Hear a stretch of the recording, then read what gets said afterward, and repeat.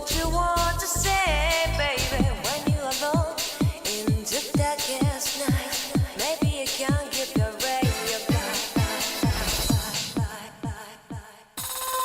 Open your heart and show your eyes that you're destiny.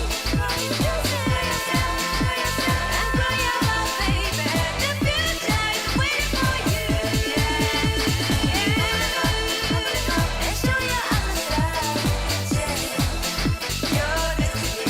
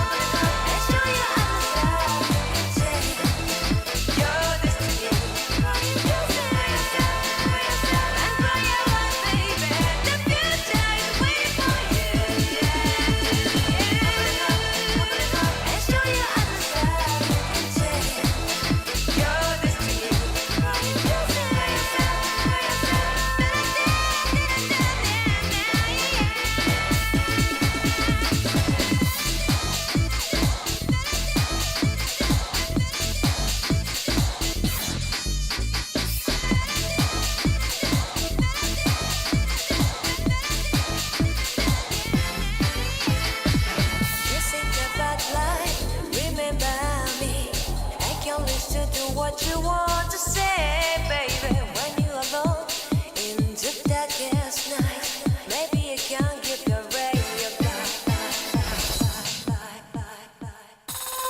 Open your heart and show your eyes that you're the sea. And grow your love, baby. The future is waiting for you. And show your eyes that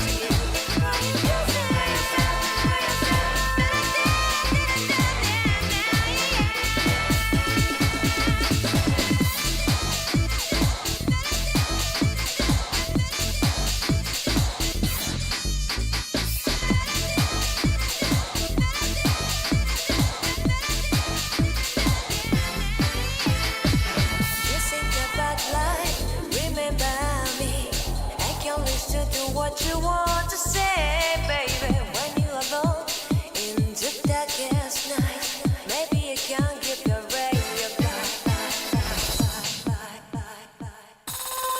Open your heart and show your eyes that your destiny.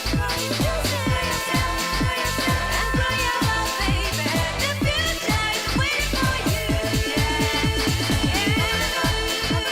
And show your eyes that your destiny. You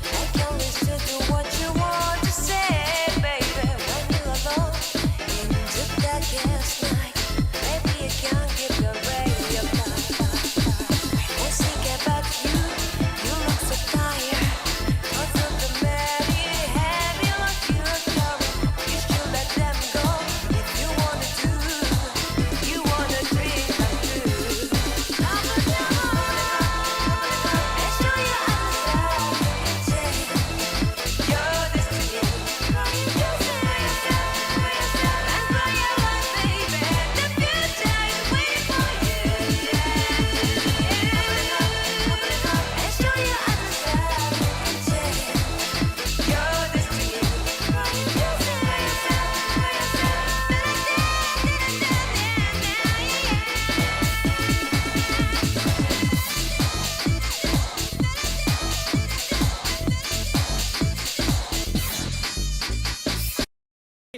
Tucker Jr. Here we go with Ghostbusters.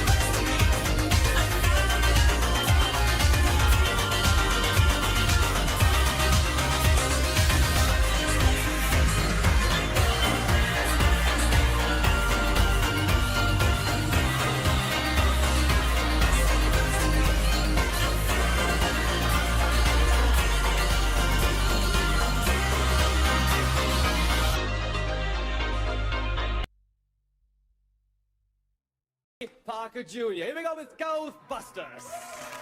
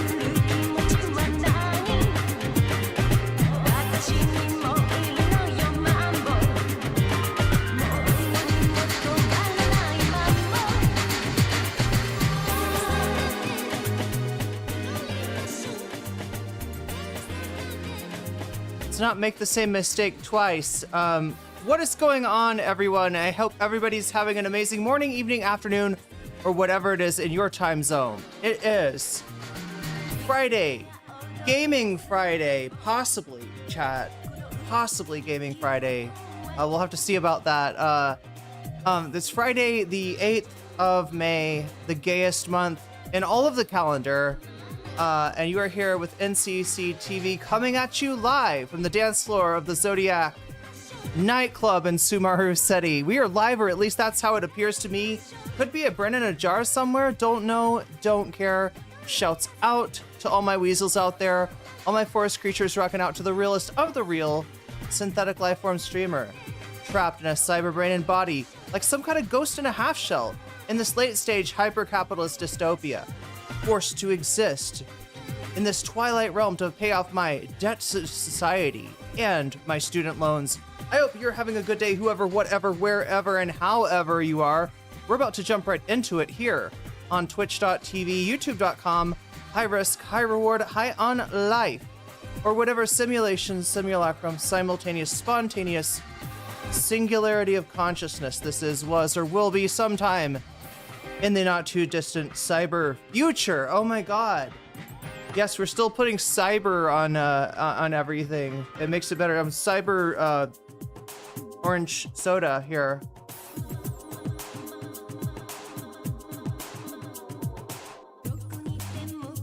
As long as it's cold. I'm gonna ask if I can indulge you a bit, chat, or you could indulge me. How does indulgence work? I don't know. Either way, one of us needs to do an indulgence, because I gotta know, do you notice anything different? Right, with the picture in particular. I'm trying out something new and trying to decide if I'm gonna stay with it or not, right? I love the indulgences, yeah. I mean, that's what we're here for. Indulgences and what is the other word? Diversions, I believe. Yeah. Can you see my super chat? I can now. Oh my gosh. PSA for chatters, mods, and streamers. Instagram DMs are no longer encrypted. Okay, this is an important thing to read out here. Instagram DMs are no longer encrypted once, and Meta can access them at any point as of today, 5/8/26. If you don't want something exploited by tech bros or the government to leave it at now. You know what else has gone on with DMs? This is on I'm talking about on X. On X, I actually said X for once, chat. I usually just say Twitter, because it's always Twitter. It's always going to be Twitter. It's always going to be the Gulf of Mexico. It doesn't fucking matter, right? And if it's a ballroom, you know, that's there, it's still going to be a hole in the ground. It's still going to be a hole in the soul of the American psyche that we were gaslit by a narcissist to believe that he was going to find waste, fraud, and abuse and cut it out.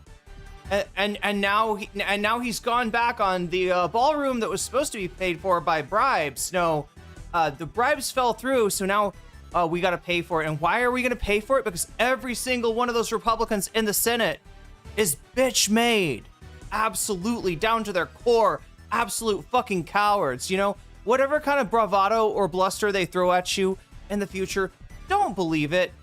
They are cucks to a higher man, and that man is Donald Trump. That man's greasy ass cheeks staining the seats in the White House, chat. I don't know why I've come in so hot today. We're not even talking about Donald Trump. We're talking about Contrapoints. Say what you will about her, and I have, and I will. But yeah, she's not as bad as I mean, she's not Trump. But that's the best that's the best compliment you're gonna get out of me today, Natalie. I don't know. What is she doing? Is she have a humiliate? Yeah, speaking of, like, Donald Trump, who some would say maybe has a humiliation fetish, or either that, or he's just the dumbest guy in the world, and he can't proceed. He's immune to shame. Yeah, Contra, like, debating. So people were asking about Contra earlier in chat. I keep forgetting not everybody was around for the summer of what was it, 2018 or something? Does that sound right? Does that sound anywhere close to correct?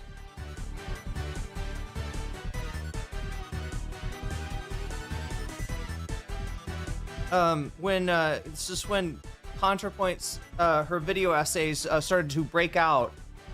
There was a thing called bread to. So what had happened is from, I don't know, 2014 to 2017, the algorithm seemed to be ruled by the alt-right. Maybe that was just where the excitement was, right? I mean, it's hard to tell what, you know, dominance of a certain kind of content on YouTube, you know, really means at the end of the day, right?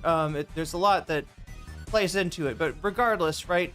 Alt-right content, believe it or not, was pretty hot. Anti-SJW stuff was still running, you know, strong, and yeah, probably because of the excesses of the anti-SJW stuff, you got like a backlash. YouTube always has backlashes, right? If you go back far enough in YouTube history, you're gonna find New Earth creationists deciding to make this place their home. Like, oh yeah, let's do it. Let's spread the word. Let's spread the word. Darwin is full of shit. God made the world in 7 days, and it's only, what do the New Earth creationists say? 6,000, 8,000, some ridiculously short number of years old. But yeah, these people were on the internet, and because they were on the internet spouting nonsense, atheists emerged and started to make channels off of interacting with them and saying, this is bullshit. This is absolute bullshit. Atheism had its moment. Richard Dawkins became a best-selling author, and you know, you had all kinds of atheists, right? You had atheists like Steve Shives and Rebecca Watson, and you had atheists like Sam Harris and Richard Dawkins, right? And you know, I mean, like, I guess, was there a split? Was there a cleavage? I feel like most of the atheists seem to be of the, you know, Richard Dawkins variety back in the day. So after they kicked the shit out of the New Earth creationists, right, who were there on the internet to spread the good word of the gospel of Jesus riding a dinosaur, after that was packed the fuck up, they were looking for a new enemy, and they found one, right? What did they not like about the creationists? They're illogical. They're illogical. They're irrational, right? What a ridiculous thing to say. The Earth is 8,000 years old. I don't know. What do they actually say, Chad? It's some ridiculously low number of years old.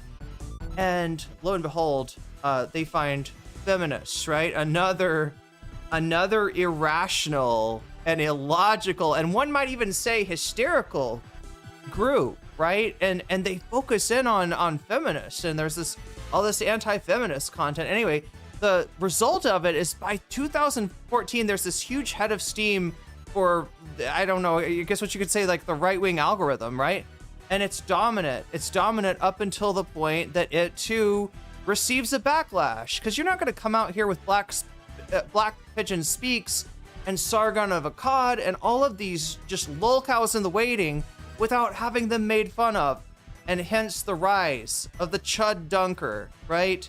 The bread tuber. We have many names for these things.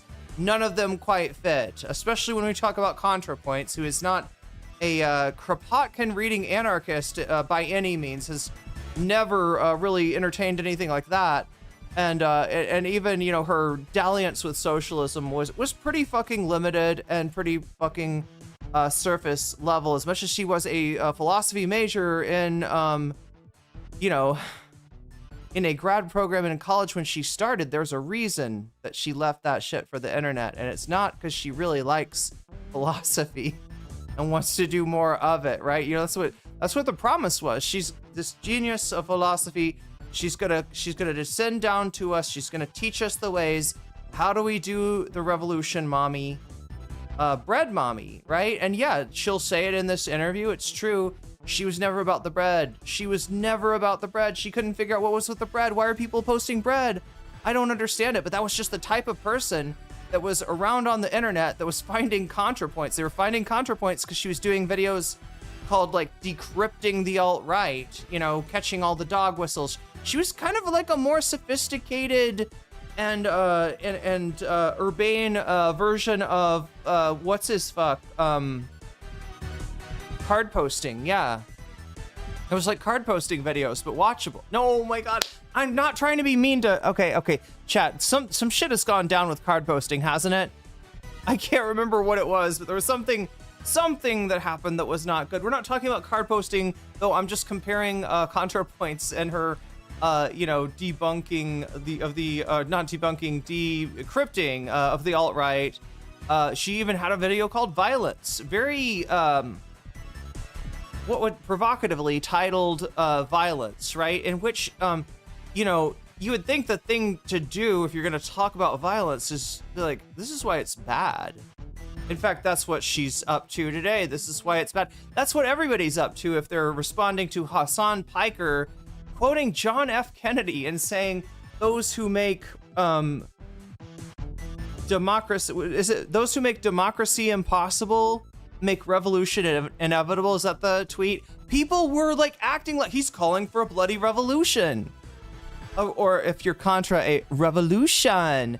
But I'm trying to take you through the history of Contrapoints so it can be like, because for some of the stuff you have to be there, and I'm trying to tell the story, like, you know, what it was like to be there, you know, what it was like was to be hanging out in a Contra chat with her playing a silly, like, you know, like the Zoo video game or the Jurassic Park video game, like all these weird simulations, like Sims types video games, or things where you're got like animals in a cage and you're like managing them, and she'd do wacky things with the animals, and then with the chat would just be like bread, read the bread book, read the bread. Like she's like, what is the bread? What is the bread? Here, Kropotkin, bread book, conquest of bread. And I don't think she ever read the bread book. Okay, that's just my personal opinion. Is she did not get into that, right? Look, if you're ever having trouble with appetite, maybe read the bread book. It's kind of good. Is it bisexual lighting? Wait, is what bisexual lighting? Oh, the difference. Thank you, Omegastar. You're the first person to notice. There should be a word for an award. An award is what I'm thinking of for the first person to notice, right? You know, like when you get a haircut or you dye your hair, you do something radical, and you're sitting there. Nobody's saying anything, and you're just like, you know, and finally somebody's like, oh, I love it. Did you do something with your hair? Like, yeah, I did a little something with my hair, right? You're the first to notice. You're the first to notice. I don't know. Are they really the first to notice, chat? Or does people just like, because it's not a big deal. They all did. Rebecca Watson, disgustingly. Yeah, that was Elevator Gate that Brass Dragon's talking about there. A notorious event in atheist history. And yeah, Rebecca Watson. Watson? Am I Popeye? Rebecca Watson. Oh my god, chat, what would Popeye be? Can you imagine if Popeye was like an A+ atheist? He was like, well, I'm an atheist, but I don't abide any of that misogyny. I can't do the Popeye voice, chat. Like, he puts the ska in certain places. That's the essential Popeye. Why am I imagining Popeye as a matcha drinking, Judith Butler reading, you know, male feminists hanging out at a cafe? I was a skeptic before then. Thankfully, I fell out before they all turned on her and became race realists. Yeah, well, what they did with Rebecca Watson, and it was really disgusting. So I mean, here's the problem with like atheism is like just the social interactions were such that Rebecca Watson was followed into an interview by, I don't know, another atheist, a fan, somebody that was like, well, you are a woman at an atheist, you're a woman with a common interest to me, therefore you probably want to be, you know, propositioned in an elevator as you're going up to your bedroom. That's probably the way to hit on you, right? That would be the way to, yeah, no, too nervous to say anything during the event. Just follows her into the elevator, and she just makes a post like, "Hey guys," like she's very like low key about this. Like, maybe don't do this, right? Just maybe think about this. Maybe think about this, how this feels, right? And the result was Richard Dawkins just being disgusting to her. Anyway, we're talking about atheism. We're talking about Contra. I'm trying to get you in the mood. I'm trying to put you in the time period. It was a very different time and place back in the late 2010s. I was sitting in front of the television of my college dorm room and discussing, you know, politics, I think, with some of my roommates. And I thought of an example which came from a video by a content creator named Contrapoints. And at the time, Chromecast. What the fuck happened to Chromecast? Anybody remember Chromecast? What did they do with it? Does it still is it? I don't watch TV, right? But yeah, Chromecast was pretty cool. You could put whatever you're watching on YouTube or Netflix or Crunchyroll. You can put it on the television. I think they got rid of it somehow. But anyway, yeah, we put up Contrapoints on Chromecast as a way of explaining something that I had kind of learned from that video or picked up from that video about the alt-right, but wasn't like I wasn't explaining it right super well, so I just put that on. Chromecast is still real. I thought I heard something about them killing it. It's as a part of an shitification initiative. Oh my god! All right, chat. We're gonna do the super chats for Waluigi thing. Super chats for Waluigi. That's what I'll call it. Super chats. I don't know if that's for Waluigi. Okay, so if you like Waluigi, it's a good time to super chat because I'll put a Waluigi sticker. It's kind of weird that that's a reward though. There's already a Waluigi on screen if you've noticed, but there we go. And I'm gonna count Davi's super chat as being the first of the Waluigi super chats. But yeah, we're gonna get into Contra here. We still have some unfinished business with that video from Kilo, and there's I think the bite that we try to take off today, maybe Nicholas Diorio. This is a person who sweeps for Ethan. He is essentially a live streamer who has started to just do PR for Ethan and has been rewarded with a you know, kind of relationship with the clients that causes people to go over there and donate money. So Nicholas Diorio is eating incredibly well right now, like better than me in Vietnam, right?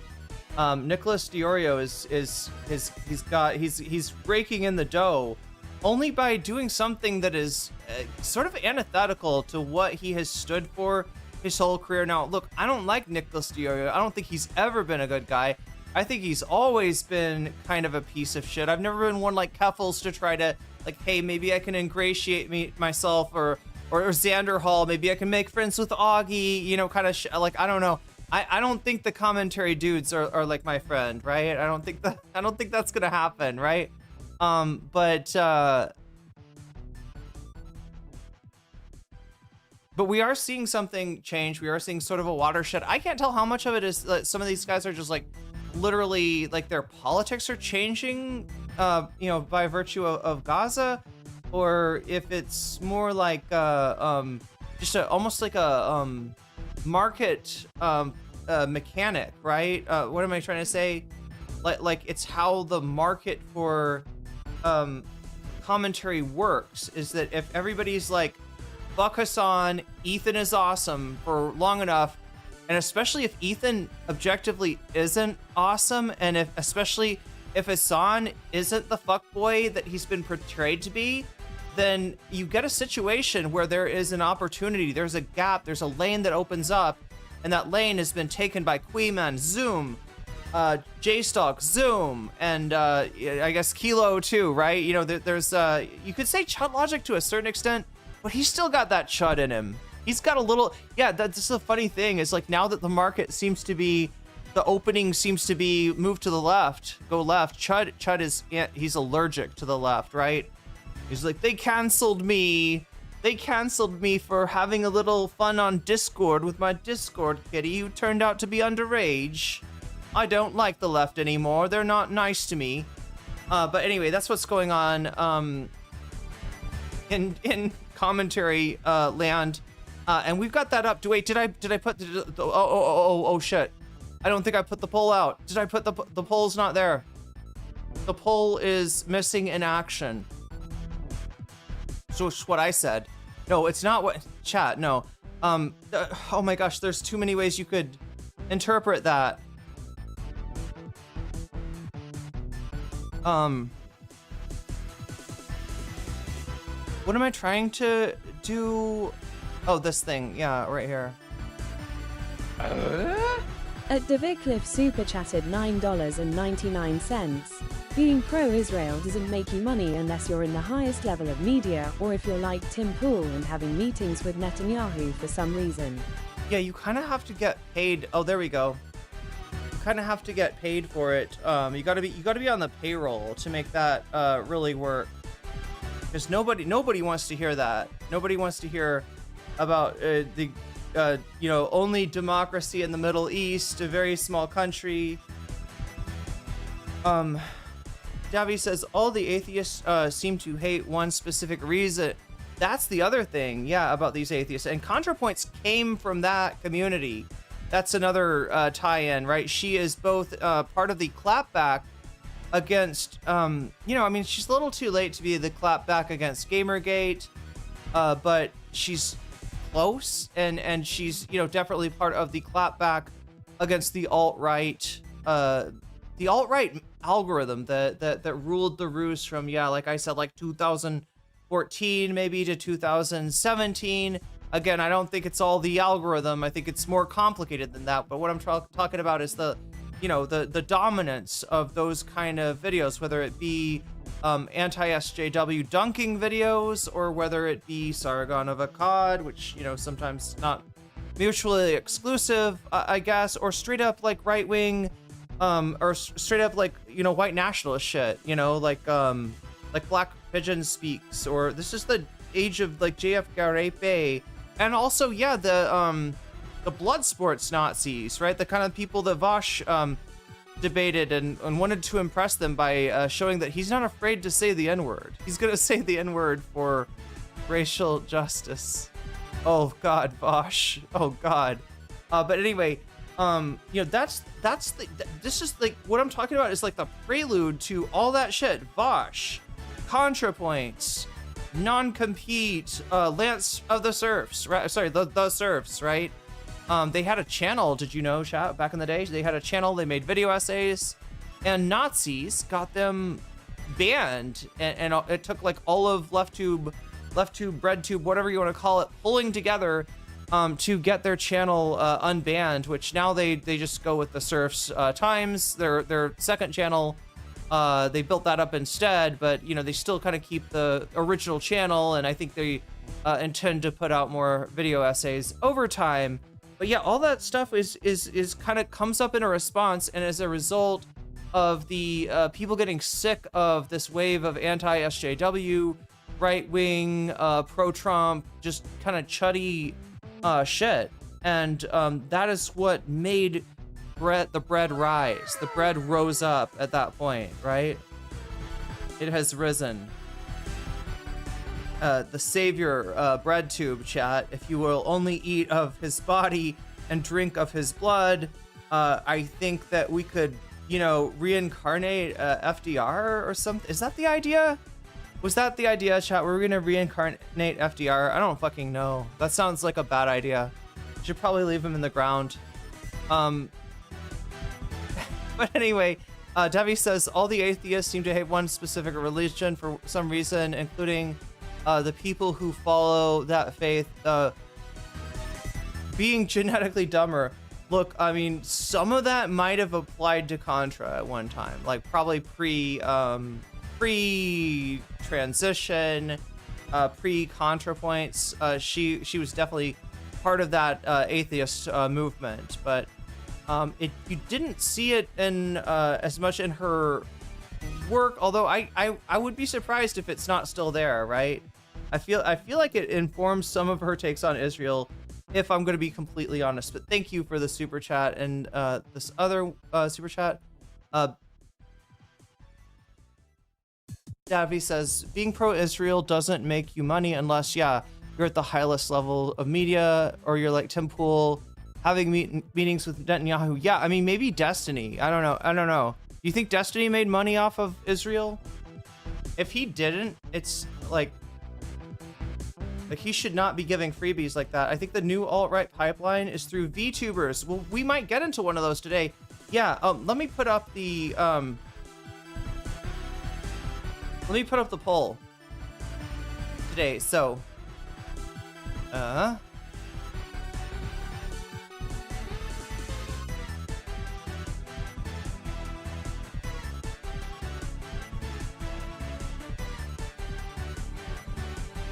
there's no poll today, correct? Or not correct. I mean, that's not a good thing. There's no poll today, and that's a bad thing. Okay, so we got to fix that. Let's see, bonus. Or what do you want to? Do you want me to react to? There we go. That's a simple question. Deserves a simple answer, but I've got up to 35 characters, so haha. No simple answers for you, chat. What do you got? Contrapoints, debates. Brianna Joy Gray. That's what we're gonna start off with today. All right, but the remote is in your hands, so make sure to vote, because we also have Pisco debates Hutch on Taylor Lorenz. More of this drama. Oh my god.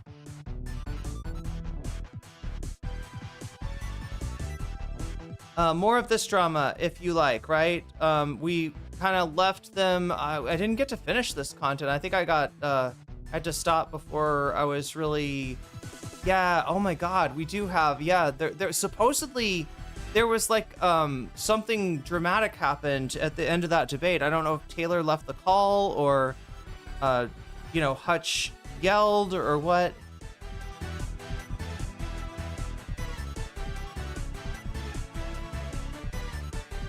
Okay, I'm gonna change this Diary of CEO. Diary of CEO. This is a weird channel, chat. What do you think about Diary of CEO? Because we got, yeah, pitch debates Hutch on Taylor Lorenz. We have Professor Jiang on Diary of a CEO. I don't know much about this podcast, but it seems rather large. It seems to have gotten big, and I'm kind of surprised because, like, just by the name, I would expect it. Like, I expected a certain kind of host, right? And it's not who it is. The guy, the Diary of a CEO guy. He's not the Patrick Bateman that I expected him to be. Jose's video on Professor Jiang. Yes, you're right. Taylor, and good call. Yes, indeed. Yeah, that is true. We're at 3 out of 5 on that Waluigi goal, so we are making progress towards that. Yeah, Jose's video on Professor Jiang. I always feel weird saying Jose because it's like, yeah, just some dude named Jose. No, he's a pretty well-known video essayist. He's a bread tuber, right? Not, you know, I was about to say not very prolific, but then I was like thinking about BreadTube and like, that's the other thing. So let me tell you about how BreadTube got stale, right? So it came out of the oven and it was piping hot, and just like Subway, everybody thought it smells good as fuck in here. Like, right? Let me get some of that bread. And, you know, there was a lot that passed for leftist content that was just kind of warmed over lib shit. And people started to notice it. You know, the people that rose to the top didn't really embody the, you know, I mean, they embodied the aesthetic of BreadTube without really embodying the ethic of BreadTube, without embodying the, you know, the ideological perspective that was coming into being. And even the ones, like, there were, you know, there was audience capture, right? And there were content creators that kind of just like went through the motions. Destiny even for a little while, right? When BreadTube was hot, was like, yeah, let me find out more about socialism. Hey, Hasan. They had conversations where Hasan was trying to teach Destiny about socialism. And Yeah, it was a strange time, and that was it happened on YouTube, and then it kind of spilled over onto Twitch. That's what the surfs are. That's what Hasan. Well, Hasan. I don't know. Hasan was doing his own thing on YouTube, so I guess I won't lump him in with BreadTube. But him becoming popular, right? That was at this time, and then there was a whole bunch of political people. A lot of them were grifters. Some of them were creepy as fuck. There was a scary Nazi Discord that took over the mainstream political discourse of the mostly left-wing community. The kind of parallel universe to BreadTube on YouTube that opened up on Twitch. Not nearly as big, but yeah, corrupted in a whole different way, because of clout, because of being beholden to certain content creators, and those content creators really being like the worst kind of liberals, right? I remember realizing like how stupid it was when I'm in an argument on Twitter with a Dylan Burns fan. It's like, what do you mean Dylan's not a leftist? What do you mean? He's a BreadTuber. Of course he's a leftist. He's the youngest, political consultant in ever to exist in politics, right? Foreign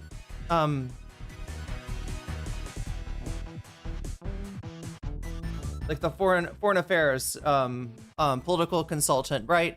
I don't know. It was a wild time, and yeah, like I'm saying, anything was passing for socialism. People wanted socialism. They wanted Bernie. And they didn't really realize that, Bernie's not that kind of socialist. But yeah, it all kind of led up to there. This is what I call the stalification of BreadTube, right? When the bread started to get stale, when people started to notice that. And the other thing about it too is that you get more and more of these content creators who are doing less and less content, right? For whatever reason, I guess I would suppose it's like that. You want every video to be a bigger production than the last one, and just like movies or video games or whatever, you end up like, if you've got a Patreon that you can, this was what would happen.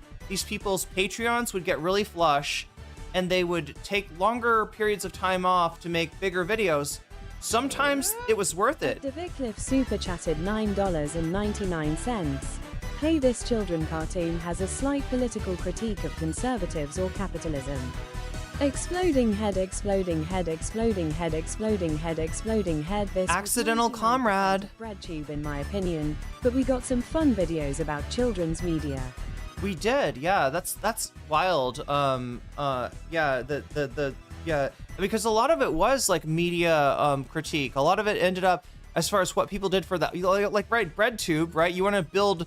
You want to build communism or create a world without hierarchy, and what do you want to do? Well, maybe we should talk about theory and stuff and history and right?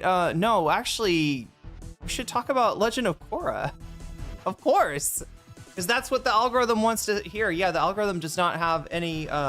So yeah, that was the other thing about BreadTube is like the ideals are like to raise class consciousness, right? Which would be the first thing that you need to do if you even want to go in that direction. And instead, we get this preponderance of commentary. I'll remind you, I'm doing right now on like the on Adventure Time, right? I mean, but yeah, like Davi said, some good videos, some really good videos. Is the stream lagging for anyone? Let's check. Could the stream be lagging? I don't think so. What do you say, chat? I don't see any signs of the stream lagging, but I could be wrong. I could be wrong. So anyway, I hope I've explained that. I hope I have explained enough of BreadTube to you. Is Dylan Burns still a thing? I mean, he still has a channel. He got like demonetized a long time ago. I don't even know what it was about.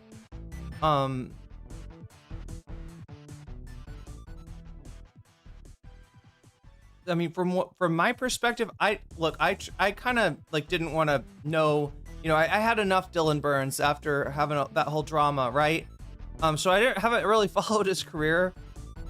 I know that he went to Ukraine for a few years, and you know, I think his intention was just for that content to be like to get more views than, you know, his normal content, right? I think that he thought he would get like hippy dippy numbers on, because I mean, like, honestly, he is live or not live probably, but you know, he's posting videos from the field in a major you know, war that everybody's talking about, right?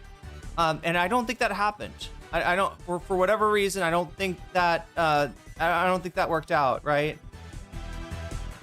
So yeah, my thought is that like he had a period of just kind of stasis where he didn't grow very much, probably not really a lot of incentive for him to, you know, do a lot of content. I think he's just like, you know, he's done a lot less. But hey, who am I to talk, right? Who am I to talk? I'm not here to criticize anything, because shit happens, and sometimes you got to take care of yourself. So who knows? Who fucking knows? But yeah, he's nowhere near. I mean, he was the kind of king maker, I guess, when it comes to Twitch politics, right? Even over people like Hasan and Destiny, right? Because he controlled one of the major the panel shows, right? That you know, people, you know, political streamers would get. Oh my gosh, that always scares me. Sorry. Political streamers would get, you know, like up to 500 views, maybe 1,000 views if they're covering drama. But the hippy dippy could, you know, like if you could get a, you know, if people would want to go on the show, because you get a lot more eyeballs when you're on something that, I don't know, 2,000 people are watching versus 500 people. So so yeah, that's kind of where that power came from. And there was always this promise of like, yeah, well, obviously if all these people, like, Dylan's gonna blow up, like, you know, people talk about him running for office, right? And never really happened. Did I miss the Contrapoints segment? You know, no, you missed me dragging my feet getting to the Contrapoints segment. So is the poll up for all of you?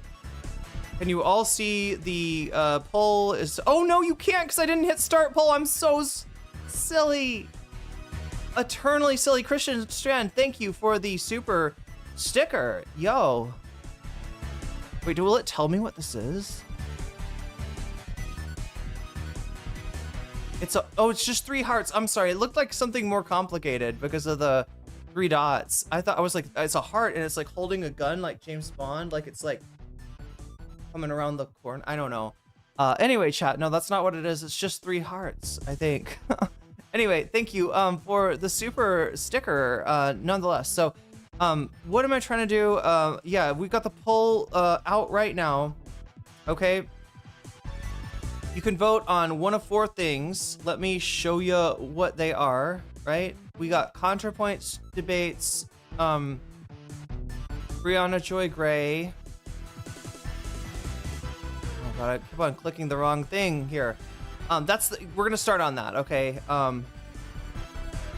Yeah, we might actually, yeah, Professor Jiang is on Diary of a Incel, Diary of a CEO, and I don't know though, the Jose's video might be better, right? And probably less likely to get me copyright claimed, I would think. But yeah, there we go with the hearts. Okay, I've got it up on screen now. So we have 3, or actually 4 out of 5, 38 minutes left on the super chat goal. And then this stuff, right? You can vote for this stuff right now. It's on youtube.com/nocommentchick. If you're not watching on YouTube already, feel free to open another tab and come over there, because that's where you can vote. And I want you to make your voice heard, right? It's very important tonight, because you have the remote. The remote is in your lap. You can change the channel with your votes, with your donos, and you know, I'm gonna try to keep watching the poll to gauge that, right? The Contrapoints debate with Brianna Joy Gray, it's pretty long. Maybe it drags on, so you know, you got a chance to change the channel if you want to. You can vote for the topic that you want to see, and I'll try to switch as the vote changes to different topics. Yeah, exactly. Vote early and vote often.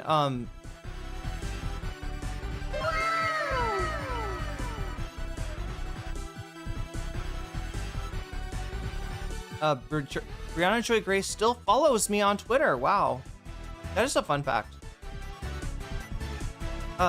You know, the thing, I cannot explain the way I feel about Brianna Joy Gray, because it is such a it's complicated, right? I think she got fucked over by, what was that show, Breaking Points? I think they really fucked her over. And it sucks because some people like Hasan, they get fucked over, they get dropped, and then they land in a better place than they started, right? Candace Owens, right? She leaves the Daily Wire and creates a media empire. And Brianna Joy Gray is very intelligent, very talented. I am always interested to hear her takes on things, even though I don't agree with her. You know, plenty. There's plenty I disagree with her on. But you know, I just think as a pundit, she's kind of unique, which makes this interview with Contra weird, right? Contra is going to debate somebody on the left. You know, I gotta say though, Ben Burgess, that would be more surreal. No, Ben Burgess would be like, actually, you're right, Contra. You're right about everything. I completely agree with you. And the Hill, the Rising. Wait, is that what I'm saying? Breaking Points. Breaking Points is the, oh my god, I'm sorry. The original Breaking Points is what I meant. Yeah, the Rising is. Chad is correcting me that I am talking about the Rising, not the Hill, or not Breaking Points here. Breaking Points, of course, Sagar and Crystal are the hosts there. But so yeah, I mean, like, I respect Brianna as a thinker. I often disagree with her as a thinker. But you know, compared to Contrapoints, maybe I have more agreement than disagreement. I find the hate for Brie forced. She's amazing and has stood on principles when no one else close to her size does. Yeah. And whatever you say about her, I mean, she definitely, like, people talk about who's a grifter and stuff. Brianna Joy Gray, I think she is honestly giving us her real opinion at all times. I generally kind of think Jiang might be a psyop. It's getting weird, Davy. It's getting weird. Yeah, Jiang might be a psyop for the CEA or something. His rise and his push was, the politically uninformed was weird, and he got legitimized weirdly fast. Yeah, and right now, he seems to be tailoring his content more for a MAGA crowd.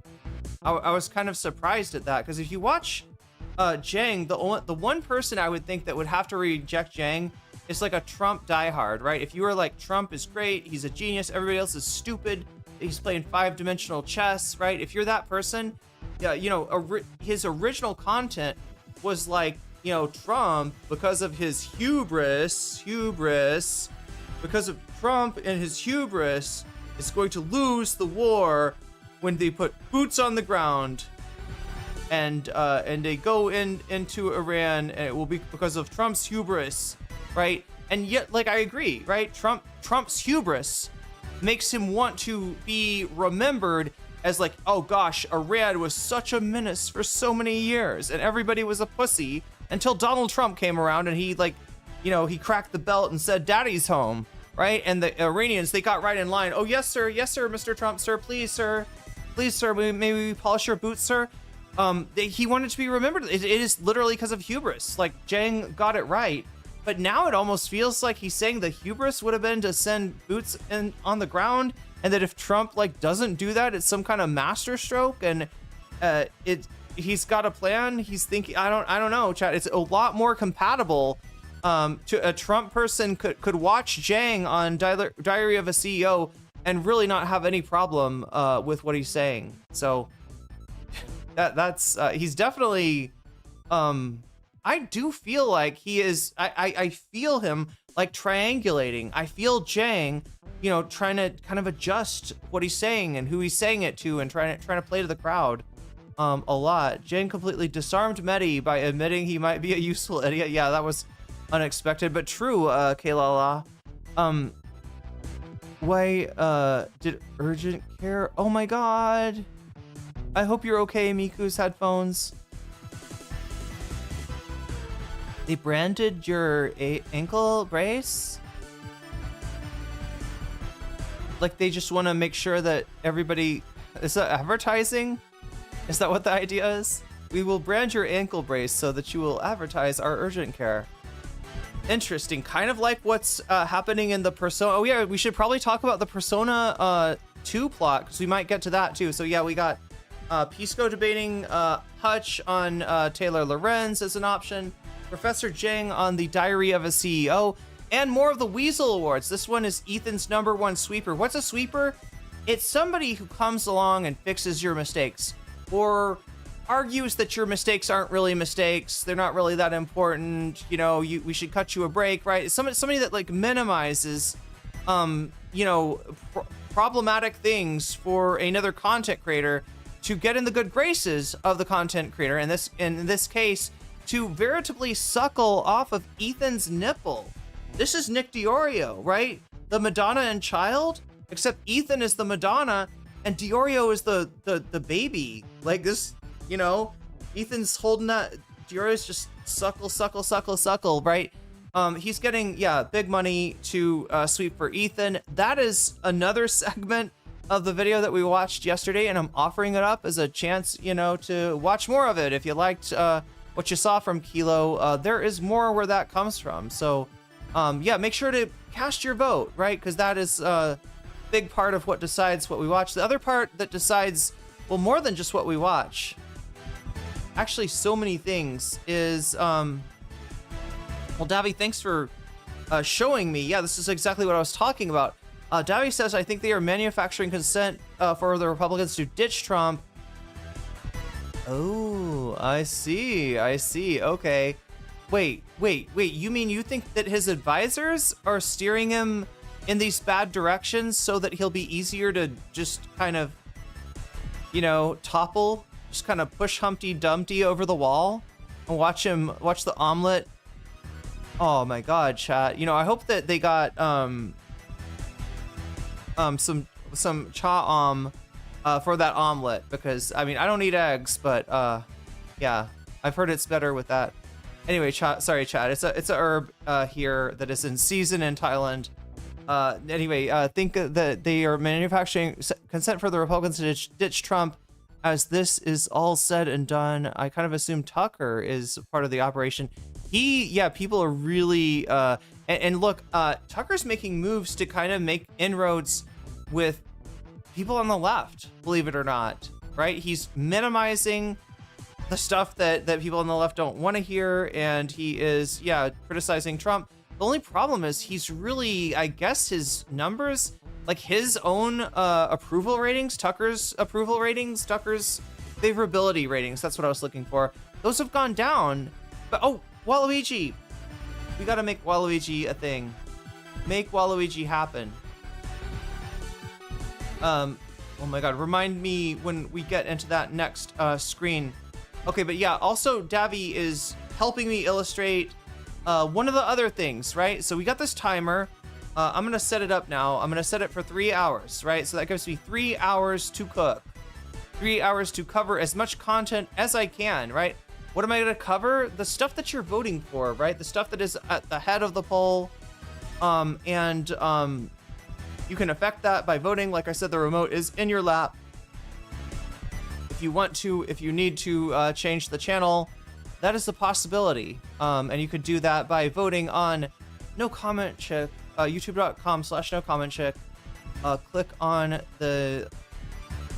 on the stream, and then you can click on the poll, and then you too can vote. Make sure to leave a like while you're there, because it helps a lot, right? Okay, so we got 3 hours on the clock, and look, I know that doesn't sound like much time to work with, but you can help out with that too. You also got the sleep timer, right? You know, does anybody know what I'm talking about? Sleep timer? Like, I don't know, this stuff, it feels like old school. I just remember this, like, as a kid, there was like a sleep timer on the TV, and the idea was like, if you're falling, you could fall asleep to the TV. I think my dad did that. But yeah, but anyway, like, this is the sleep timer, like how long until the TV goes off, right? Well, you can affect that, and you do affect that every time somebody does a super chat, like Davi, a super sticker, like Christian, or if you get yourself a membership or gift memberships on YouTube, right? That all causes this timer to go up, right? I'll add time for that, right? It also happens if you support me on Twitch. If you support me on Throne at throne.com/nocommentchick. Right now, I am crowdsourcing the ticket for my Vietnam trip. I'm gonna need to go to Vietnam in the fall in order to renew my educational visa, and I'm thinking about just like studying more Thai, although I might do it at the university around here. I'm not sure. I'll have to figure that out. But either way, I'm going to need to go to Thailand. You got to be in another country to apply at the embassy. And so I'm going to be going there. And, well, the plane tickets, I don't know how expensive they're going to be. But I know that maybe the sooner I lock them in, the less expensive. So that's the idea. Gas is very expensive now. And so is, jet fuel. So I don't know. It might be kind of crazy this time, chat. But I'm getting started early. And if you want to help me with that, it's at throne.com/nocommentchick, or if you support me on patreon.com/nocommentchick, or on Twitch, which you can do for free by using a Twitch Prime sub. If you have Prime, you can hook up your Amazon account to your Twitch account, and it gives you a free sub to use on the streamer of your choice. If that happens to be me, you will get the emotes, you will get the ability to turn back time. You will get my appreciation also, and it's no cost to you. So that is the one way that you can support the stream. That and liking the stream are the two ways you can support the stream at no cost to you, right? It does cost $6 if you want to get yourself a membership on Twitch. I get that that's a lot. It's like twice as much as the YouTube memberships. But fear not, because if you are active in chat, you may be gifted a sub nonetheless. That can happen. That does happen. It's more likely to happen to you when you're active in the chat. And yeah, I think enough foreplay. What? Oh my god. Of all the metaphors to bring into I don't think shouting out I don't usually think of shouting out at Patreons as oh my god, I can't even say that. Chat, this is getting way too parasocial. Let's back the fuck up. Okay. Speaking of Patreons, everybody that supports me on Patreon at the $5 level or above, you get a fancy shout out at the beginning and end of each stream. Let me do those now. Shouts out to Neopergos. Shouts out to JMB. Shouts out to Emily French. Shouts out to Big Al. Shouts out to Direful. Shouts out to Joel Siverud. Oh my god, chat, I tried to scroll like with the... I just did that like a cat, like in the air. Like it's gonna scroll my... Like I thought... I must have looped into the future where instead of a mouse, you just do a gesture to... Anyway, chat, that's not how things work. Shouts out to Joel Siverud. Shouts out to Sarah. Shouts out to Izzy Mandius. Shouts out to Steven Sayers. Shouts out to Animus. Shouts out to Infallible Fowl. Shouts out to Oraltolipsis. Shouts out to Nadia Yvette. Shouts out to Choki. Shouts out to Moinoip. Shouts out to Temporal Insanity. Shouts out to Crystal Saphira. Shouts out to Buffy Geek. And a fancy shout out to Rachel K, Omega Star, and Zerix. There we go. Those are the Patreons, chat. And oh yeah, the one other thing I gotta mention is if you do support, oh my god, if you do support me, I'm not sure I like this lighting. I just like it's I'm very am I orange? I feel like I'm a little bit orange. We gotta fix that. By the way, we will fix that in just a second. When you donate, whether it be a super chat, super sticker, if you get yourself a membership, if you gift someone a membership, if you support me on Throne or Patreon or on Twitch, right? Any of those things, in addition to turning back time, making the stream last, giving me more time to cover more topics for the stream, you will also have the ability to put your money where your mouth is. What do I mean? I mean this stuff, right? All of that says 0, and if you want to, you can, when you donate, you can be like, this is for Contrapoints, this is for Professor Jiang, right? And I will add that to the poll, right? So you will actually, you will like put your thumb on the scale a little bit, or you could say, I want to like put my thumb on the scale. I don't like the idea of people donating and deciding what we're gonna watch, so I say Vox Populi. And I'm gonna reinforce the vote, like what people are voting for, right? and de-emphasize the effect of the donos, right? So that's all an option. And chat, I gotta point out this, right? Because this is the important one maybe for tonight, right? Video game stream. If that thing gets filled up to 100 by the end of the stream, we're gonna play some video games tonight, right? We're gonna continue Persona 2, and we're at a really cool place. We're about to see the idol, the diva arc start for Lisa, right? Where the Joker grants her wish to be a pop idol group with her two closest friends, and they become, they just like, become idols, right? But then they got the song. What song are we gonna sing? It's a fucking commercial for the Joker. It's like Dial J, it's telling other people to call the Joker so that he can take their souls, right? It's a bad deal. Like it's a monkey's paw or a weasel's paw, if you will. But yeah, that's the video game goal. If we get to that by the end of the stream, we'll continue on our way in the plot of Persona 2. I have got to get us to the actual thing here.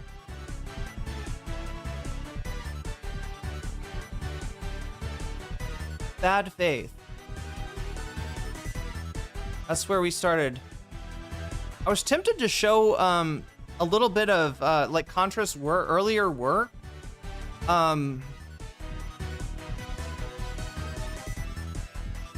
Maybe if it comes up during the conversation, we can, because I know there's some people in here that just were not around for Contra, and like what I'm trying to get at, what I'm trying to explain is that Contra was like the darling of the left, despite never being really a leftist, right? It was thought that like her voice had like a power, right, to jerk the algorithm back to the left or something like that. And she did do videos on like understanding like what is the alt-right doing, what are they saying, what are these dog whistles, all that kind of stuff. Like I said, like card posting but better, and for that reason she was loved.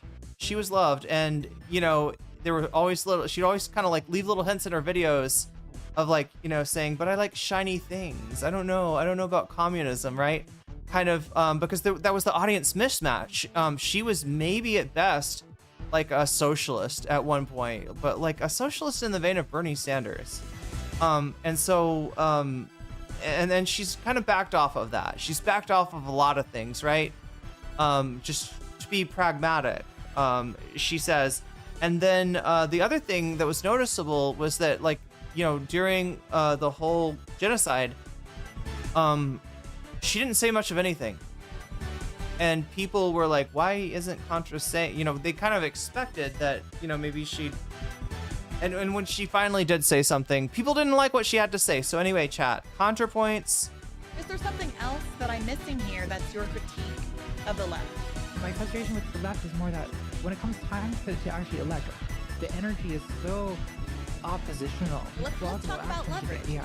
Okay. Do I have more leverage against Kamala Harris before she's elected or once she's president for 4 years? Protest voters are sort of unwinnable. Right. Whereas there are like centrist median voters that are more winnable. And how has that been panning out? If the Democrats pivot to the far left, that there's this like available The far voter left? base. Well, by Is Democratic not Party supporting a standards. genocide as By far Democratic- left? By Democratic. So here's what I'm noticing, right? Yeah, the music is too loud. Look, Christian, I'm trying to stop from having to pay for her music license of whatever she's put on here too. So we're disrupting the copywriting of the stream. I have lost a lot of ad money in the past month to having a bit of like licensed music on the stream. But yeah, you can tell already what's going on here. Bree has had her coffee. Natalie, like this is mood right now, right? This is how I wake up, all just like befuddled and confused. Natalie seems, not super bright-eyed and bushy-tailed, and it really shows. Oh God, I forgot something, didn't I? The goal is complete. Let's put up the Okay, I both like shiny things and communism. I refuse to believe that luxury is a contradiction to giving people that's there you go. There you go.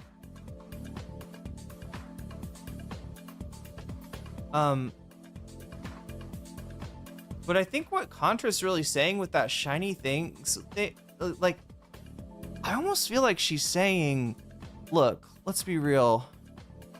People like me deserve a little bigger bite of the apple, right? We just deserve a little. We like other people. They can't put resources to use. They couldn't enjoy shiny things like I do. Yeah, because you could have shiny things and communism, right? Everybody could have shiny things. The thing would be that you couldn't use those shiny things to avoid labor, right? They couldn't be a shiny thing that creates that prints money, right? That's the difference. But you also reminded me, Davy, we gotta add some time back. I'm so excited to get into this, and I don't want to waste your time. I sort of jumped into everything before. Okay, so first things first, right? 3 hours starting now. All right, but not only that. Every time somebody supports the stream, now if you support the stream on Twitch, this will automatically happen, right? It's just like hardwired into the bot on there or something. But if you do this on YouTube, if you support me through super chat, super stickers, getting memberships, gifting memberships, or Throne or Throne or Patreon, then I gotta do it manually. So let's do this manually. Let's add some time, all right? Sub add time 20M. All right, so we're adding that right there. And every time I add time, I am gonna give you a little signal to let you know that the time is getting added. Right, that's your cue right there. That's the sound. All right, so and then we have this one, sub add time 5M, and then we add time right there, and I make the sound. There's got to be some way to automate this. You would think, right? I don't know. Maybe there's not. Anyway, sub add time. And oh, it didn't. I'm like surprised it didn't automatically make the noise. When in reality, I am the one who has to hit that. All right.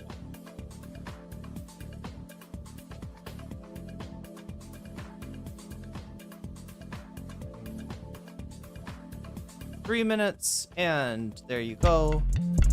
The sound of continuity.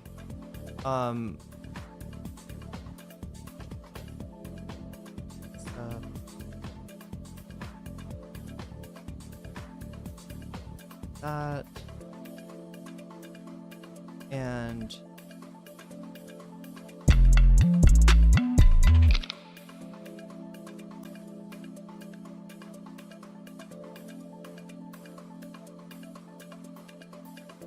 went up to 350.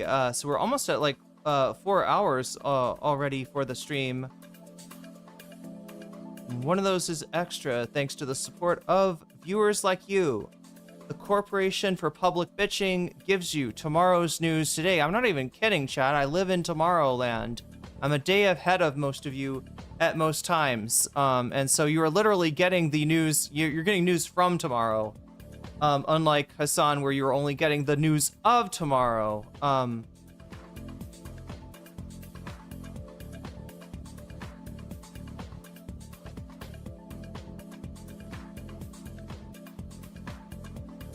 Okay, putting that back on the clock. And then sub add time. And I'll do this as it happens so that we're not like stopping as much, because yeah, I want to get into this. I want to watch as much of this as I can. This is an interesting conversation. I don't know why Natalie chose Briana. Maybe because she thought that she could, that like there are a lot of people that hate Briana, right? Legitimately for mostly for not great reasons. Although some of her takes are a little. Here we go. Oh, look at that. We're up to 4 hours, and then that button.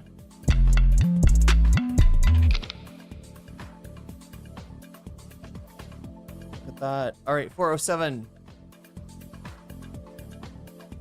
That is what we're talking about here.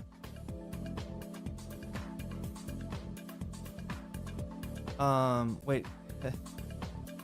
Natalie keeps pretending like Hasan refuses to talk to her, and it's very funny. Well, wait, no, I think she did challenge him to a debate. I mean, she's kind of silly about it, but I think he just doesn't want to like he wants to have a conversation with Natalie, like he wants to have a root canal, right? It's not, you know, right? Am I wrong? I thought that she did put it out there. I don't know, maybe she wasn't serious about it. He didn't say no. Okay, well, yeah. There is a possibility. Who else is he supposed to debate soon? Press play. I know, Rusty. I know. We gotta jump into this. Democratic Party standards. Well, isn't that quite the admission? Okay, I mean, so I joke about like how I would vote for Satan to stop Donald Trump. There probably is a line. I've yet not found it yet of like what like moral depth to which She's talking about her whole thing where she's like, I'll vote for Satan versus Trump. I would stoop to stop Donald Trump. So what does that mean? Yeah. So I'm All right, now we can get into this. Yeah, that's a whole minute-long sizzle reel. That's a little excessive, Briana. here with Natalie Wynn, aka Contrapoints. And look, I'm serious about her channel. Look at that, 181 K subs. Look, I mean, like you could, there's mistakes that are being made here, and a minute is too long for a sizzle reel. There's probably other mistakes that are, you know, that she's made in her career. But come on, 181,000 subs. She deserves more than that. Go sub to Bad Faith. Even, you know, if it's not self-harm to listen to BJG, then Points, who is one of the biggest and most prolific and I think most efficacious video essayists on the left in BreadTube. I don't know if you embrace that term. Ooh, Sean Hannity's supposed to debate Hasan. Yeah, there's really no upside for Hasan here. Yeah, I don't think Hasan wants to boost her clout. I think, okay, that was it. Yeah. In addition to how annoying it would be to converse with her, because I think it would be. I mean, like she, just there, like she was trying to say, like, I don't know, I would vote for Antichrist to defeat the Antichrist. Cool. Yeah, can we vote for Peter Thiel or the Antichrist? And then it turns out, like, surprise, motherfucker. Surprise. It was me, McMahon. Oh, wait, no, it was me, Austin. Okay, I'm sorry, I forgot my horrible WWE references, including a rapist. But it's really nice to be. You condemn the term BreadTube. Why is that? Well, I had never thought it made any sense. Like, I mean, the phrase BreadTube is a reference to the conquest of bread, an anarchist book. I'm not an anarchist. I don't know why this like framing has been imposed on, but you know, it is what it is. You don't get to choose these things. How do you identify politically?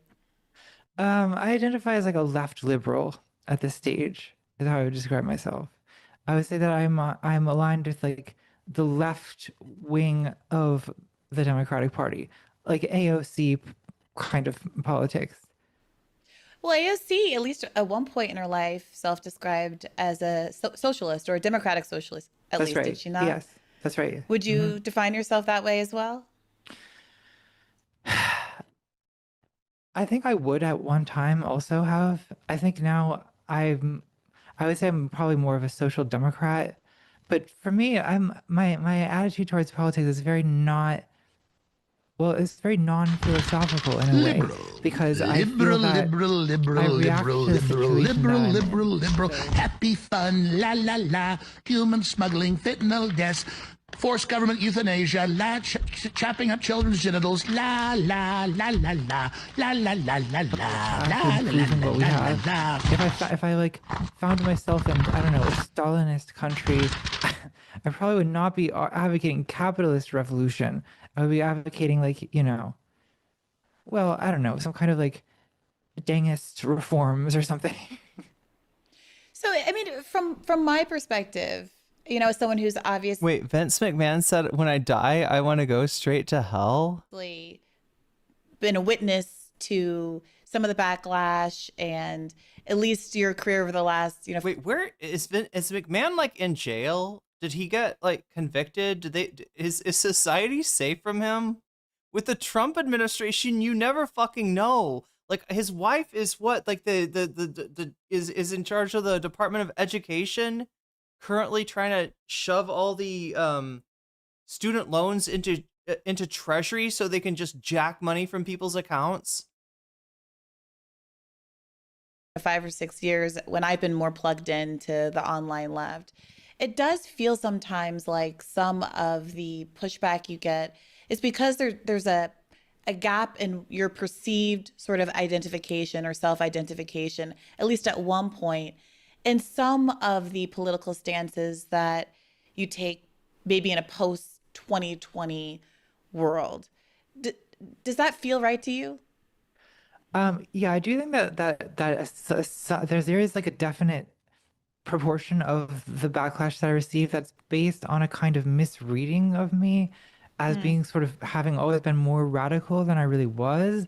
I mean, I think that part of it is like the aesthetic of what because I started out doing, you know, I'm like this like transgender YouTuber who is making videos about how fascism is bad. This is very like communist coded behavior, you know, at least in like internet culture, right? Like if you're a trans person on the internet, you're complaining about Nazis all day, you're probably a communist, right? And that's true. You are probably a communist if you fit that description. I mean, I think that I kind of had to. I hate to do this, but let's look in the background.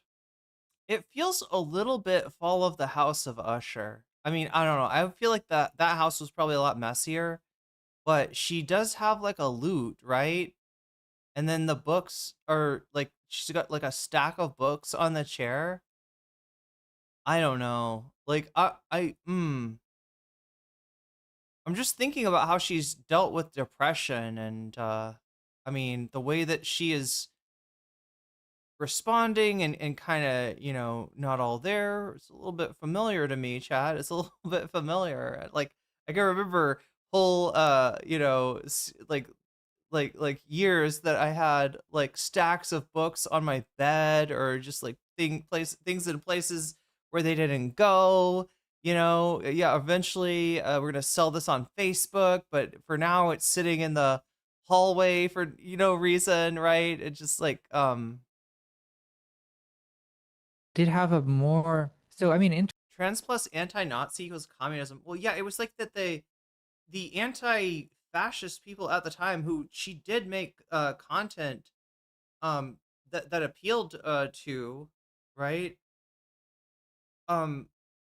They tended to be communist or at least leftist in some way. And so for her, it's like a chud dunking thing. And then because she's kind of good at chud dunking when it comes to like, I'm trying to think, Jordan Peterson, I can't remember. Did she do something on Sargon? Like, you know, she a lot of her videos early on is just like dunking on these right-wing anti-SJW content creators. But it is as somebody who's been fairly recently in the anti-SJW community herself, if that makes any sense. That Alex Jones interlude hit just right. Oh, I'm sorry, is so unhinged. I'm sorry, I read that wrong. I thought you were gonna say hits just right. Anyway, Contra acts like she mainlines the smell of her own farts, maybe the smell of Hillary's farts, actually. I don't know.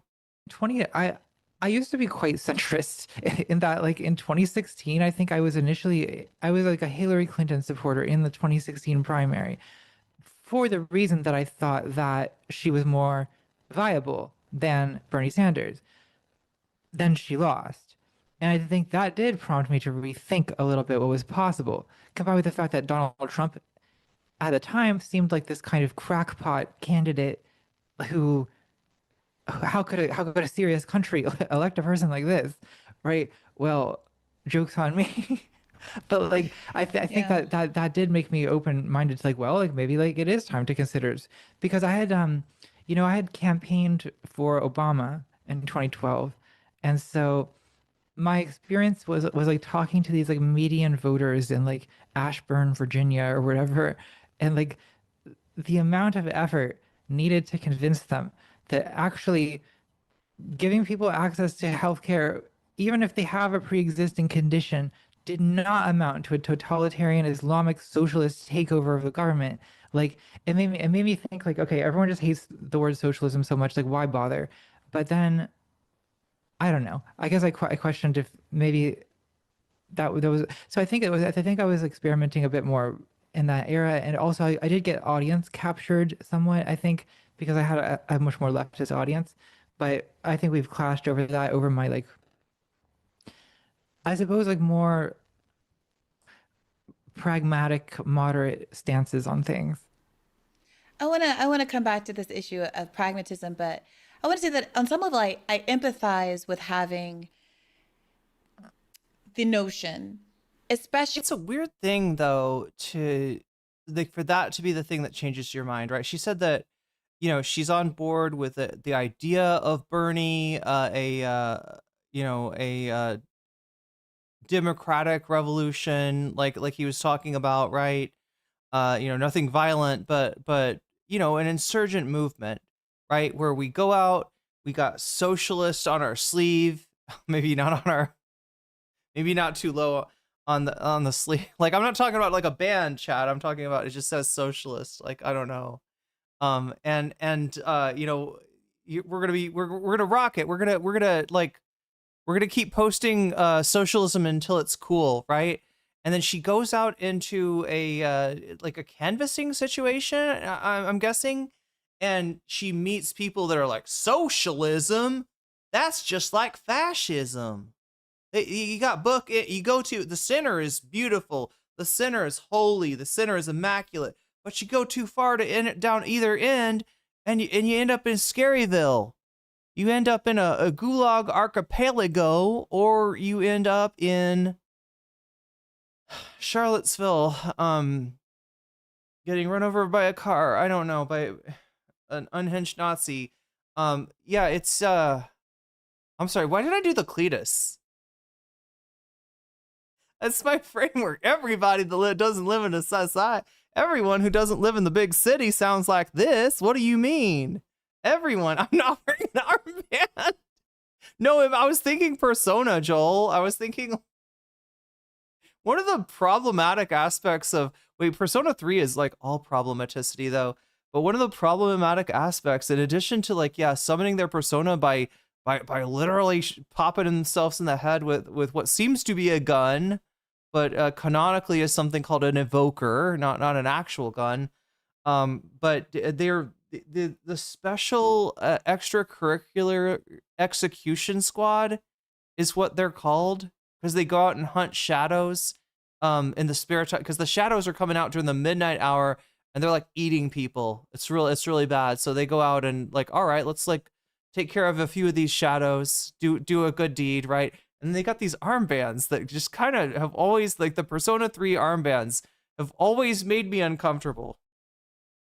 actually coming, as someone who's, part of a But yeah, what she's saying is that like she went out into the real country, she met Cletus, she met the real people, and they're too stupid to understand how great socialism and a real like safety net can be. Like, right, Natalie wants this perfect Scandinavian society that she envisions, and it just can't be, because everyone is Cletus, and that's why you can't have it, right?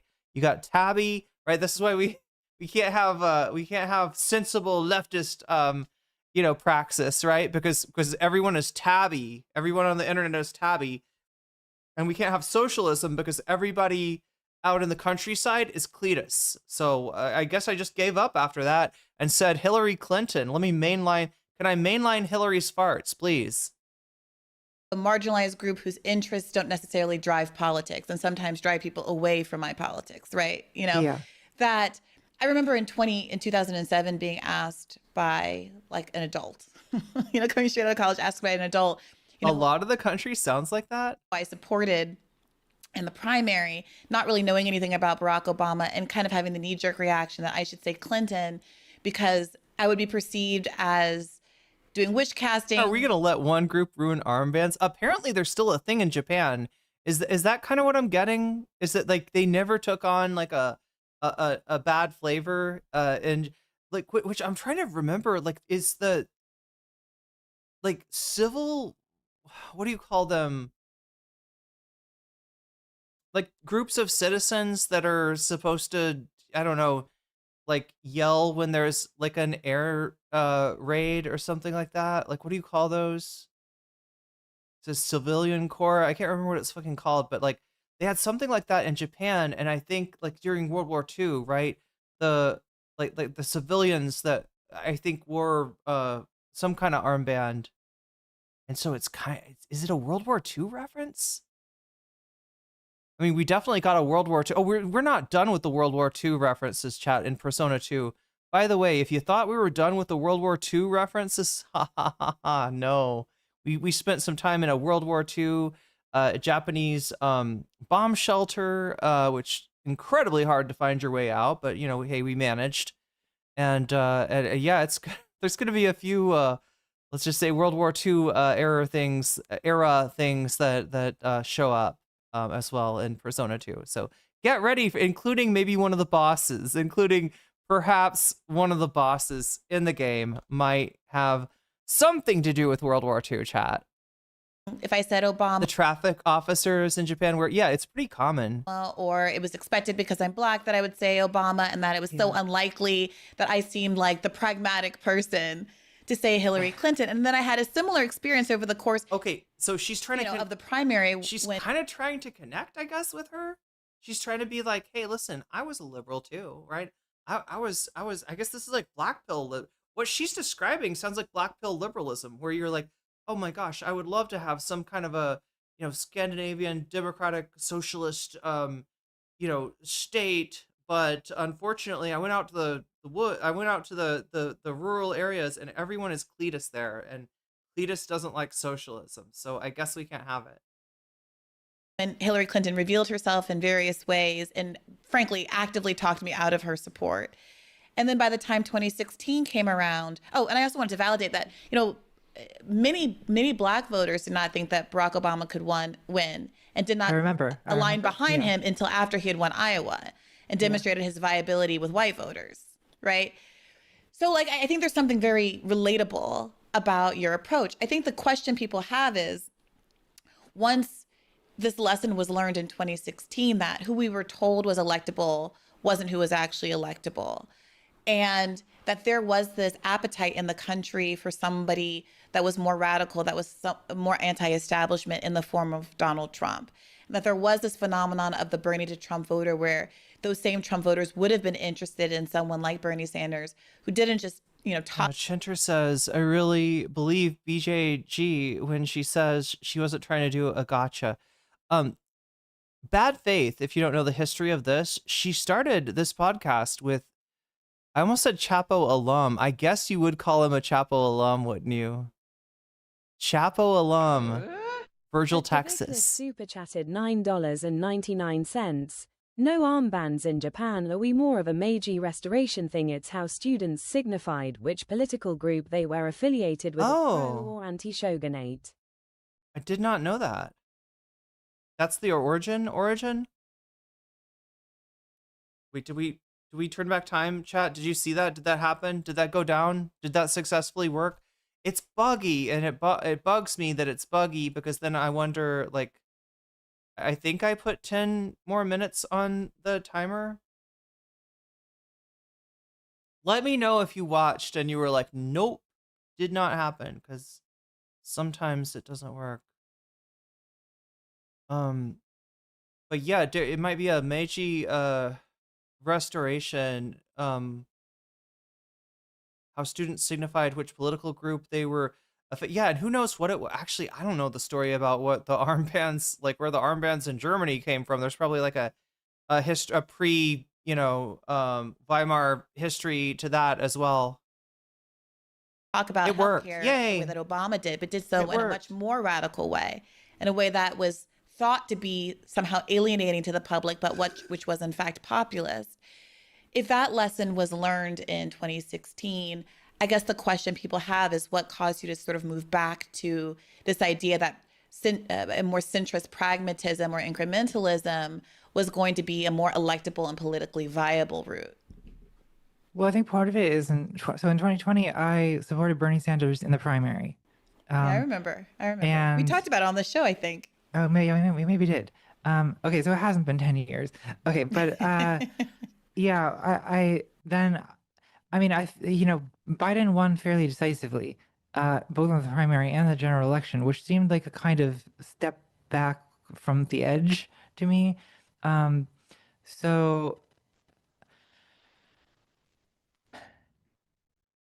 I think that kind of pushed me in a more moderate direction, also as a result of, I think, clashing with people who were abstainers. I felt that, like, because I've always seen Donald Trump as like very menacing, like as like a nightmarish presence in American politics, who I am like willing to resist by any means necessary, essentially.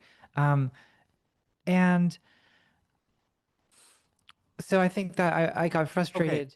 Look, like any means necessary. This is almost like religious. Like, what is the term? Like the pleading. It's like one of the stages of grief, right? Where you're like, if you're gonna make a deal with you, God, all right, you make sure that my, like, my relative does not die in this hospital, and I'm gonna go to church every fucking day after that, right? I'm gonna go to church every single day. It almost feels like some kind of a like, oh look, Donald Trump is an existential terror. True, right? He's one of the possible vessels for fascism, I would say, right? I don't think that I don't think that I think it's a short list of demagogues that could bring something like that about in the short terms. I get what she's saying, right? But the idea of like, I would do anything to avoid that. So why is the assumption that what you got to do to avoid Donald Trump is be a pussy? Why is that where we go, right? What if you got to be brave, right? What if it's the opposite? What if it's not that you need somebody that's super weak as like a compromise, and you got to like make the sacrifice, right? You giving up the shit that you believe in is gonna act as a sacrifice. Yeah, there's something like weirdly religious, not just with Contra, but with all of these centrist fucks, right? And I'd say centrist fucks, with the understanding that I get their fear, right? Like, do you know what I mean? If you were like, I don't know, I'm trying to think of a metaphor.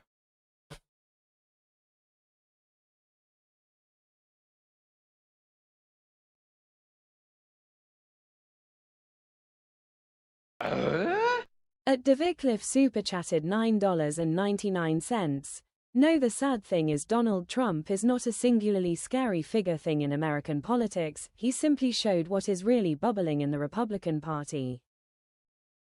I agree, but I don't think that every Republican candidacy has the potential to bring that sort of thing to fruition the way that Trump does. I do agree, though, that he's not the only one. He's not the only possibility. And that even with like a stream of Democrats, if they are the kind of Democrats that we're talking about here, where they get more and more conservative over time, at some point you've got yourself like a, something just as bad as Donald Trump with a D next to its name.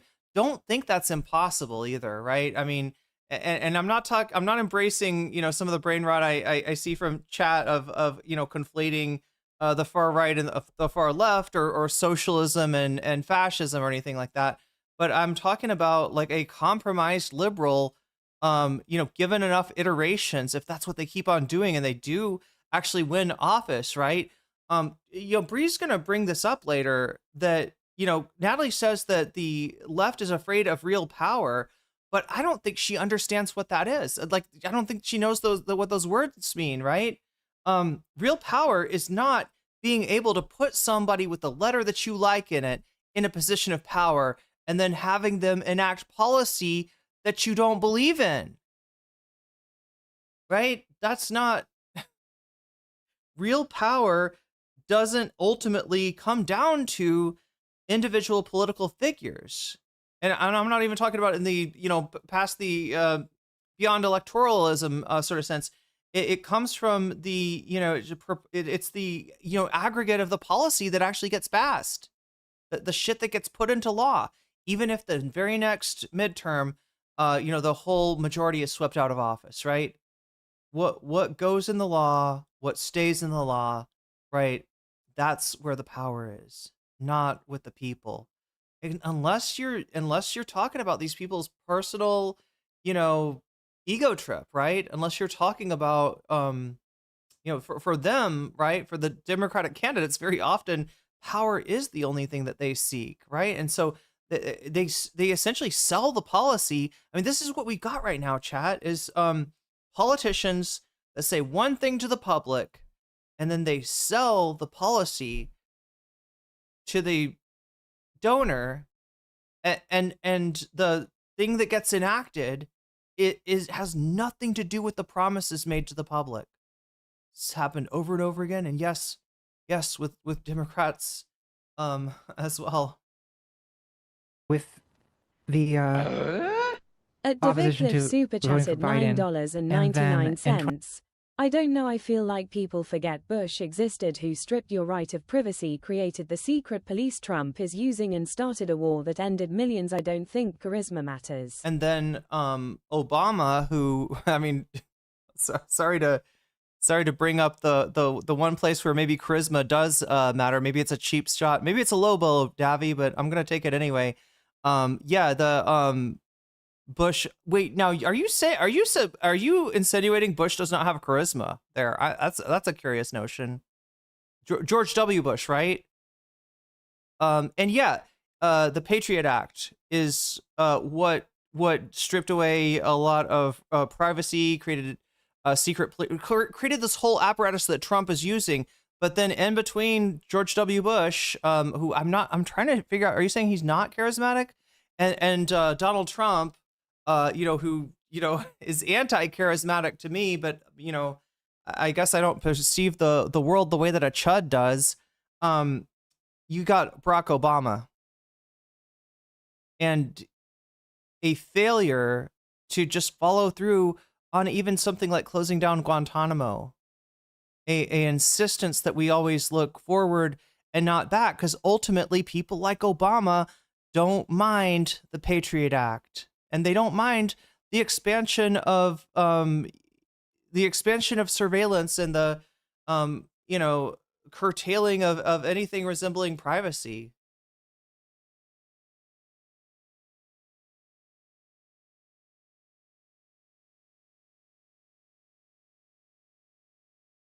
But yeah, Bush's ability to move mountains, politically speaking, like something like the Patriot Act, right? It did come from not so much his own charisma. I think this is what Davi's saying. It did it like Bush didn't have the political power or the political capital to do much of anything. He wasn't that popular. He barely won his election. Some people doubted for good reason, doubted that it really was a win, but there he was, the son of, fortune, sitting in the White House, dumb as bricks, right? And that perception did stick to Bush, and then got washed away by 9/11, right? So in a lot of ways, it is 9/11 rather than Bush's own charisma that allowed him to erode freedom in the ways that he did.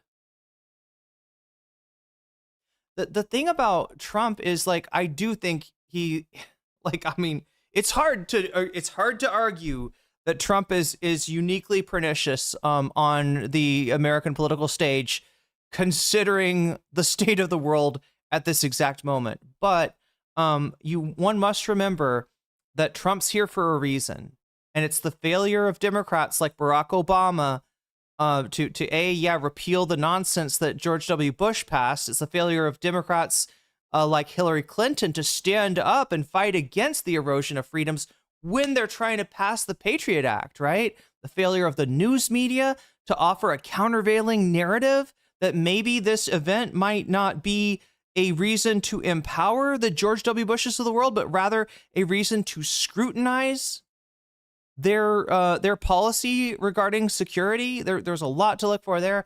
Yeah, the whole system kind of fucked us, didn't it? Yeah, and then the savior, then the savior fucked us too, right? Because he wants to look for, by his own desire to forgive. Oh my God, Chad, it's too perfect.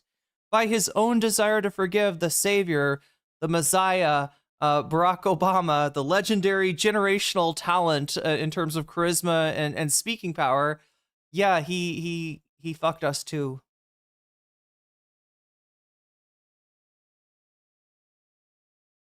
In 2024, I think my frustration increased. And I feel like now, I mean, I see the second Trump administration as being like even worse than the first, which I thought it would be. So I feel like fairly disillusioned with any kind of like larger ideological project. I mean, I guess we could probably spend all day litigating like why exactly Kamala Harris lost in 2024 by the margins that she did. But the way I diagnose it is largely that like voters moved to the right. God, chat, this is a little too alt-hist here, but I'm wondering what would have happened if instead of Obama or Hillary winning the presidency, what if it was just some average Democrat? So some just bog standard Democrat, right? You have John McCain versus a bog standard Democrat, and because McCain's part of the Republican Party, and because he's been fairly hawkish, and yeah, it doesn't have the right take on healthcare. Would they have tried healthcare? But like, would a average Democrat with not any what I mean is like somebody that's not especially good at speaking, not especially bad at speaking, not especially charismatic, not especially uncharismatic, does somebody like that, if they get elected in place of Obama, is that person able to win with a message? Because Obama's message was, we're going to roll this bullshit back. This is not America. This is not who we are. And the best Obama could give us in that regard is we're going to talk to our enemies instead of going to war as a first resort. And yeah. So this has me feeling probably the way that liberals felt, around in like 1991 or whatever, when you had like almost 12 years of like Reaganism at that point, and it's just like, well, my sense of. So what she's saying is that the darkest hour is just before Bubba. And then we got Bill Clinton, and wasn't that amazing? Wasn't that the Clinton years? Oh my gosh. I mean, so there's a reason why I'm not like a Democratic Party. If Joe Biden won, I forgot that he was running. Yeah, won in 2008. Something would be worse, but we definitely wouldn't have Trump. Do you think that Biden would have had the desire and the follow through? I guess what I'm saying is to, take on like just something like Guantanamo Bay. Like, I'm almost wondering, a guy like Biden, does he does he maybe like not? Does he sort of curtail his promises ahead of getting elected out of a fear that because remember this is like been the this has been the default assumption for the longest time that uh liberalism, it's not very popular. We're in a center right country, and if you want to win as a candidate of the left party for center right, you got to really hew to the center, right? That's been the common wisdom for even going back then. I just wonder how it would have been in terms of like, yeah, I don't think Biden would have done better at eroding, or eroding, de-eroding some of what W. Bush had eroded. I'm just wondering if he would have like, I don't know, because the problem with Obama is on some level he's all talk and no action. I do think he wanted to close Guantanamo, but the media and the Republicans just kind of fucked him the second that he tried to do that. Like they run with this narrative of like, oh my God, Barack Obama's gonna let a terrorist go in your neighborhood. The terrorists, they're coming from Guantanamo. They're gonna go to your neighborhood. They're gonna steal your house and rape your dog, because that's what.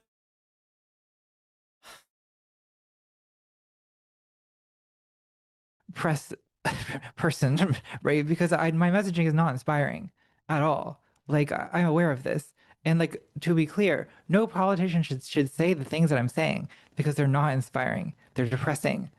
But that's why I'm not a politician, right? But do you know who is? Dylan Burns. Dylan Burns from Maryland, Democrat, paid for by Democrats for Dylan Burns. Because just kidding. I don't have an okay, so inspiring- chat. There's a little bit. Okay, I am kidding. I am kidding, right? But Contra, I think dated someone named Riley Grace Rochong, who is very good friends with Dylan Burns. So they do live in the same area too. There is every chance. And yes, ideologically, very, very simpatico. I don't know, chat. We can you could have it as headcanon that Contra and Dylan hang out on weekends.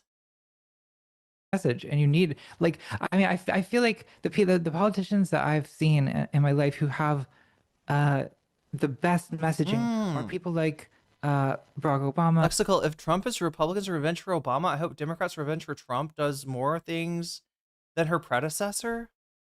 And like Zoran Mamdani, who both have this kind of like I mean, Biden doesn't feel like revenge for Trump, but then again, the second administration was so much worse.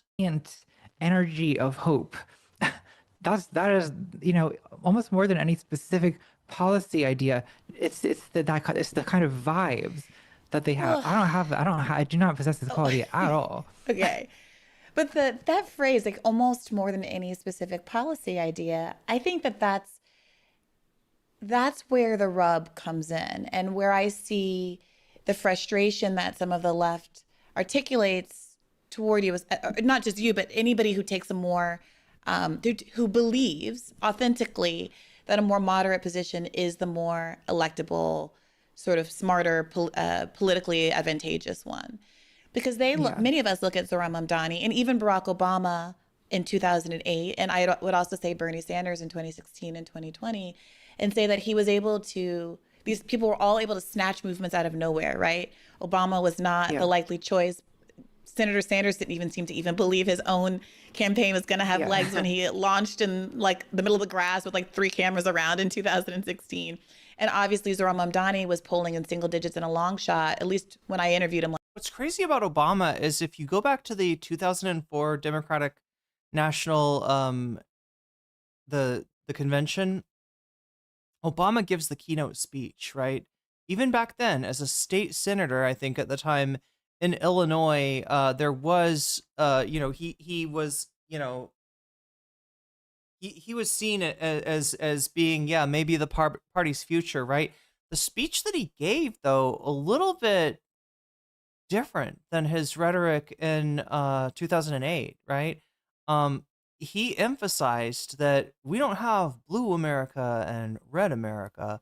we have America, America. Some of those people in the red states, they believe in sensible gun legislation. Some of those people in the blue states, they like guns for hunting, right? You know, it's not as clear cut as anybody wants to think, and we got to get back to that unity, right?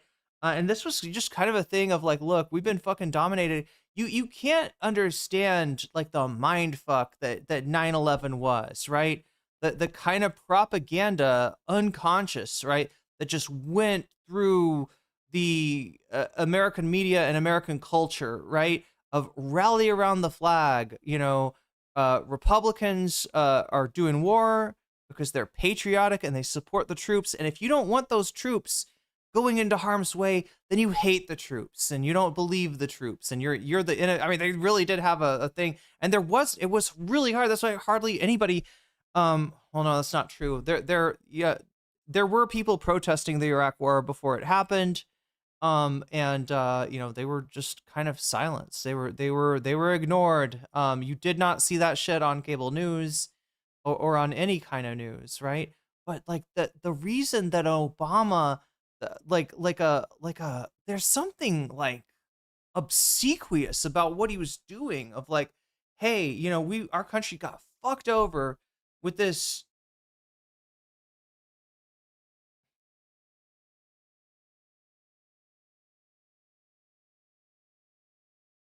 Like this takeover of the state, and what are we gonna do? We're gonna make a compromise. We're gonna show ourselves to be the better people.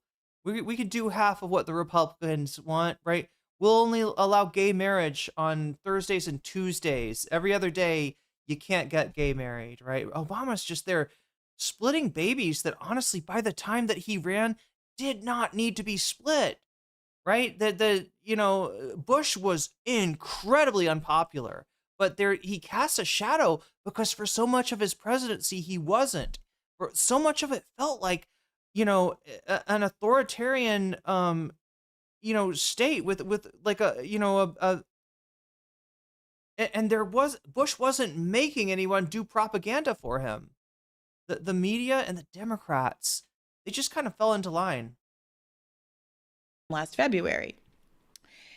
But I would argue that what propelled all of those individuals into the limelight was not their moderation, but that they stood out among a crowd of moderates who were unwilling to make true criticisms about their own party and the other side, and the ways in which they are often aligned along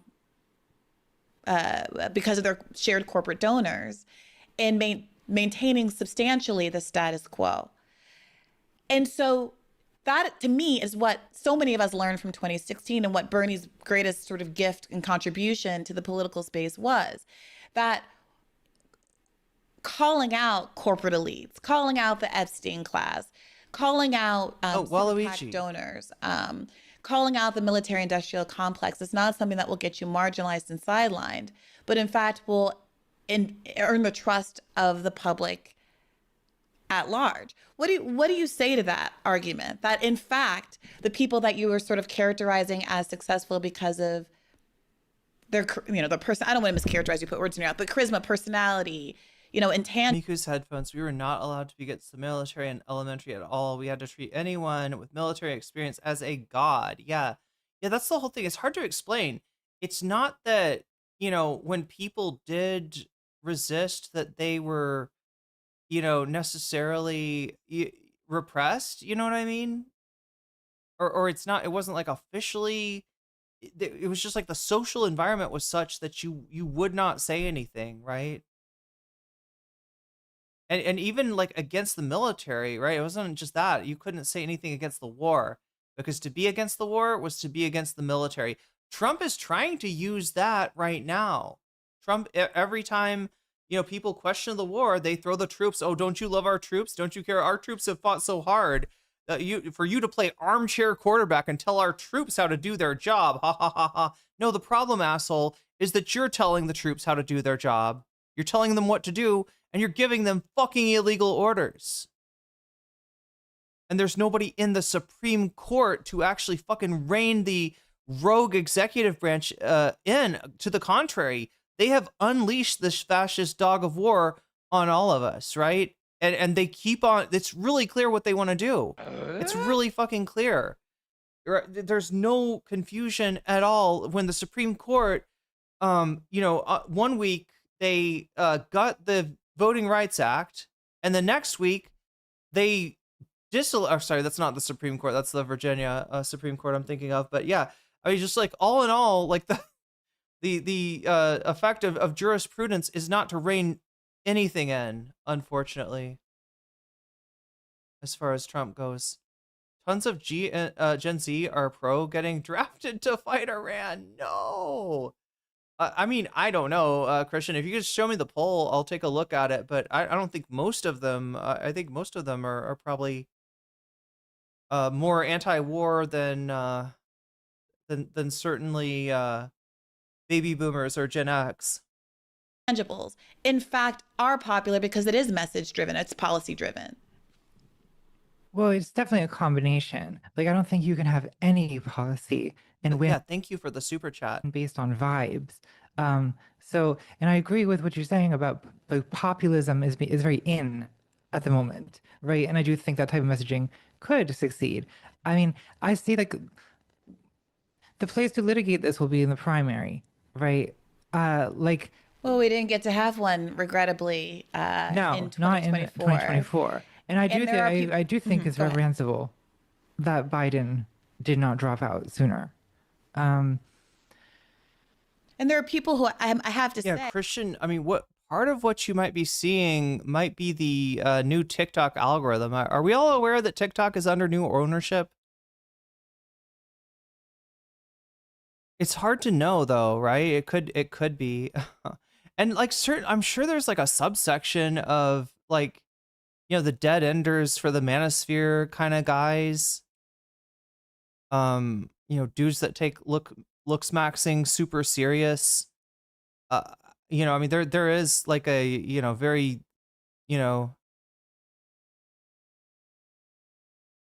tight little fascist cohort amongst Gen Z men.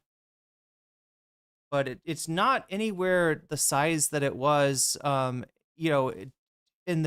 the election. I would argue that I know I've heard you and Joshua Citarella recently seem to agree that 2020 was a fair race and that the rigging that happened in 2016 of the Bernie campaign was overstated. But it's worth noting. Yeah, it's worth noting that people feel very differently. And even centrists like Jake Tapper in his book with Alex Thompson readily acknowledge that 2016 was rigged, that there was a call that went out that had all the candidates drop out after Biden had failed to win the first 4 contests and circle the wagons around South Carolina. That, of course, there was, $70 million of free media that Biden got after winning South Carolina, that they then changed the order of the primary contest so that a pro-Biden state could go early enough so that they wouldn't have to do quite the same level of machination. But that, again, you had a mass dropping out and coalescing behind a candidate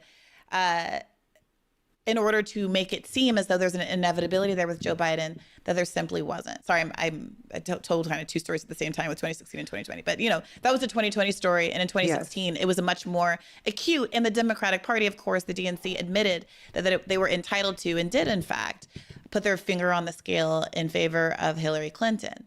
So it does beg the question, by some accounts, and I don't expect you to, agree with this, but I do have to just put out there, by some accounts, we haven't had a real primary since 2008. I see rigging as too strong a word for what you're describing. I think that, Okay, look, I gotta pee, so I'm gonna give my 2 cents. I'll rewind Contra so you can hear her whole take about rigging is too strong here. Briana said, I think since 2008, that's the last time it wasn't rigged. I think it was rigged in 2008. It just wasn't rigged. It was too big. Obama's win was too big to rig. Unfortunately, Bernie's was not. I mean, I don't know if he, and yeah, she's right. Biden was not a real factor in the race until a bunch of similar candidates just all dropped out at the same time. And it's not that they got behind. I don't think I don't think they got behind the strongest I don't think they got behind the candidate with the most votes. I don't think Biden was that. I think Biden was like really low. So that's what's weird about it, right? It's not just that, because you could understand, look, if what do you got, like Klobuchar? I'm trying to remember who's running. Kamala, she dropped out early. Klobuchar still running. Elizabeth Warren, and I'm trying to remember the ones that did. But yeah, essentially, candidates with very similar, just centrist establishment Democrats like Biden, who are also running, they dropped out. But I swear to God, of that cohort, I don't think Biden was getting the most votes.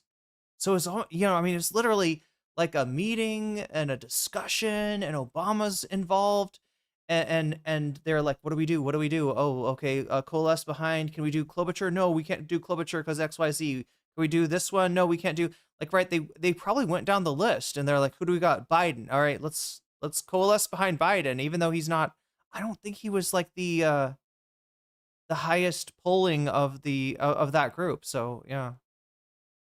But I want to say that the Democratic primary has been rigged for a lot longer than that. Okay, they had super delegates ever since Ted Kennedy ran against Jimmy Carter in 1980. There have been and furthermore, I want you to understand the Democratic Party is a private club that started off defending people's rights to hold slaves. Now, obviously, I am not Dinesh D'Souza. I am not going to deny the massive realignment that went on, but I'm also not going to deny that is the same organization. And,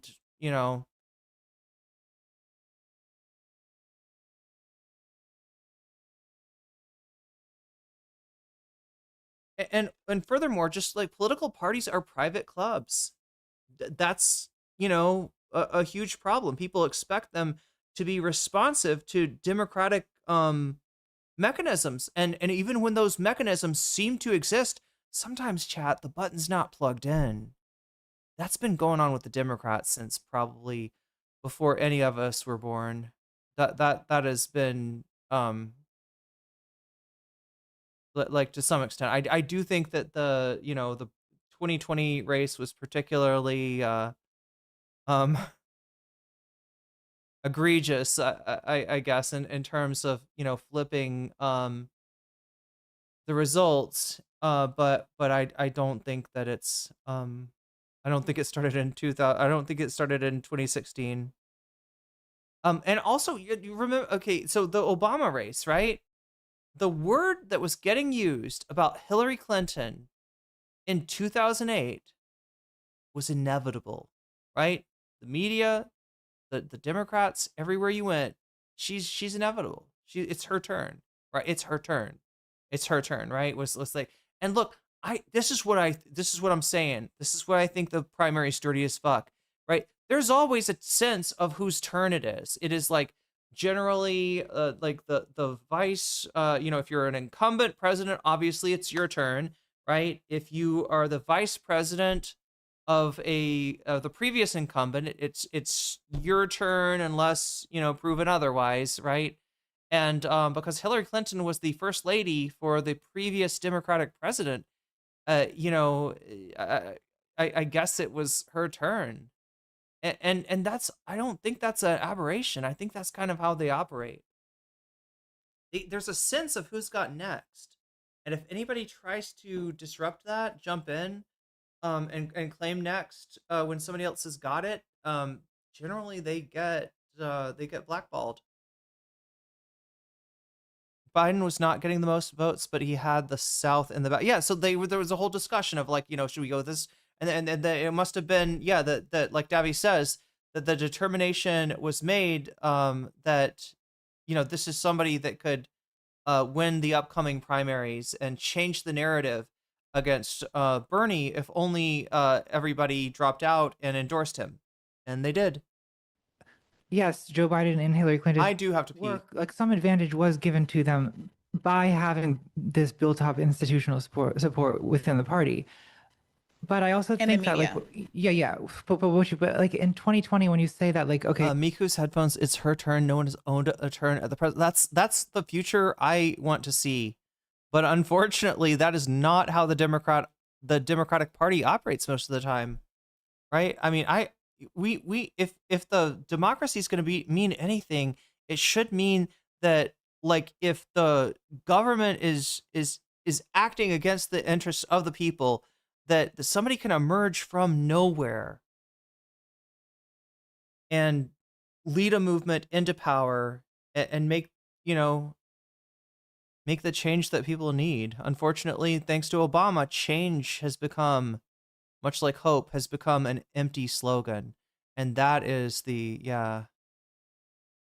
again, that's a little, welcome to my world, a description of the nightmare that is being a millennial.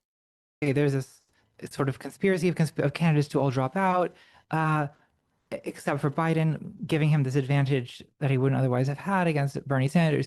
Like, yes, but I feel like that also contains like a tacit admission that the only way for Bernie Sanders to have won would be to split the center-left vote. Oh, I agree. So I think that is true. And that is also how Donald Trump won, right? Donald Trump, the Republicans did not do that same thing in 2016, and he was able to win. He has never had a supermajority of the majority of a primary vote in that exact same way. So I think if we were having a different kind of conversation, I absolutely put it on Bernie Sanders and the campaign to have anticipated this outcome and to have done the work that needed to be done, that even if the Democratic centrists maneuver the way that they did and were expected to maneuver, he would still able to win, still be able to win. And that's on him. That's, at the end of the day, that was the responsibility of the campaign. Putting more effort to win in South Carolina and so on. Well, I don't think that Bernie had to win South Carolina to win. I think that in some levels, the uphill battle, the frustration is that, Biden loses the first, 4 contests dramatically, right? It's like 4th or 5th place in New Hampshire or whatever it was. And a world where the media was fair would have covered Bernie's win in Nevada as a huge proof of electability, given that he won 70% of the Latino vote. And he would have gotten that huge media boost in the polls after that win and all of the other wins in those early contests. But you can imagine that even if others didn't drop out, if the media continues to ring the alarm bells that Bernie isn't electable because of socialism and Biden is because of Black people, that he might still even be able to carry the day the same way in 2016, those same arguments were made about Hillary Clinton, which were fundamentally untrue, right? As you just explained. But I guess I wonder, like, how, I question, like, I mean, I'm sure it has some effect, but how much does the media sort of framing a candidate as unelectable affect the actual voting choices of primary voters? Well, 'Cause, I mean, Natalie, Donald Trump you said yeah. you said that you thought that Hillary Clinton was more electable than Bernie in 2016, right? And you're a very informed and savvy person, and yet every single poll from that election cycle showed that Bernie averaged 10 points up on on Donald Trump, while Hillary Clinton never got out of the margin of error over Donald Trump. And in some ways, her loss to him was perfectly anticipated by the polls. But not by the primary votes. Right. But I mean, this is the thing. This is what's so interesting about that Black voter example we gave in the beginning about how Black voters didn't get behind Barack Obama until they believed he was electable, which means, that white people would vote for him, which is why the Iowa contest was so important for Obama. Right. And similarly, a lot of voters, what their primary concern is beating Republicans. Democratic leaning voters want to beat Republicans.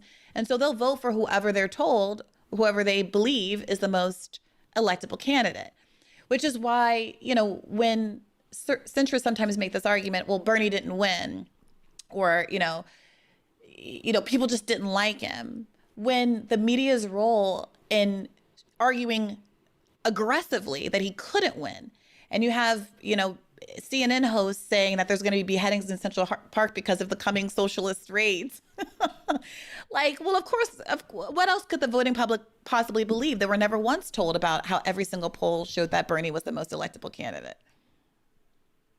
So I guess my concern with this is just that, like, to put so much blame on the media. I mean, like, sure, like, you can always blame the media. Like, I blame the media for for a lot of things. I blame the media for a lot of Donald Trump's success because they kind of have inadvertently, but it's like the media is what it is. And like, I think that this needs to be, I guess I feel like there's a kind of like defeatism contained in this kind of idea of it all being rigged, where it's like a progressive candidate to win in the Democratic Party. I think it is possible, right? But I feel that it is this kind of,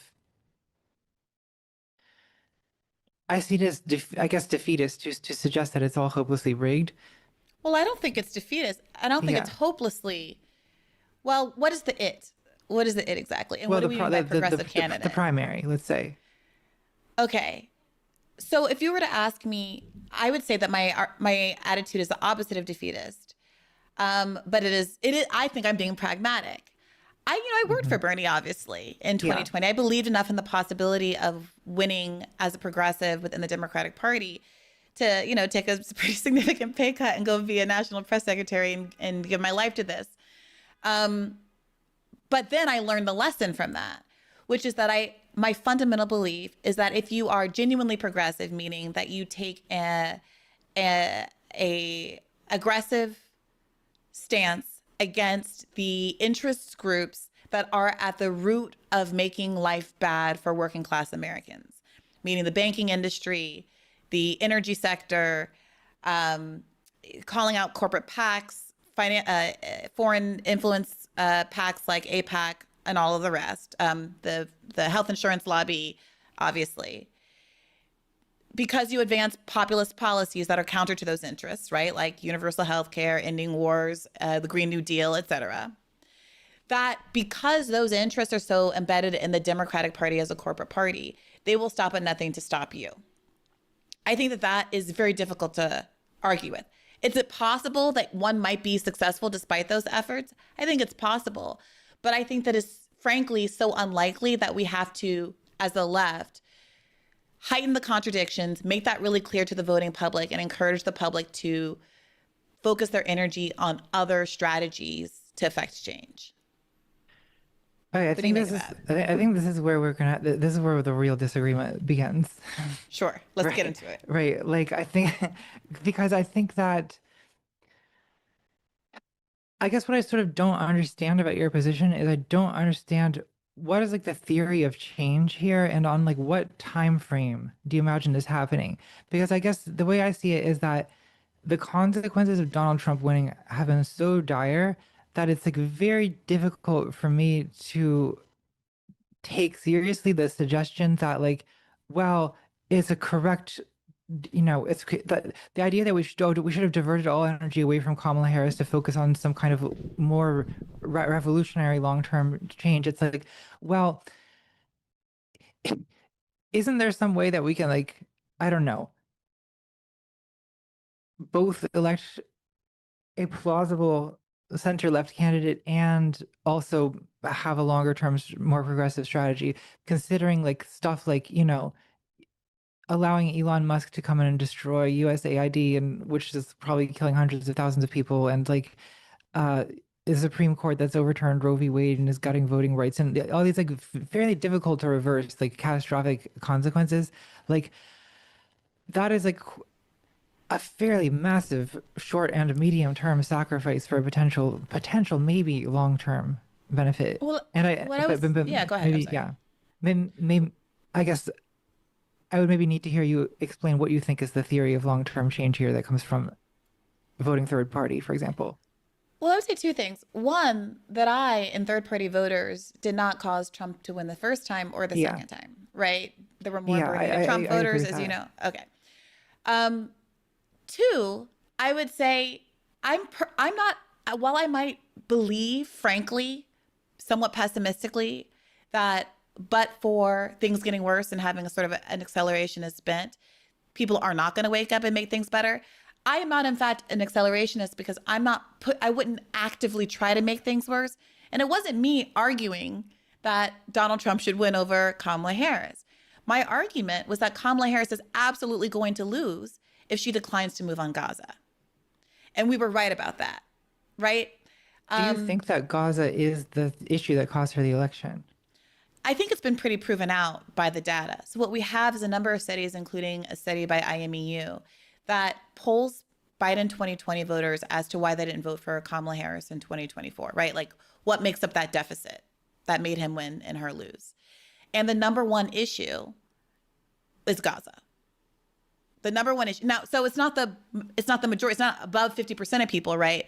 But of all of the issues listed at 27% or whatever it was, 29%, it was close to 30%, was Gaza. So there were a lot of different things, right? The short primary, Biden's senility, the sense that they were, dishonest and hiding that from us as a public, the lack of a primary, all of these things. But when you saw how many voters, particularly in swing states like Michigan, were openly saying, we will vote for you. The uncommitted movement, remember, wasn't a we're not going to vote for you movement. It was a we're holding our votes hostage in exchange for this policy concession, which frankly would make you more electable to the broader public because nobody supported at that stage. Very few people, the polls were already overwhelmingly in favor of ending support for Netanyahu's government. And the choice was made by the Democratic Party, not people like me, to choose an alliance with Benjamin Netanyahu and Israel and its genocide over winning an election. And Donald Trump, who also obviously is a genocidal candidate, at least had the sort of political savvy, to try to blur the lines and lie to the public about being a quote unquote anti-war public. And if you ask a lot of voters, they'll say, I know that Trump was lying to me. I know he wasn't anti-war, but at least it wasn't as in my face as someone like Kamala Harris saying we're going to have the most lethal army and we're not going to break from Benjamin Netanyahu and I'm not going to break from Biden and his policy. So I guess I think that I sort of don't really see it as a very strong message that has been sent to the Democrats that they lost this election, considering that Donald Trump won, a candidate who is more unconditionally fanatical in his allegiance to Israel, right? And who is even more who has gone further than the Democrats, who has banned all funding for UN aid and relief to Palestinian refugees, and who was threatening to deport people. Well, for Biden protesting. did that. Biden did what? Biden cut UNRWA funding. That happened under Biden in spring of 2024, right? He didn't cut all of it. Yeah, Israel claimed that there were 4 Hamas terrorists in UNRWA, and as a consequence, all UNRWA funding was cut, and that's when the humanitarian crisis really amplified, as opposed to the starvation, the what do you call it, collective punishment really amplified, right? So I take your point. That's a factual question. I'll have to look. I'm pretty confident about that because I was having to report on this on a daily basis on Rising before. To be clear, I was fired because of that exact kind of reporting, right? Reporting on the facts of what was happening in America's lockstep and enabling of Israel's genocide. But the bigger point I would say is this: I can readily concede that there are many ways in which Trump is worse than Biden, obviously, and that Republicans generally are worse than Democrats. I think the question, people in who share my politics have the feeling that one party being worse than the other is an insufficient reason to vote for the lesser of two evils, when there is enormous latitude for the better party to simply stop being evil. And that the big trick of liberalism is convincing folks that you have to be at least a little bit evil in order to win, even when the opposite is true. Even when supporting Medicare for all makes you more electable, even when supporting Palestinian rights makes you more electable. Democrats are making choices not, in fact, based on electability, but based on what their corporate donor base wants them to do. And if we ever want both parties to stop slipping more and more in that direction, and for there to be any red lines in the sand, even over something as cataclysmic as a genocide, somebody has to say, you have to earn my vote at some point in this. So I would turn your question to me back. Ria's doing so well in this convo and Natalie is doing so poorly. I want to put it into perspective because shortly after Natalie her channel blew up, her videos became popular. She was doing a live stream where she would play video games. She's kind of getting into more types of content, right?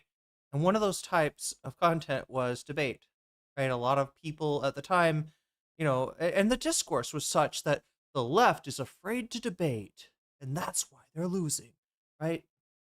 So, it gives them a way to, posture against imaginary woke scolds who are saying, you can't debate Blair White. She's problematic. And Natalie's like, au contraire, mon frere. And Blair kicks her ass in the debate. Looks really bad. I think every debate that she's done is kind of, yeah, she's not a debater. And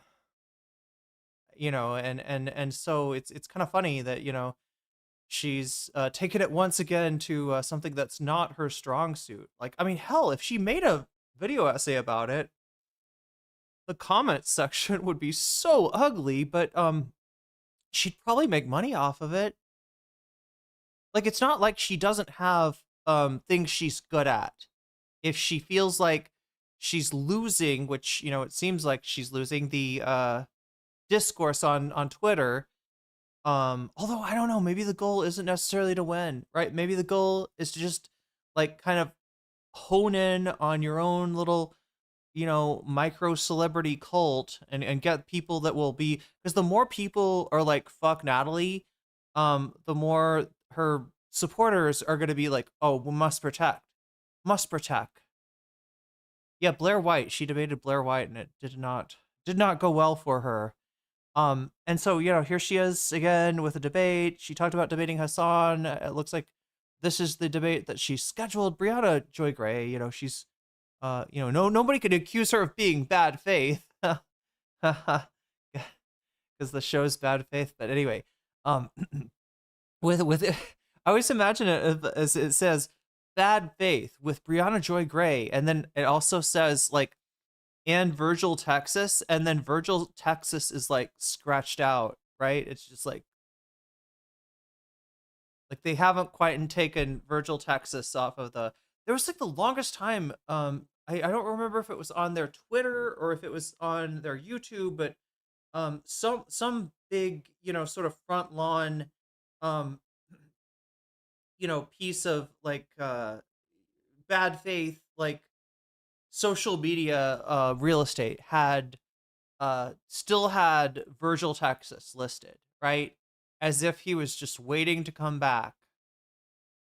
And that's what people thought, is maybe that's what she's doing. She's got Virgil is under the desk, right? We're just waiting until the cancel mob has had enough blood for the anyway. I don't think, for the record, Chad, I don't think she defended anything that what Virgil did. That's I'm teasing there. I don't want anybody to think that she actually did that. I don't think so. Point of being a cynical piece of shit with no beliefs is that you win. So that if you win, you can't be a soulless piece of shit and lose all the time. Oh my god, sorry chat, I'm having I think the pollen is still in the air, so I think I'm like allergic to some kind of grass. Back around to you. On what timeline, at what point is there ever going to be a litmus test among liberal Democratic voters that says this is a kind of evil that I will not succumb to, that I will not support with my vote? I mean, I see the place to litigate that is in a primary, and I understand the frustration with not having a primary in 2024. Right. But that is the way this ought to work, and the way I expect it to work in 2028. But I think Do you think we're going to have a fair primary in 2028? I think so. I mean, I guess I'm not as, again, I think I'm not as impressed as you are by the claim of rigging, which I feel like is a somewhat exaggerated claim for a institutionally backed candidate having an advantage. I mean, I think that I also feel like there's some tension between. So you're saying that you don't think that third-party voters or abstaining progressives are the reason why Kamala Harris lost.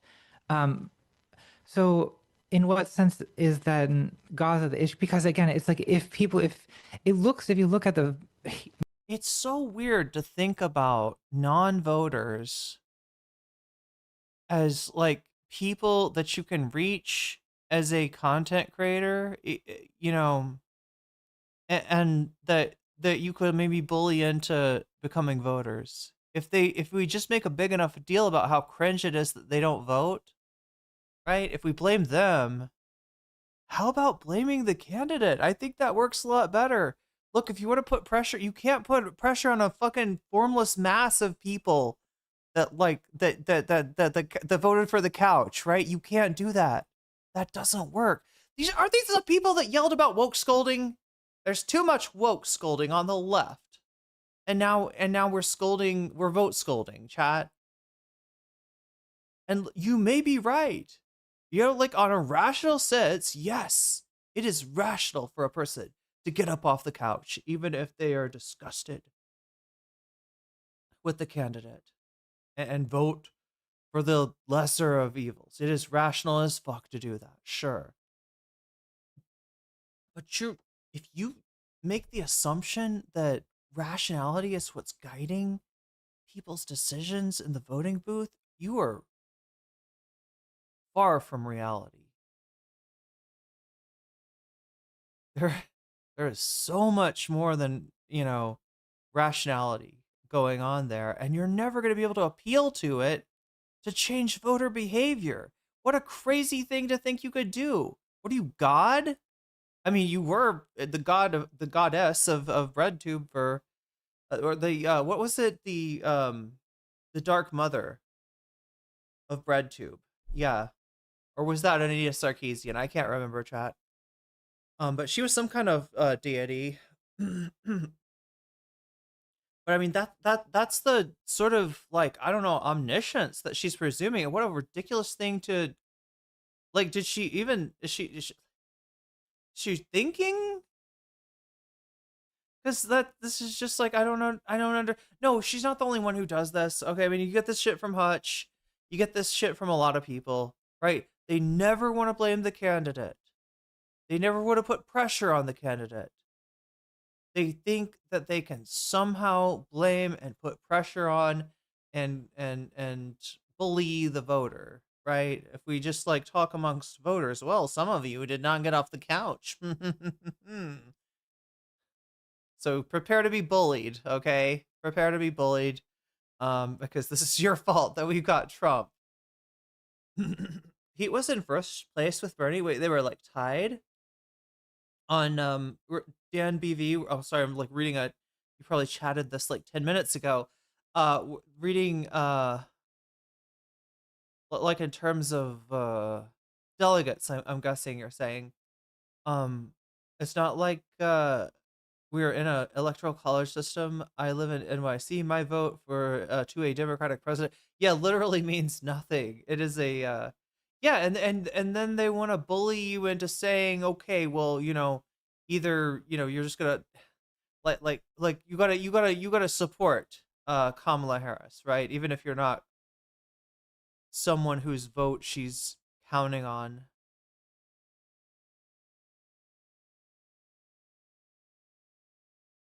Map, you know, it looks, and if you look at, You know, I did. Wait, okay, so all glitched out. I did because my wife asked me to. You're talking about voting. Yeah, I mean, I think it might work with people in your life. Yeah, you could probably bully somebody in your life to voting. I mean, if they want to vote one way anyway, and the only thing that's like, right, you could motivate me to go eat like fries at a restaurant I don't even like, just because like it's kind of cool to eat to walk to a restaurant, you know, with somebody with a friend and eat you know what I mean? Yeah, I mean that's probably your best bet as far as affecting people's vote, is like somebody that is like in your life. You could maybe offer them a ride. That's pretty effective. Offer them a ride, offer them some company, keep them, you know, talk to them in the line. That might get over some boundaries, but that's, you know, again, just like, you know, one person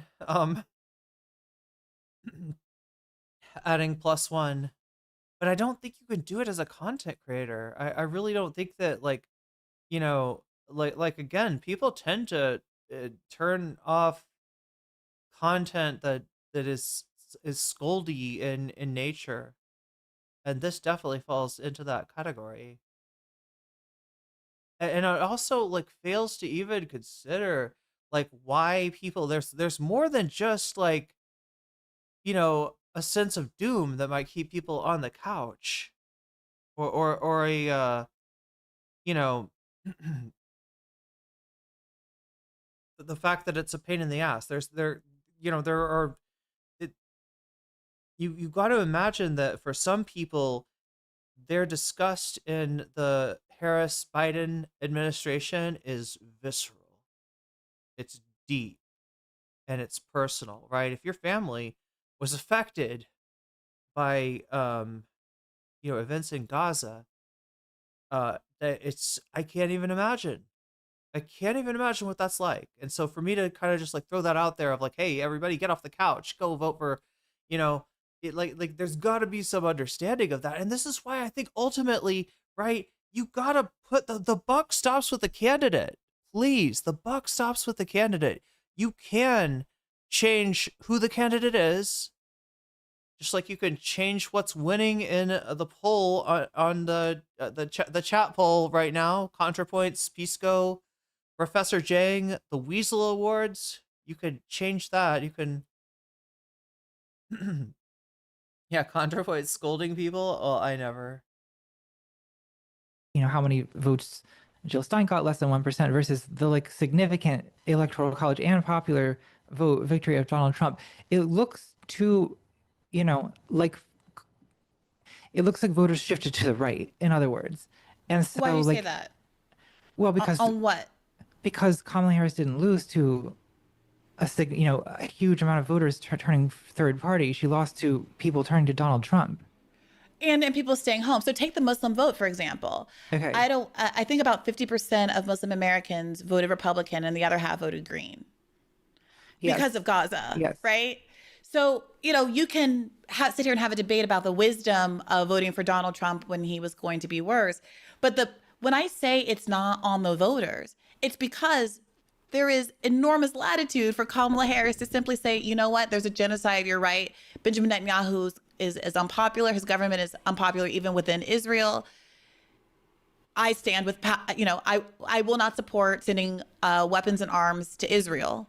Ceasefire now. And she could have won, right? But So for that why to be, not for, put the for that onus? to be true, doesn't it have to be the case that she lost the election because of protest voters or abstainers, as opposed to Yeah, towards the what right?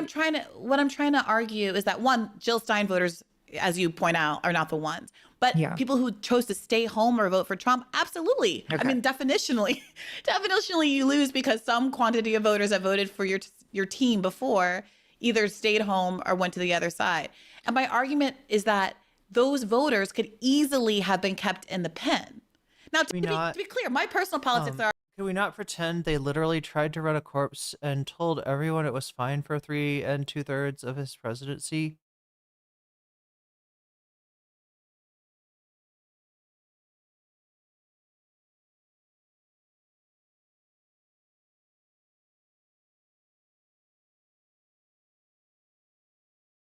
There's the what Natalie referred to, which is the flux of the zeitgeist, right? People become, as she said, more conservative or more liberal in a given amount of time.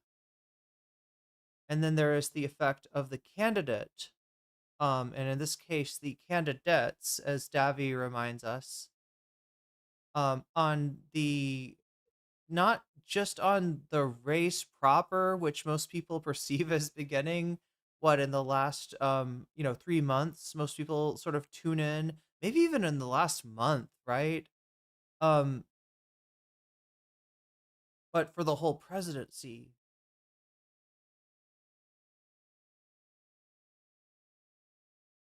And that even though, like, I mean, I think of a presidency mostly as the cabinet and the appointees, right? I, obviously the person sitting in the Oval Office matters, but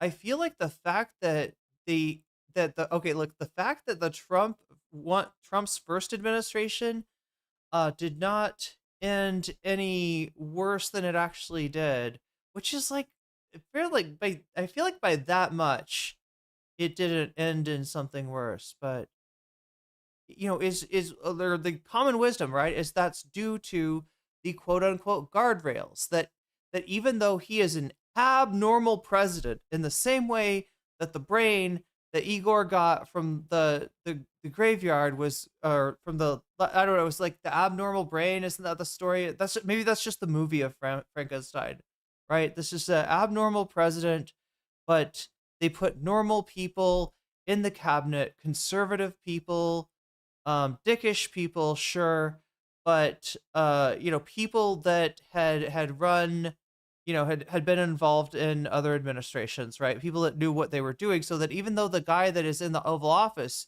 is like has drool coming out of his mouth, right? The administration can kind of run itself, and that is obviously not the case in this administration. It feels like he's found for every important office, he's found someone more incompetent in a particular way than himself, right?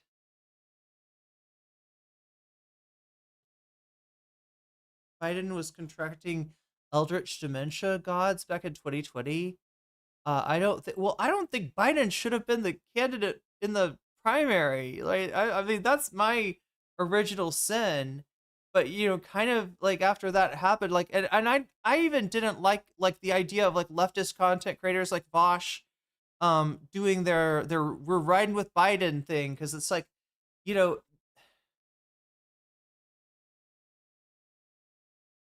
when you're advocating voting for somebody like Joe Biden, you kind of gotta emphasize that there's no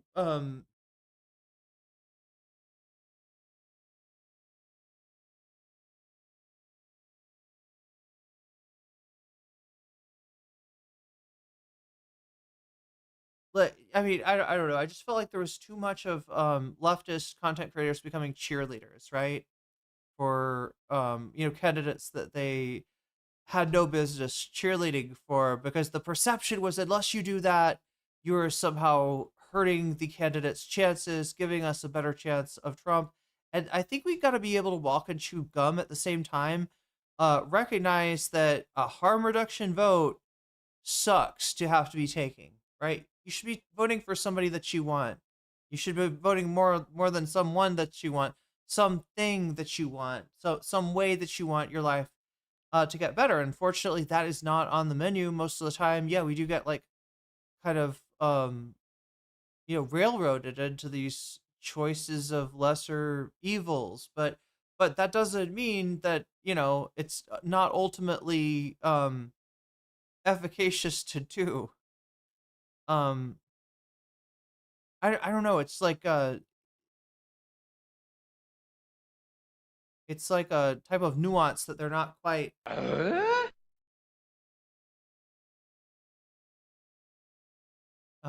Oh, Steve Mnuchin is literally a god. I will always pay respect to the king who was the official to tell Trump no.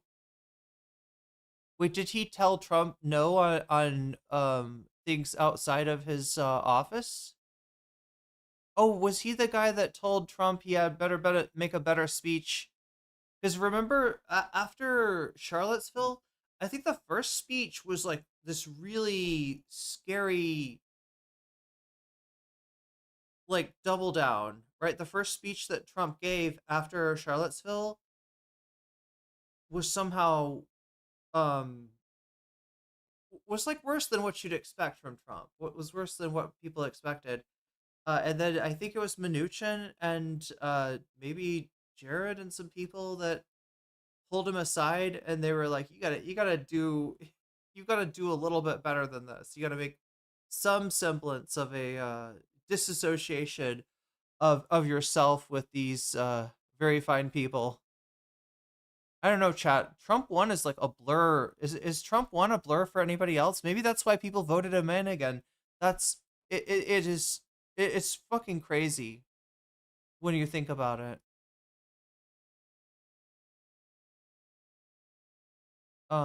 Wait. Davi, this is the same super chat. Did it double charge you or something? Either way, thank you for the super chat. I'm gonna put 10 more minutes on the board, and chat, no Thai class tonight. Although tomorrow, I don't know. I'm not sure if I'm gonna be on stream tomorrow.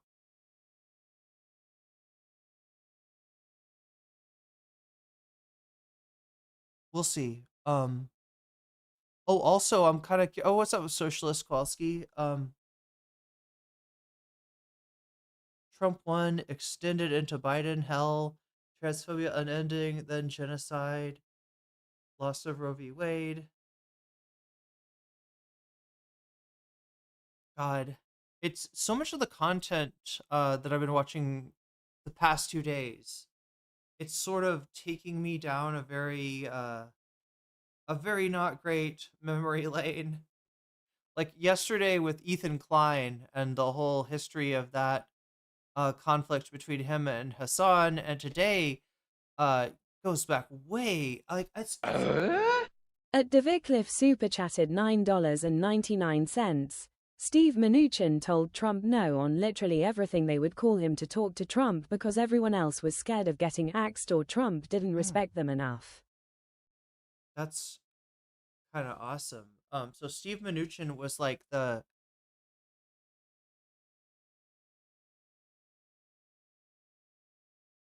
ultimate guardrail.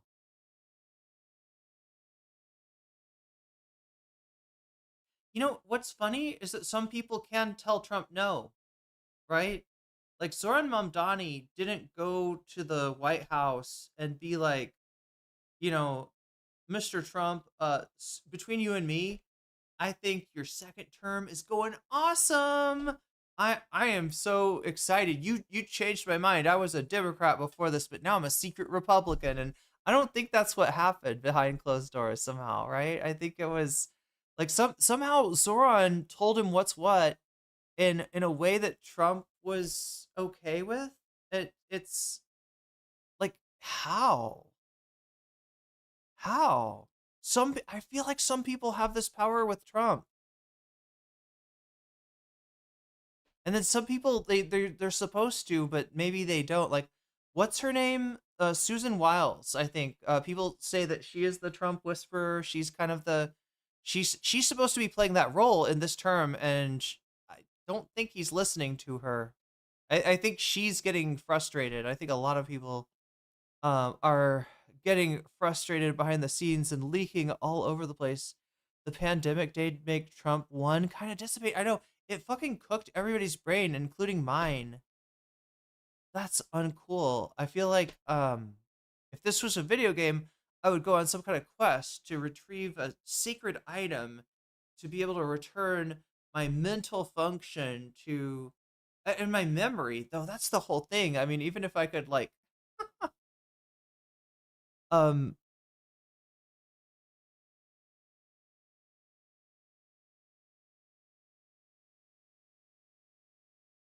I don't like forgetting this much shit, right? And I don't know. Is it all because of the pandemic? Like, or is it all because of Trump? Yeah, because like what is up with him?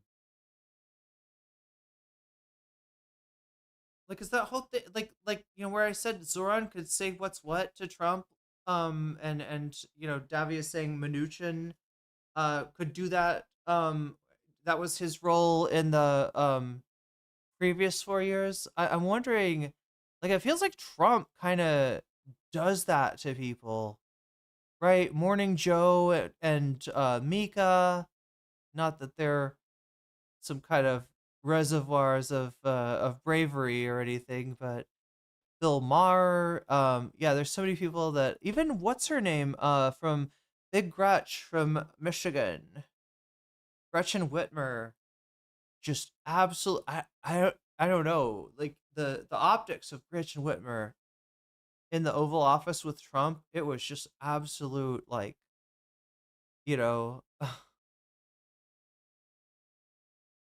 bowing down to this man. I don't think they should go back to the Democratic Party. I don't think anybody should go back to the Democratic Party. Yeah. But if I'm a Democratic strategist, if I'm Kamala Harris, I don't get to argue that I was entitled to those votes that I easily could have gotten by simply changing my position to a more populist one. It's almost akin to saying, if I'm Kamala Harris and I come out on stage and decide to say, I hate everybody who lives west of the Mississippi. If you live west of the Mississippi, I do not want you to vote for me. If you live west of the Mississippi, we're going to bomb you and kill you. And then election day comes and she's like, gosh, man, it's really unfair that I lost the election because I antagonized everybody west of the Mississippi. Like, it was the electable position for her to take, and she declined to take it. So at what point do we hold politicians accountable for choosing to throw an election rather than to modify America's relationship with the genocidal country? So I think there's two questions here, right? Like, one is, whose fault is it that she lost? Kind of a descriptive question. And then the other is, should we have advocated that she lose? A more of a normative question. So like the descriptive question, like, I think the blame for why an election turns out the way it does is always going to be widely distributed, right? And like, of course, some fault is on Biden and on Kamala Harris. Like, I do think that, like, yeah, I would agree with the criticism that the Biden administration failed to they did not have the agility to respond to the situation in Gaza by breaking from, like, decades of bipartisan consensus that Israel's our closest ally and blah, blah, blah, blah, blah, right? Like, they did not have the agility to read the situation and change. Like, I agree with that. What do you mean they didn't have the agility? I mean that they acted in a way that was consistent with how American foreign policy has been for decades, as opposed to recognizing that this situation demanded a kind of break from that. Well, yes and no, right? Yeah, look, you can't say that when Biden was president. I mean, granted, he's, not all there, but it's not like they didn't have, like, and I mean, I get the way that people kind of forgive Kamala is by Biden saying, "You and me, kid, we're no daylight between us, not even a little." But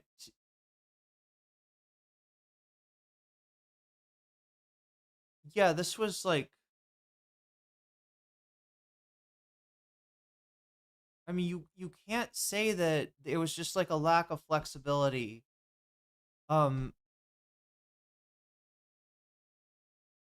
When they were the ones with the power. Okay, so let me give you an example of when there was flexibility shown by a recent and very popular American president, Barack Obama. I believe restrained some of the settlements expansion that were going on at the time of his presidency, right? Literally made the boss call to, I don't know who was president at the time, and stopped that shit in its tracks, right? American presidents can affect the behavior of Israel. That's it would not be unprecedented. The problem is it's Biden, and he doesn't believe Biden is a fucking true believer in Israel, not in any religious way, as far as I know, but just as a strategic, a strategic beachhead on the Middle East. Really is the way that Israel functions for, NATO AUKUS dudes like Biden. I'm just trying to remember the whole Biden, because to me, when you know the hairy legs thing? Oh my God, Chad, I'm taking you back to the hairy legs. Do you remember the hairy legs?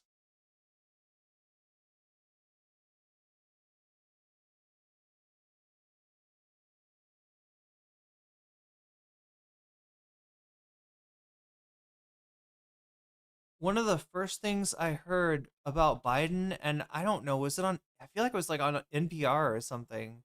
Why was I listening to NPR? Hairy legs. Yeah, 2020. No, wait, if I type hairy legs, it's not gonna show me the song?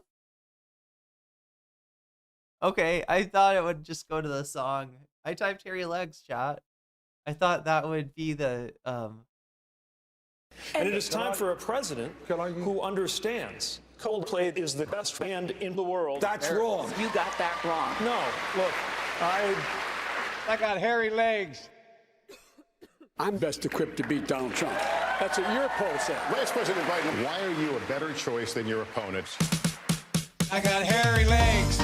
and like look, this was a goofy thing, you know. It comes from a speech, or not a speech, or yeah, like he goes to a pool that he used to work at as a kid, right? That's in Delaware, because Biden is Mr. Delaware, and he tells a story about one summer that being a lifeguard and how he had hairy legs. They turned blonde in the sun. The kids that were swimming, he'd have them in the pool, and the kids would like rub it's sounding a little bit inappropriate, you know. And the whole thing, like when I heard that, I was just like, wait, that is not a story. That's a story that's supposed to make me want to vote for him. And then this weird, like, you know, part about Corn Pop, the guy that is like, you know, the Biden is responsible for punishing this guy for going in the pool without like he's supposed to wear a like shower cap into the pool if he has pomade on his hair or something like that. And like anyway, I'm like retelling the 2020 campaign in a really bad way, but the point is that I never understood where the motion for the Biden campaign came from. Like I never understood. Like the only thing I can think of is like I think back to those memes from, I don't know, were they like 2014 or so? And they were Obama and Biden, you know, the subtext was Biden was an idiot, but he was a bro. Like he was a real dude. Like he was, I don't know, he was a good friend to Obama. He meant well, right? That was the whole thing. Biden is dumb as rocks, but you gotta love him. I think was like the subtext of the memes, right? And again, Biden became, you know, vice president after having, what was it? He said like, oh, I heard Barack Obama speak the other night. He sure is articulate, surprisingly articulate. He gives some like weird backhanded, like kind of quasi racist like compliment, and that's what got him, like, you know, he quit the race after that. But a lot of people hypothesize that Obama picked him as like the symbolic gesture of like, hey, I can forgive a little racism. I'm not going to judge you. It's okay. It's okay, America. Really, it's okay. And I mean, I don't know. That says a lot more than I can unpack right here. But yeah, let's this was, I don't understand why Biden, of all people, right? I never understood, like, you know, him as a presidential candidate. He just, like, even the meme, he doesn't seem like a president. He seems like a sidekick. He seems like a best buddy. He seems like a good buddy to take on a road trip, not a person to you know, elect as the president. But yeah, it took off to the enough that they were able to just use it as a reservoir and dump all of the voters for all the shit libs into one stinky you know one stinky swimming pool. There we go. And there it was, the Biden candidacy, and then the Biden presidency. Which, look, I mean, like, how long do you think he's been not there? Did he win a race? I don't remember Biden. Like, I mean, I guess it was like, it was COVID, so there's a reason for. I just don't remember like him doing much, saying much. It feels like a very do nothing win kind of scenario with Joe Biden.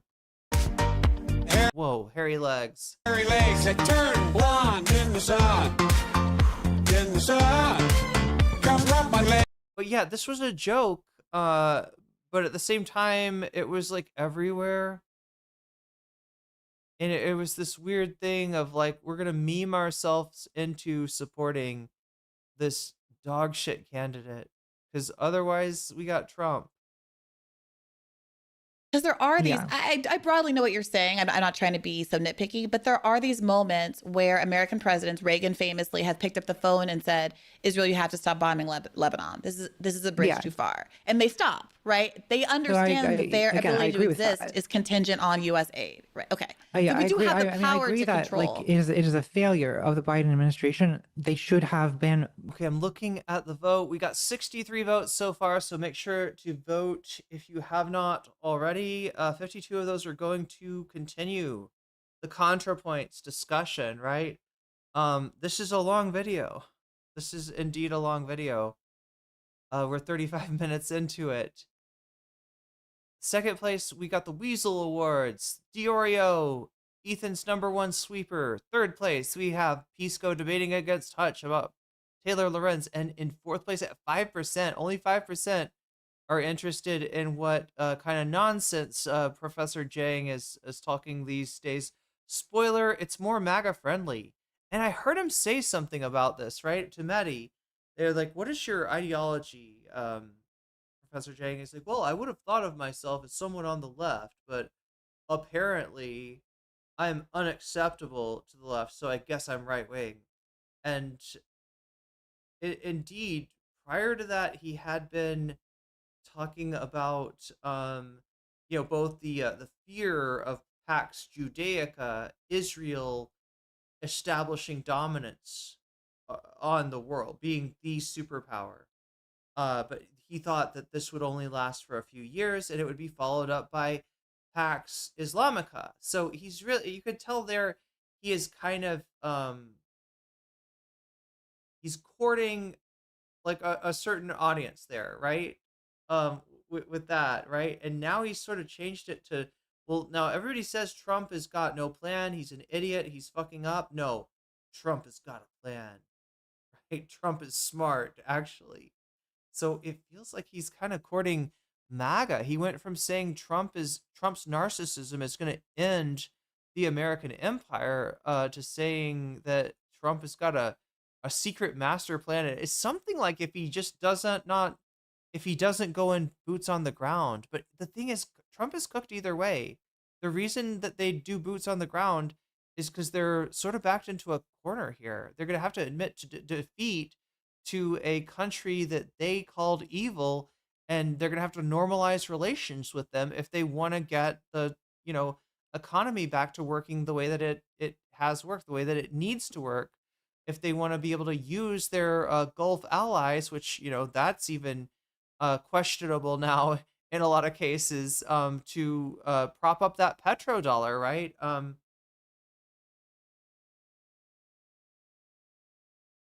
So, I mean, that's why a boots on the ground type event might look appealing to a person like Trump. But I think that Trump is cooked even if he does not make the worst possible choice. Far more aggressive in conditioning aid. I agree. Or conditioning But I it at all. To be clear, they didn't condition, they violated American law in not conditioning aid at all to Israel. But well, okay, I won't get into saying why I think Trump is still worse, which I do think he is. But I think that the second question is see. still like, should people have, because you're not just saying that it's the Kamala Harris's fault that she lost. You're also saying that you think that she should have lost. You want her to have lost, and you advocated. That's a separate argument that I was trying to be transparent about my own politics, which I recognize are more radical than most. So I don't really want to. I mean, we can, but it's like a bit of a side quest. It's like me litigating that like I'm anti-circumcision. Nobody really cares. Like it's not really the point of this. Well, I don't think it's a side quest at all. Like I think like advocating to. She's anti-circumcision.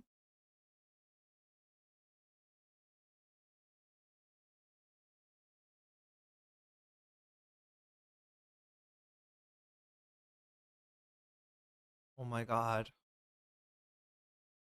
I was so surprised to find out there was like real like anti circumcision activists out there. Wait, Morrissey covered this? What? Isn't Morrissey like a fascist now or something?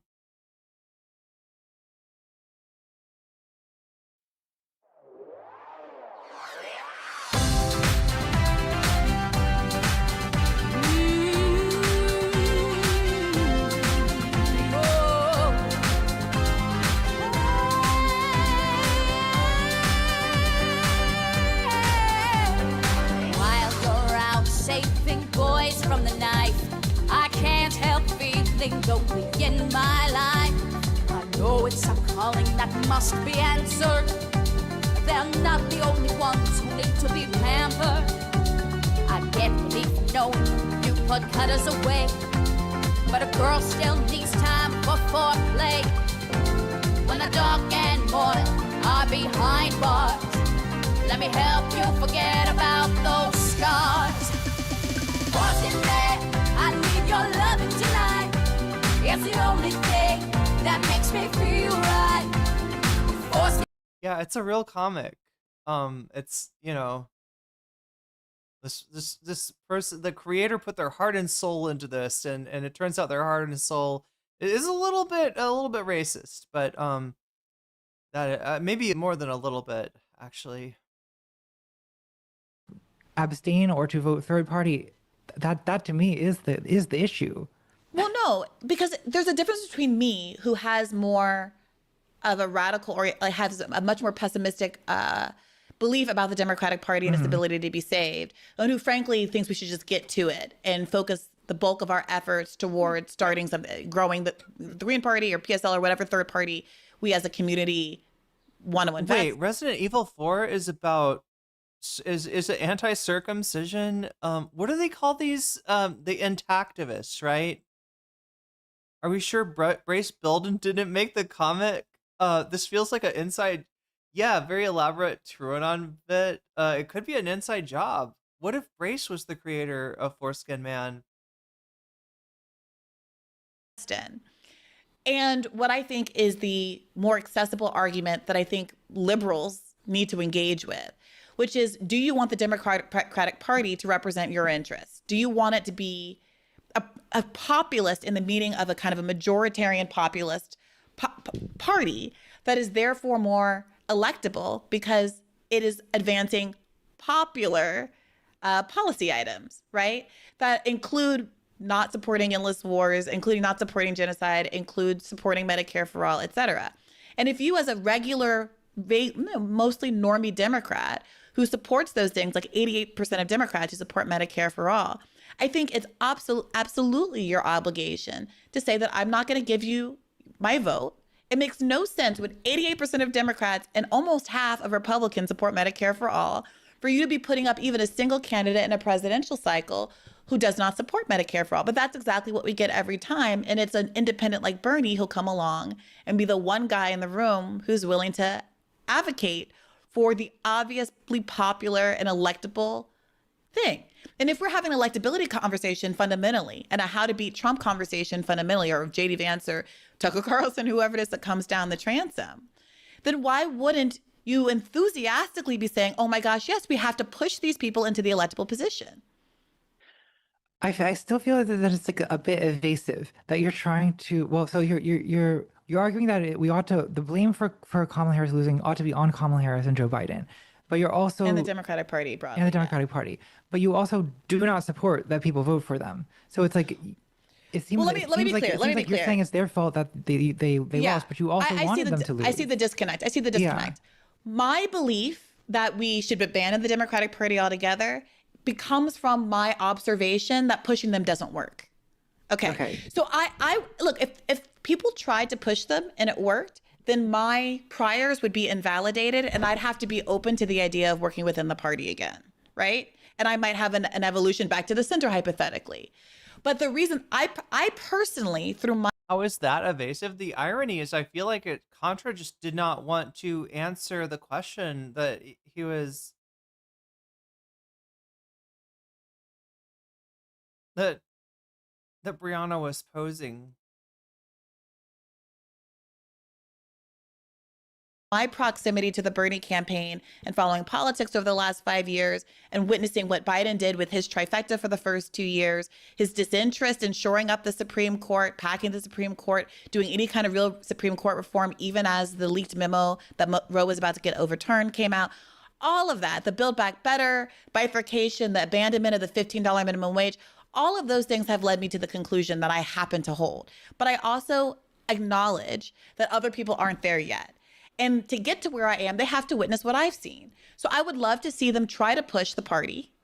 I suspect that they will fail and that they will come around to my side. But I do think the obligation is, of course, to push the party. Yeah. This is the sort of what I'm not following, is that you seem to be suggesting that liberals need to be pushing the Democrats left, although you think that is a futile project. Yeah, I think that it will. So if it's futile, then why should we do it? Because it is a way to heighten the contradictions and cause people to have a consciousness about the Democratic Party and who they really are. And it's a consciousness that has started to happen under Bernie Sanders. And it Davi, Natalie, girl, this can't be the first time you've heard this argument before, or you dance. This is the standard conversation between, you know, people that are, you know, on the, like, don't say anything bad about the Democratic nominee sort of vibe, and those that are like, you know, I better hear something more of from her about how she's going to be different than Biden on Palestine, right? So, somebody that's even expressing a you know,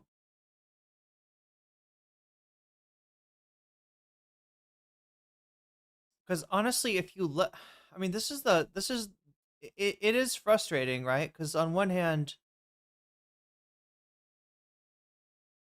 you know, I get why people like Natalie or you know, I am scared about another Trump-like candidate winning, but I just don't think that her solution of just, like, you know, it's like cowardice, I don't think is the answer. Compromise with MAGA is essentially what we're saying when we say we gotta appeal to the center, we gotta expand the tent. It's always in a rightward direction, and without understanding that you're losing more people on the left than you're expanding in the fucking suburbs. really blossomed because of Gaza, because so many people who weren't that political or maybe even were right-leaning and were anti-war in a right-leaning way saw what was very obvious, which was that supporting supporting Israel was a losing proposition, and that no amount of warning signs would convince the Democratic Party that they should drop this issue or even pretend to drop the issue in the short term in order to win an election, and that the party fundamentally cared more about Israel than it did about beating Donald Trump. And how can you ask voters to care more about beating Donald Trump than a party who only really uses Trump as a cudgel to advance its corporate and imperialist interests?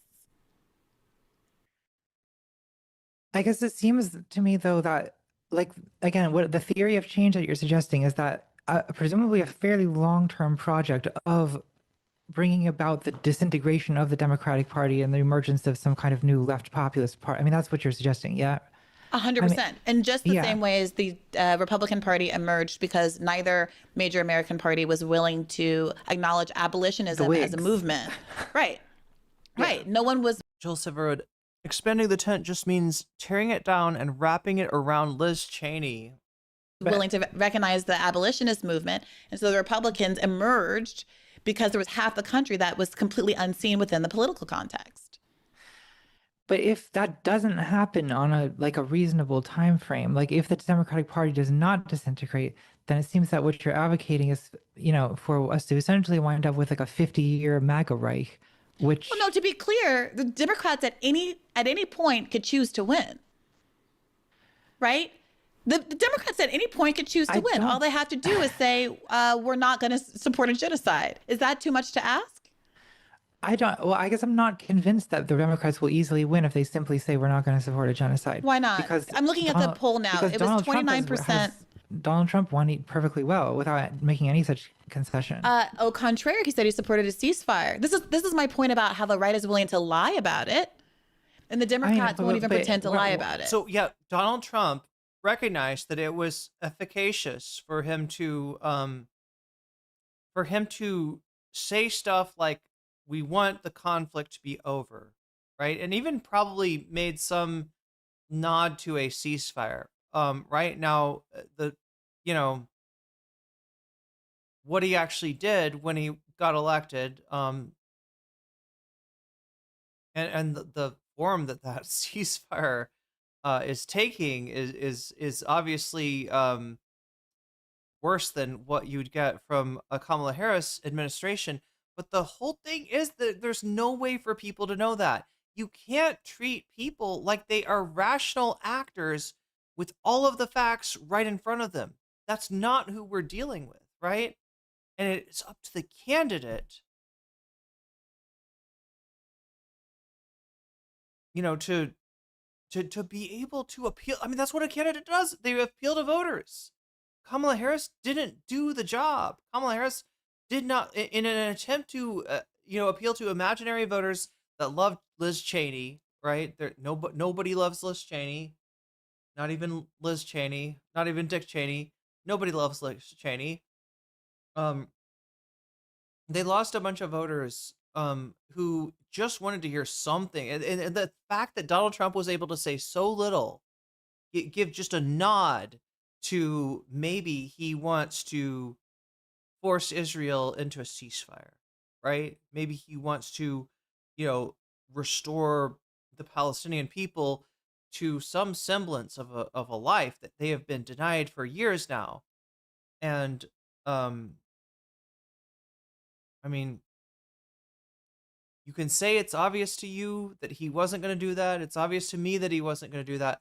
But when the other side isn't saying anything at all, you leave that lane open for Donald Trump. He will take it.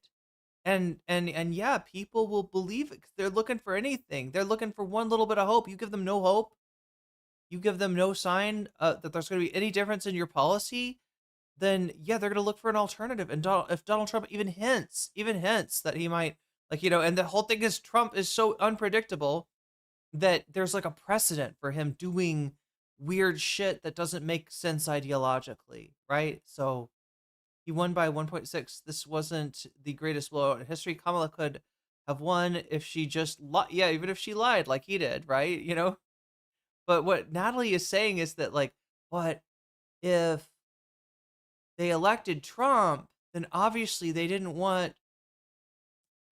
better policy on Palestine because Trump is worse policy on Palestine. Again, you're the only way this makes sense is from the point of view of an omniscient godlike narrator, right? You have to have if you know all the facts, if you can act perfectly rationally, then yeah, I guess it would be obvious. But that's obviously not how anything works in real life. And as a candidate, you can't think like this, right? Wasn't Kamala Harris also at least nominally in favor of a ceasefire and a two-state solution? No, she had to try. Well, the two-state solution is a whole other conversation. That is not really the demand at present. But she had tried out AOC.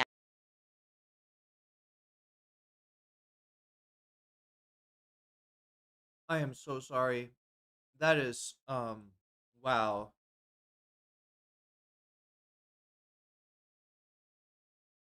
how shall I put this?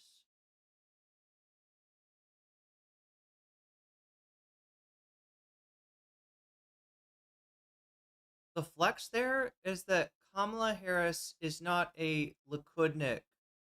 She does not believe in the greater Israel project, right? That's the flex, and it is not germane to anything that we're talking about. Like, you're not gonna have a two-state solution. You're not gonna have a one-state solution. You're gonna have a one-state apartheid, which is what we have right now, and the continued administration and ethnic cleansing of the Palestinians.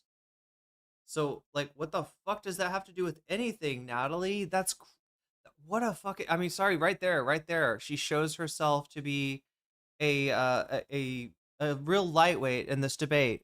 At the DNC after precluding any Palestinians, pro-Democrat Palestinians from speaking at the DNC to argue that Kamala Harris was tirelessly fighting for a ceasefire when subsequent biographies, like the Kamala Harris's 107 Days biography and this Alex Thompson, Jake Tapper book, acknowledge that at no point, the reporting is clear, at no point did Joe Biden consider a ceasefire. At no point. And that was a bald-faced lie.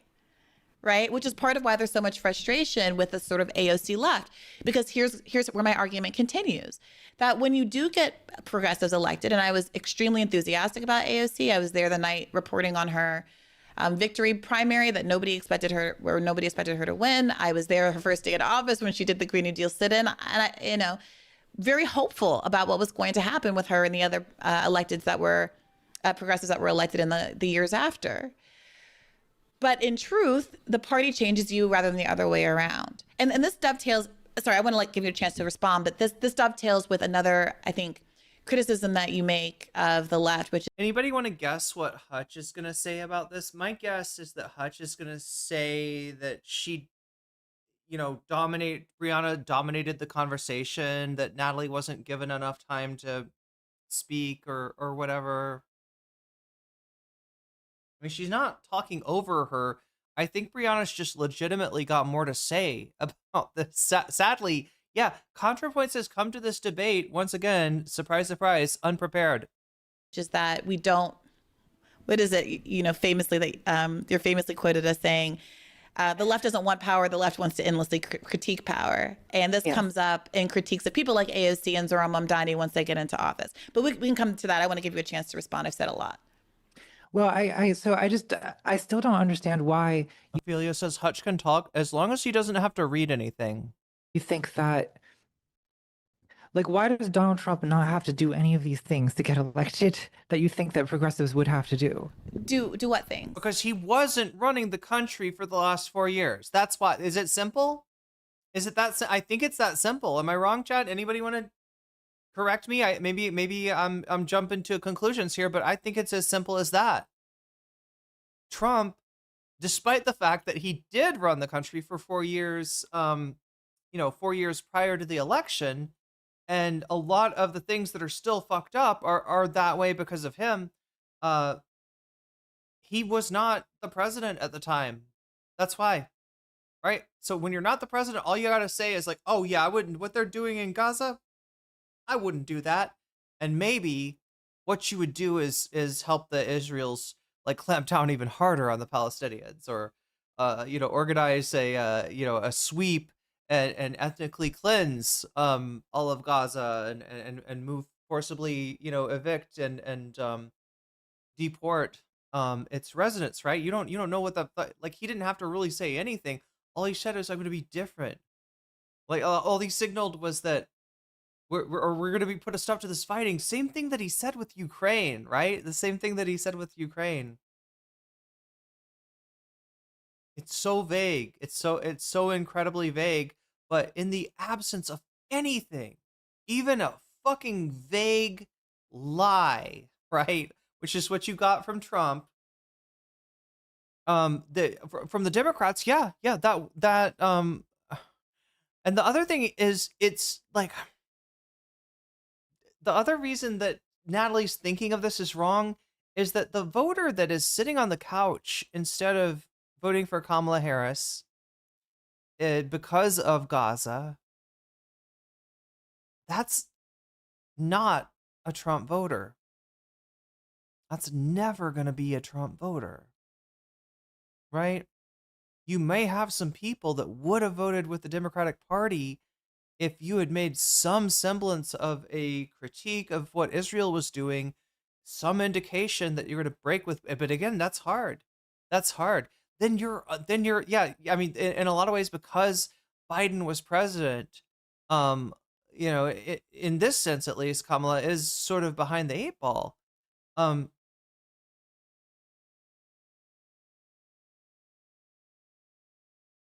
But anything would have been better than shutting all Palestinian voices, including, yeah, those that wanted to endorse you, right?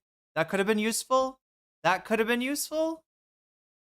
In quite a few places, that could have been useful if there was, you know, if in the DNC, you know, series of speeches, there were Palestinians that were making that argument. Now, I'm sure there's going to be people out there that disagree with them, and their, you know, logic of this is why I'm voting for Kamala, but god damn, she didn't let them speak. She shut them out. You know, the uncommitted movement, like these people just needed to be heard and acknowledged. And even if you were gonna do the regular ass Democrat thing, which is to, you know, pat somebody on the back and then really kind of like let them down once you're elected, even if she'd done that, she probably certainly would have stood a better chance of winning. Even as Anna Kasparian, Anna refused to vote for Harris because of Gaza, but she, oh, I didn't realize that Anna didn't vote. Well, to, you know, call for the end of Israel as a Jewish state or whatever, to... By the way, I do think that that should happen. That's me and my personal politics. Yeah. And I think there's a good reason for that, because the maintenance of a Jewish majority in the Arab world requires apartheid. It requires denying Palestinians the right to return. To create a democratic majority, you have to do exactly what Israel's been doing, which is genocide, ethnic cleansing, and apartheid. So that's my view. But to be clear, that is not what I think Kamala Harris had to do to win. Okay, but so I guess I don't understand why, like, voters seem to have no trouble electing Donald Trump, this man who has an extremely pro-Israel position, more pro-Israel than the Democratic Party does. Like, why is he able to get elected without pivoting against Israel? Whereas, why is this a condition for? Another question for you, Natalie. What would happen if a Democratic candidate said, grab him by the pussy? Right? Do you think maybe there's a double standard? Do you have a solution for that double standard? Is there a way that we could address that? I mean, I'm all for more conversation about what the fuck is Trump's like magic charm that has people just let him. I mean, I guess it's something to do with being like a reality show host, that like wrestling, there is you know, people will love Stone Cold Steve Austin even though they're told that he is a killer, he's a murderer, he is a convict, right? Or you know, he's not supposed to be but like people, you know, people can love Trump the way that they love a heel. Is that certainly it's more complicated than that. Burple, this is a really good thought experiment that she's not putting any thought into. Speaking of putting thought into, I need to add the Kawhi Irene.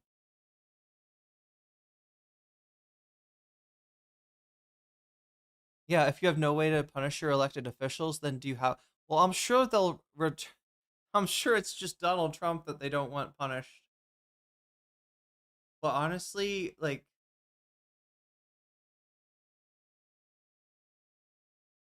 this judicial branch has gotten out of control. And that is the mechanism by which they've really, you know, unleashed Donald Trump's capacity as a malignant narcissist. If you have a mechanism to punish your elected officials, what is the mechanism? A way to, okay, God. So Burple, I know you're not trying to get me banned here, but this is a tricky one. All right. Um,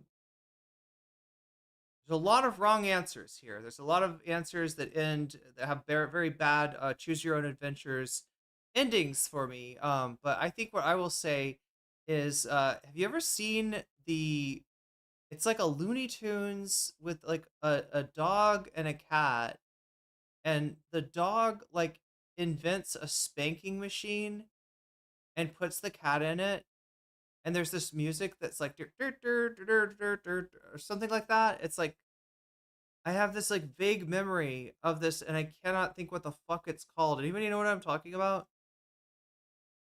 That's how I think the only like legal answer I can give you is that yeah, we should like the dog, we should invent some kind of spanking machine to punish this rambunctious feline. Right? Legally, though, we got to vote on. Congress should vote on the spanking machine. I'm not saying that I'm not saying that people should just like directly act and put together their own spanking machine. That would be bad of me to say, right? I've got to say that we should, vote for the spanking machine to punish the wrongdoers, right? There's a lot of wrongdoing going on. There needs to be more spanking. Right. And we can't do it we just have like, we don't want to like create another paramilitary force to just go around spanking MAGA people. So I feel like we should have a spanking machine to make it more efficient, right? Maybe some AI too. That like the AI will tell the spanking machine how to spank the pain receptors better. I don't know. We can't punish the Epstein class. No, that you're right, Emily. They would like that. That's the problem. The Epstein class would enjoy the spanking machine. Fuck, Donald Trump would probably enjoy the spanking machine. He'd get into it. He'd be like, I've been very bad. I deserve a spanking. Okay, no, I gotta stop. Let's put this on again. For the Democrats to succeed. Well, I feel like what you're saying would make more sense if Jill Stein had gotten like wait, what spanking machine did we have in the Biden-Harris campaign? I mean, maybe that was the problem. Are you talking about you're talking about like candidates, Burple, right? I was thinking like a misbehaving president who is embodied as a cartoon feline. And that the Democratic Party, if they want to succeed, they got to run as the bulldog that's going to invent the spanking machine that's going to tan the freaking booties of all the naughty cartoon cats out there in Mar-a-Lago and in the East Ballroom. God, chat, we can't let him. Okay, look. I don't know. I mean, I really don't want Trump to have the ballroom. All right. I really don't want this ballroom to happen. I hate the idea of like $1 billion being extracted while everybody's got to pay off their fucking student loans. But no, these motherfuckers get to just slurp $1 billion out of the treasury for Trump's stupid ballroom. This cannot fucking go on. This cannot happen. This must not be allowed. I don't care what kind of diabolical cartoon mechanism we have to come up with, chat, but I do believe that, some sort of a machine might be efficacious in taking care of the just endless list of butts that need to be spanked in the upcoming, Truth and Reconciliation Committee. 30% of the vote or something. I'd be like, well, okay, that's you have a point there, but like that's not what happened, right? It's voters are supporting a further right, more pro-Israel candidate. So it's a little bit hard for me to reconcile with the idea that. Can somebody tell me what the fuck this cartoon is though? It's like black and white. I think there's a dog. I think they're on like a high-rise construction project or something. Like one of those things where they're like building a building and somehow the dog like builds a spanking machine out of all the construction stuff. with like hands. It has like gloves on it.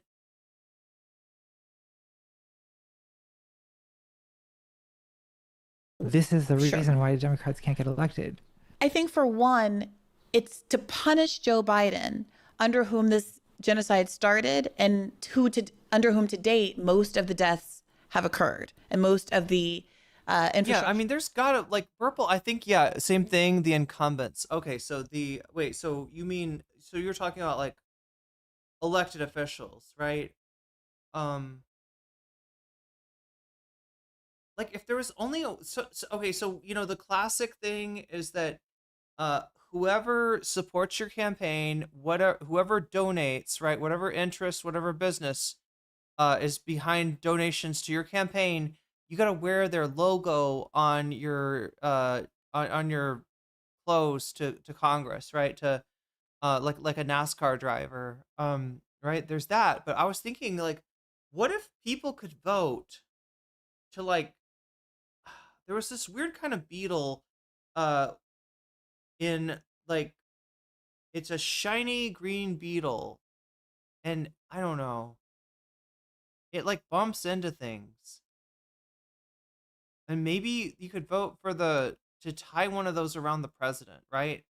So that there would be a constant bug like irritating him, right? Like bumping into his foot, like, ow, ow, what is this bug? Why is it bumping into me? And it's all like bzzz, flying around, right?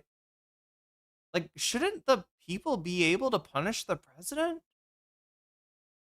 I feel like it should be like the Truman Show, sort of. And like, yeah, you vote for like the punishment, right? Or if you want to feed him something, right? If you like the president, you could press this button to be like the president gets a cream pie, and then this button, the president gets hit with a cream pie. Just classic, kind of what do you call it? Physical comedy? Is that what it's called? Structural destruction in Gaza has occurred, right? So it cannot go ignored. Like, could there be a glitter cannon maybe in the White House that goes off like in the president's face whenever the people vote for it? Do you think? Like, could we turn the presidency into like a reality show that nobody wants to be selected for? Oh, wouldn't that be sick? If in the future, like that was how people got their revenge on the political class, was they all have to serve as president, and the people like it's a reality show, and the people vote to torture them. Yeah, it's like slapstick, but just like with a huge violation of human rights thrown in for good measure. Yeah. That while you could anticipate that Donald Trump was going to do more of the same, and should have anticipated that Donald Trump was going to do more of the same, that doesn't justify in the eyes of many voters, including... Oh, Ophelia's got a good comment here. The protest voter has been the boogeyman of the lib, but the data doesn't show protest voters had a big impact. It's just a straw man argument. Yeah, and if anything, what's the difference between a protest voter and just somebody who's had their stomach turned, right? Like I blame the candidate, and I think that's the only sensible thing to do. The only person that can really do anything about this is not like Contrapoints scolding people on the internet. It's gotta come from the candidate. The candidate should be responsive. We need to be in a posture where the candidates we vote for, at like a bare minimum, support the overturning Citizens United, support taking back the country from moneyed interests, right? That should be the bare fucking minimum of what we support. And here we are arguing, that no, you didn't, Kamala Harris didn't fail you. You failed Kamala Harris.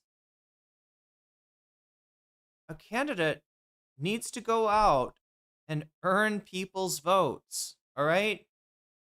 That's how people vote for you, not through being bullied. And yeah, I mean, to some extent, will some people vote as a lesser of two evils? Sure. But it's just not as motivating as a candidate that you really want. That's at least going to try to do something that is going to be good for you, right? That should be the bare minimum. It's crazy that we've put up with so little for so long. whose lives and families have been directly implicated by this genocide, voting for the guy who did it. So if I'm standing there, you know, stabbing you, I don't mean to like conjure violence, but you know, if I'm standing there with a can of gas having burned your house She's down, like, I've got a video about violence. and I'm like, vote for me and the other guy is going to burn your house down twice. I mean, you can imagine that you as an individual aren't going to want to vote for me. I just burned your house down. So I can understand the psychology of that for when you're the person whose house is being burned down. But I also sort of don't really see. So I don't understand how like Biden's stance on Israel is being effectively punished by electing someone who's even more pro-Israel.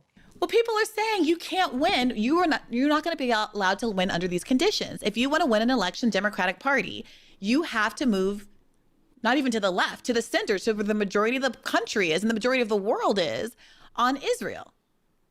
Because you understand, Natalie, that like in a Do you understand what this is? The private club that is the Democratic Party has like sold, you know, their influence off to a lobby. And they are bound and determined to stick to that position even as it becomes like a 20% you know, position, probably even lower in the Democratic Party itself. So glad the interviewer is following this train of thought too. elections, there's a bunch of people who are always going to be Republicans. There are a bunch of people who are always going to be Democrats, and they're fighting for this center group of swing voters. Yes. And anti-war Gooey sentiments, along with a lot of other sentiments, many of which, frankly, I don't align with, are preponderant among that group, right? And that was a real driving force in the electorate. Among the people that you needed to get to change, Gaza, anti-war, I mean, Trump has been cultivating a sort of anti-war, anti-interventionist personality for a really long time, right? One of the things he bragged about was being a president that started no new wars. Now, you can sit here and you can argue with that. Right. But like, Isn't it crazy that Trump said this shit about being anti-war, anti-interventionist, all the while obviously planning to do the opposite? Meanwhile, Democrats who, like, I hope know better than to start a war,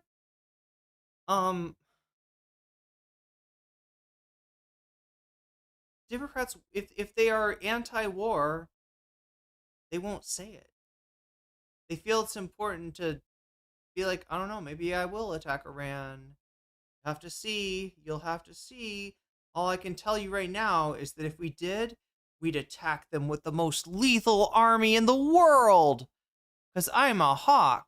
Yeah, they might as well just like dress up like a bird of prey and go caw caw. I mean, it's just like and they've always got to do this shit. It seems like the candidate that gets selected, right? You don't even get the lie from the Democrats. You don't even get the lie that, like, you know, we're gonna be anti-war like you get with Trump. You just get straight up, I don't know, we don't push us because we're close to the edge. Don't push us, Iran. Don't push us.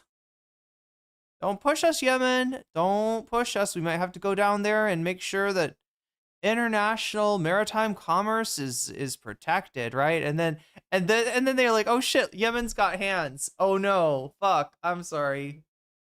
What did we do? To be fair though, Trump and Biden, I think, have had a go at Yemen.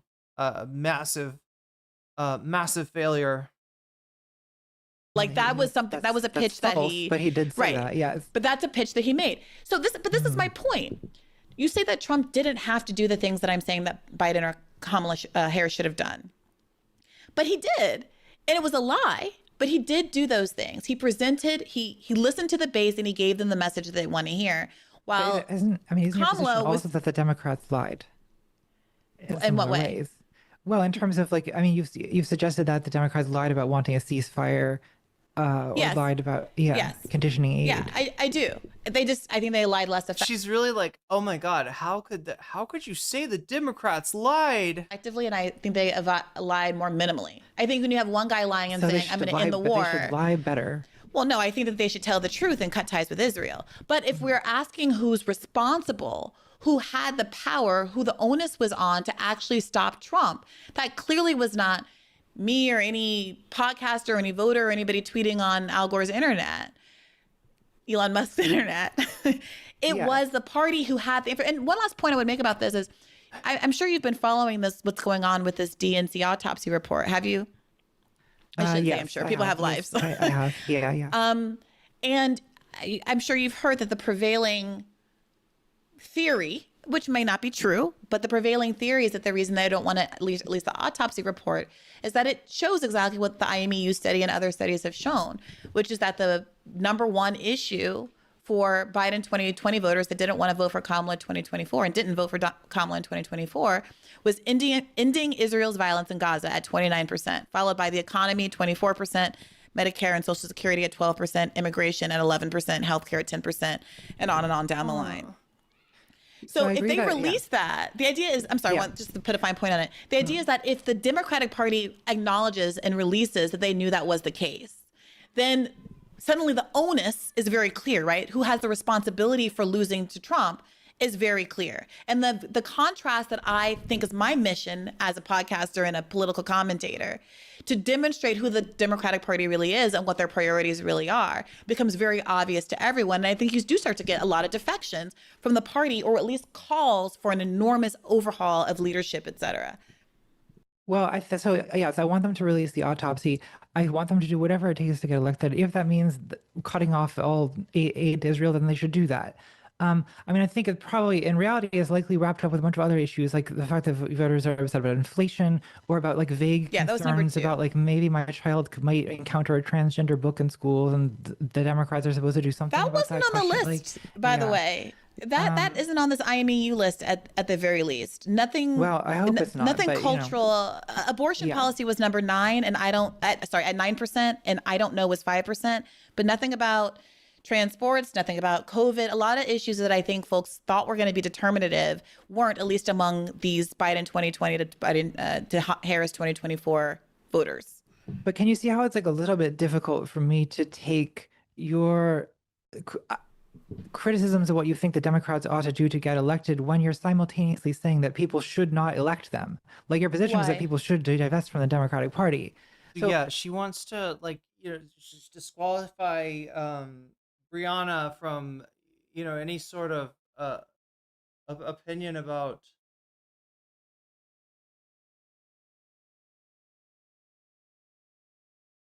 I think what's being missed here is that, again, what a rational person approaching politics should be seeking is not to put a name or a party in power. It's policy. It ultimately comes down to policy. Briana would like to achieve a policy that makes the living conditions of working people better. And she is, whether she I guess the easiest way would be through the Democratic Party. If that, like she said, her experience has been is impossible, then, she's, trying to build a third party. We could argue about the, wisdom of that. I still think that at the end of the day, if you're in a swing state, and there is a better and a worse candidate, you don't have to have any sentimentality at all, right? That's the whole thing. Is like people take voting as like, I don't know, like you're putting on the holy ornament of this candidate, and if this candidate is like a devil, or is made a deal with the devil, then you're getting cursed by that. You're getting cursed by proxy. Chat, I'm trying to add the Irene emote onto Twitch emotes. I should try to add it to YouTube too. I think we've got room there as well. Yeah, because you become a little quiet. It's not in your That's why for the Democrats to get elected based on your positions, right? You don't want them to win. What do you mean? Well, you don't want the Democrats to win, right? I think in an ideal world, given how hard it's going to be and how hard it already is for so many people, in an ideal world, I worked for Bernie for this reason. In an ideal world, a social democrat like Bernie Sanders gets elected. We get universal health care, a basic social democrat safety net, free education, and our little capitalist kingdom gets to tip along for another 100 years and save a lot of people from immiseration. I think that's what I was working for, along with so many other people in 2020. But what I learned your was current how position, unlikely that is. What I learned from yeah, go ahead. I'm sorry. Go ahead. I mean, your current position though is that people should divest from the Democratic Party. Isn't this sort of an energetic drain at minimum on the enthusiasm that it takes to be able to win elections? How so? Do you really think building elections on false enthusiasm is a good idea? Because it does not sound like that to me. That's crazy. Yeah, we just got. Did anybody have pep rallies at their high school? Maybe somebody disagrees with me on this, right? But my high school, and I think my middle school too, there were like pep rallies where like it was like when the team was playing a game, I think was when it would happen. And you'd have to like go to the gym, and like you were sitting on the bleachers, kind of the captive audience of the cheerleaders and whoever else was there, and it was like mandatory that you are like, yay, team, I am a student at this school and I support this team winning, and it will be good when not the enemy team, they're bad, they're going to lose, they're going to be sad, they're worse. Our people, they're good, they're better, they're athletes, they're real ones, right? Do you anybody remember this shit? Like, you can't be like, you can't like make fun of the cheers, right? You gotta sit there and be like, and pretend to like be, and that was the whole thing that kind of fucked with me, is like, yeah, sure, if my friend's like on a team or something, do I want to be there to support them? Yeah, absolutely. But that is from the heart. That's not something that, anybody has to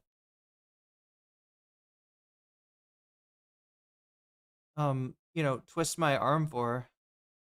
Okay, chat, it's going live. It should be going live right now. It's called NoCom 1 Kawaii Irene. Oh wait, do we do it with capital letters? Oh my god, chat. NoCom 2, I think it's supposed to be capital letters. I'm trying to remember how this works. Kawaii Irene. Okay, there we go. That won't be hard to remember how to spell. You have a new tier 1 emote. If you have a sub to the channel, you can now use the Kawaii Irene. It's yours. Okay. So anyway, let's get back into this. Sorry, I was quiet for a little bit, chat. I was just like trying to get I promised someone in chat. Was it you, Burpel? I promised someone to add the Kawaii Irene to our tier 1 our tier 1 emotes. That's anyone that's got a sub can use these emotes, and I just remembered to do it.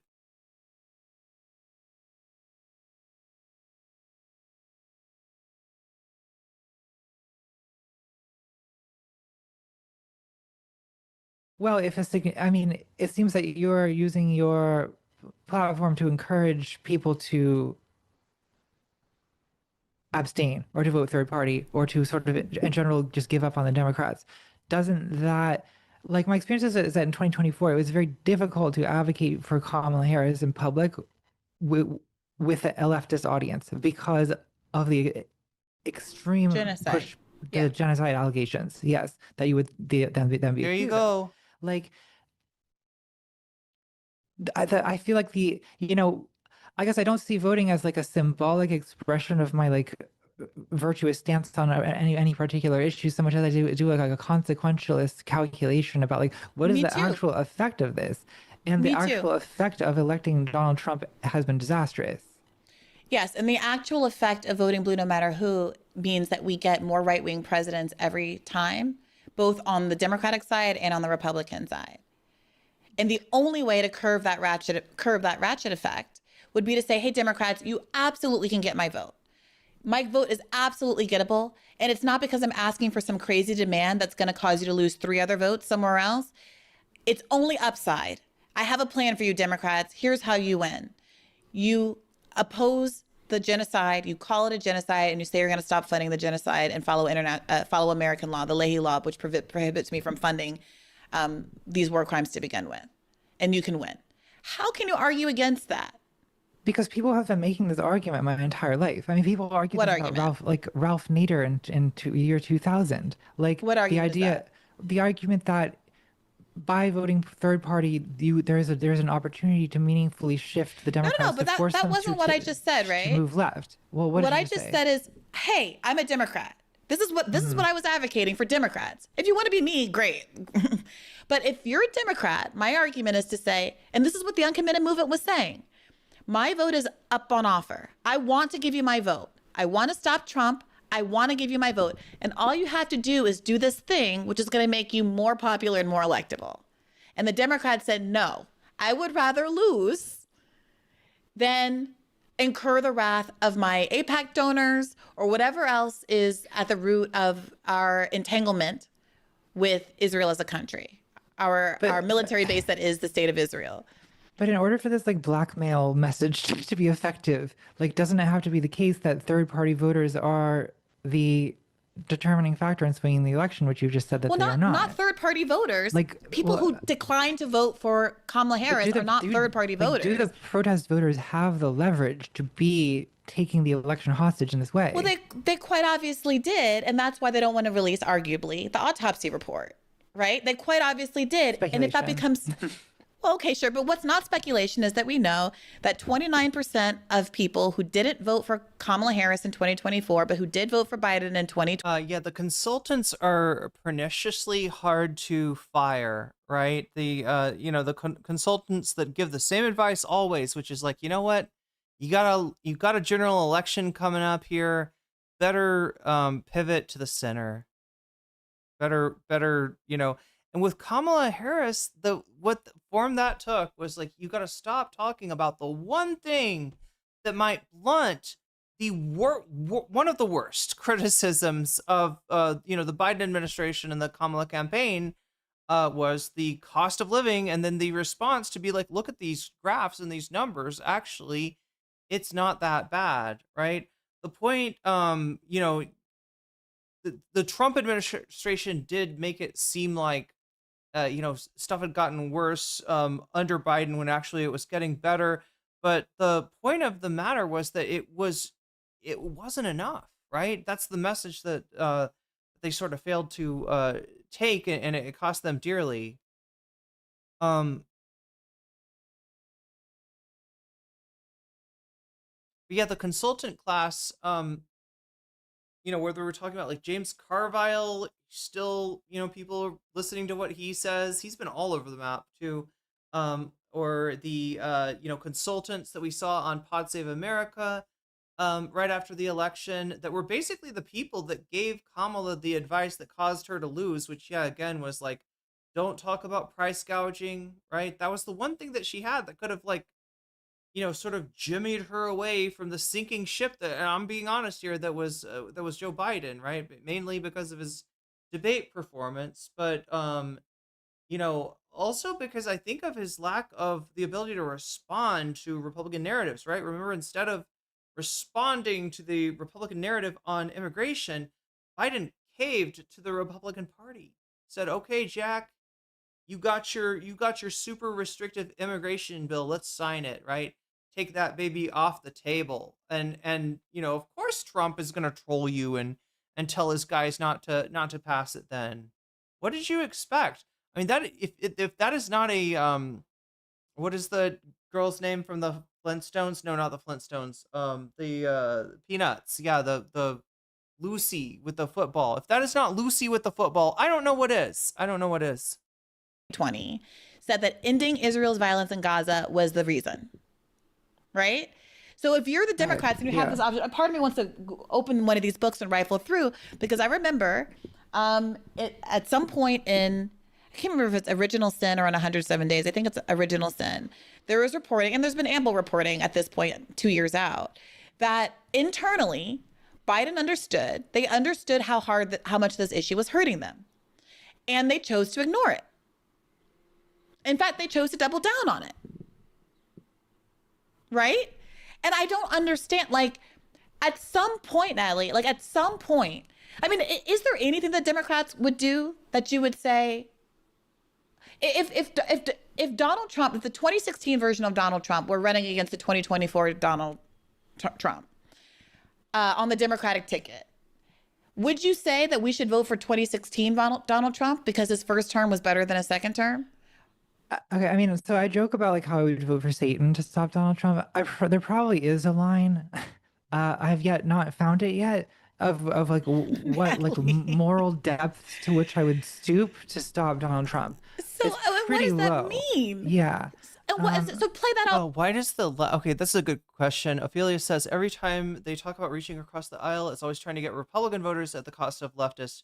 Why can't the left be the big tent? Because Republicans will vote Republican. So here's the deal. The reason that they don't campaign the way that you're talking about there, Ophelia, is if they do, then they are responsible to pass legislation that's not going to be popular with their donors and with people with power. And they don't believe oftentimes in the party line. They do not believe in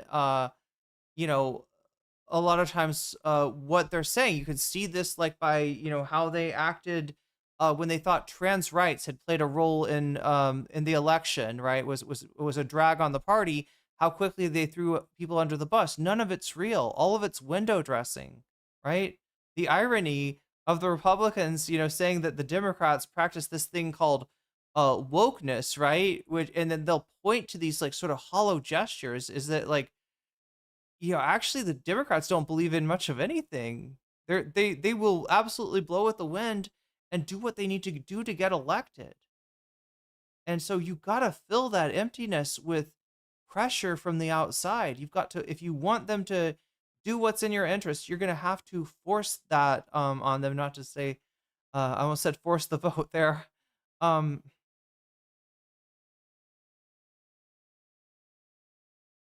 But yeah, so often the Democratic candidates, the Democratic officials, they don't, all too often they don't believe in what they're saying, right? And that shows through, right? They talk about an authenticity problem.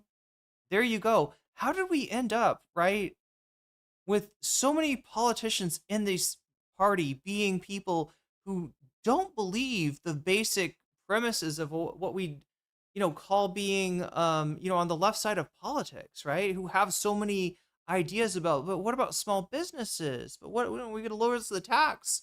We're going to lower the tax on if we lower the corporate tax. Like they have so many like ideas that are just fucking Reaganomics.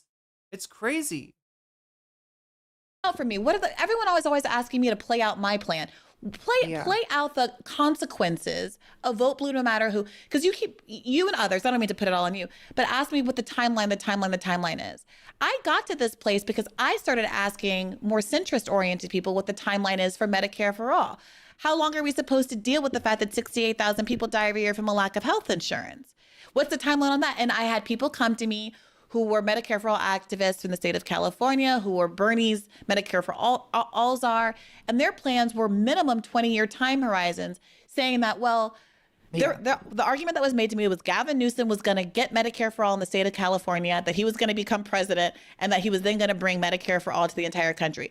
Gavin Newsom doesn't even support Medicare for All anymore, obviously. Mm-hmm.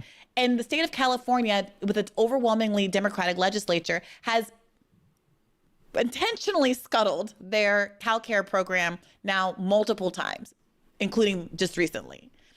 So at a certain point, I mean, let me maybe ask it this way, Natalie. How much do you think that donor influence and corporate interests are determining the policies of the Democratic Party? Well, they certainly have some effect. I think I maybe don't think they have quite the level of effect that you do, because yes, they have some effect, but they also, like, at the end of the day, do still need to get elected, right? So I don't think there's an infinite capacity for corporate influence. Like, there's a limit to how far you can push it where people will stop supporting you. This is kind of my point, that we saw that limit with Gaza and they didn't care, right? Like, Democrats have tried over the years to like, I mean, Obama came fairly like with the Affordable Care Act, they came fairly close to getting not Medicare for all, but a single payer option. Well, It was Natalie, fairly no, close. but they being did- shot but down they by did Joe it. Lieberman. Wait, whoa. Is that even right? Chat, here's what I remember. Obama didn't go for single payer. He could have. He intimated that he might. I think what Obama started with was the public option, right? As in his initial negotiating position. Not what he's going to get, but his initial offer, right? To try to bargain with was, I believe, the public option. And it was, yeah, Lieberman scuttled. Oh, wait, no, I think they did try to put in. Did they try to put in Medicare for all into the language, like, independent of Obama? And that's what Lieberman scuttled. But I think that.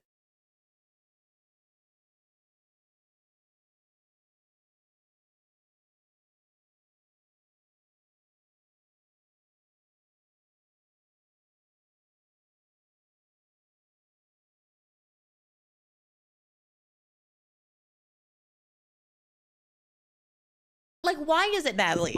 Yeah, Christ Elijah, I don't know. She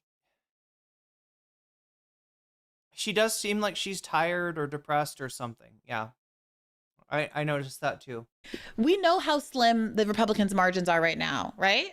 Yeah. And yet they managed to do everything in the world. Why is it that Barack Obama had a supermajority? When we say it was scuttled by Joe Lieberman, we're saying that he was the 60th vote in a supermajority. Yes. And why is it that it seems to be the case that Democrats are always 1 or 2 votes shy from doing the thing that 75% of the country wants them to do, but Republicans always manage to push through the thing that only 20% of the country wants them to do? Well, do you think that, I mean, do you really think that like Nancy Pelosi, for example, didn't want single payer? Like, I think that she did. Yes. Like, I think that this genuinely I was. don't. You don't think that she did? I don't think that Democratic leadership, Nancy Pelosi, whomever, I don't think that Democratic Party leadership wants single payer. Absolutely not. I don't think that's supported by Nancy Pelosi's actions in 2010. How so?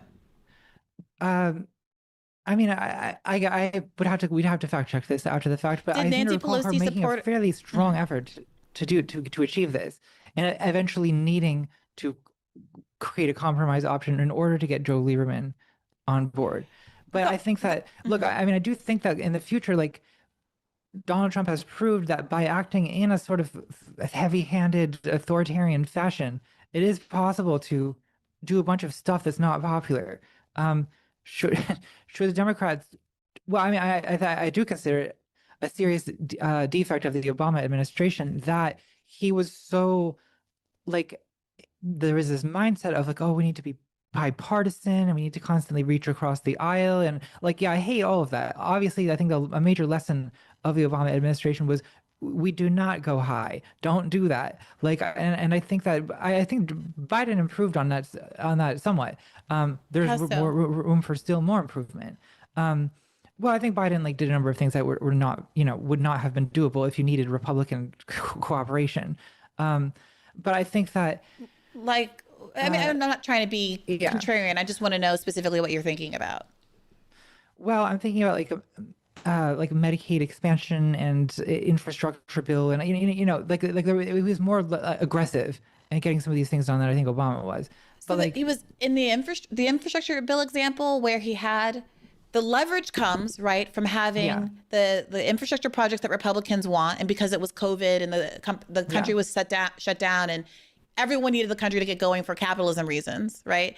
So we took all of that stuff that even Republicans wanted to vote for, bundled it with a bunch of stuff that were Democratic priorities because they were social spending priorities, and then broke those two things apart so that Republicans could get what they wanted without having to do all the Democratic. Like, that was the Build Back Better bifurcation dance that even AOC called out, right?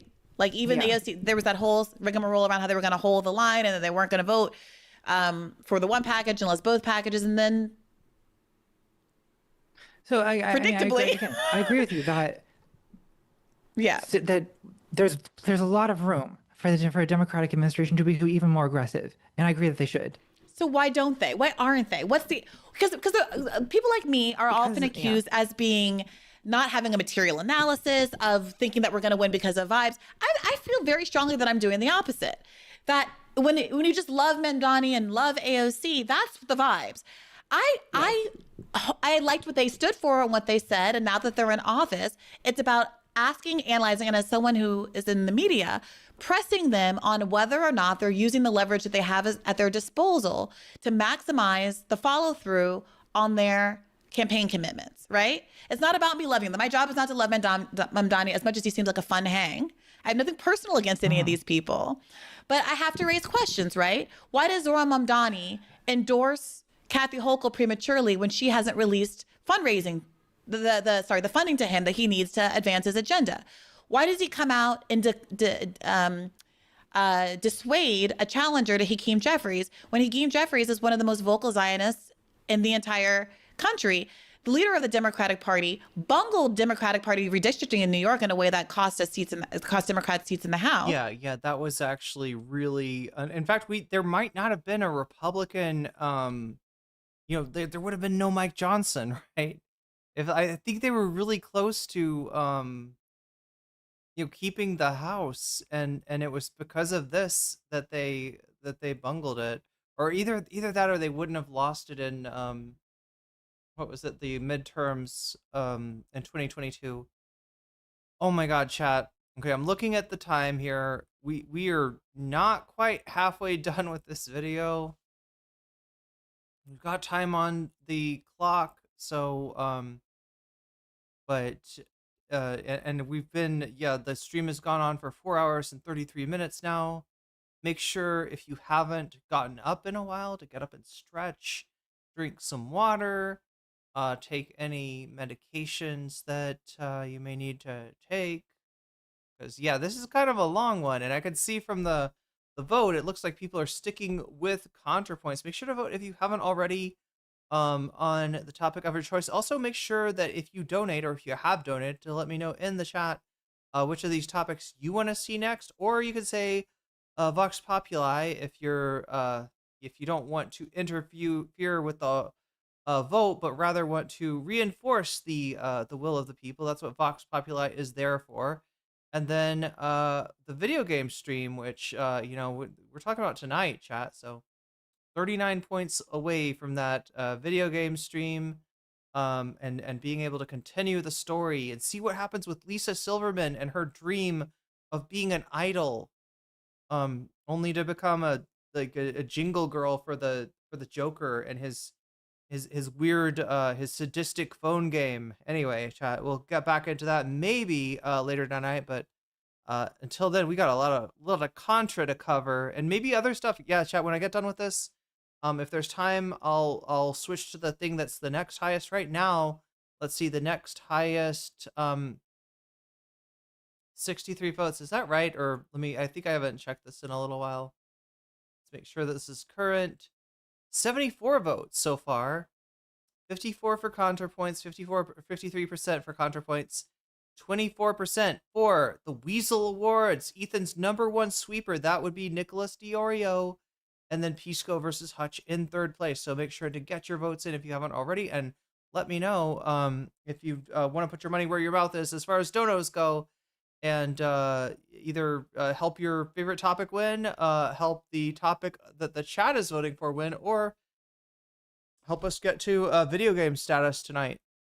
And also did not support Zohran Mamdani's we're almost there. Campaign, even after he won the primary.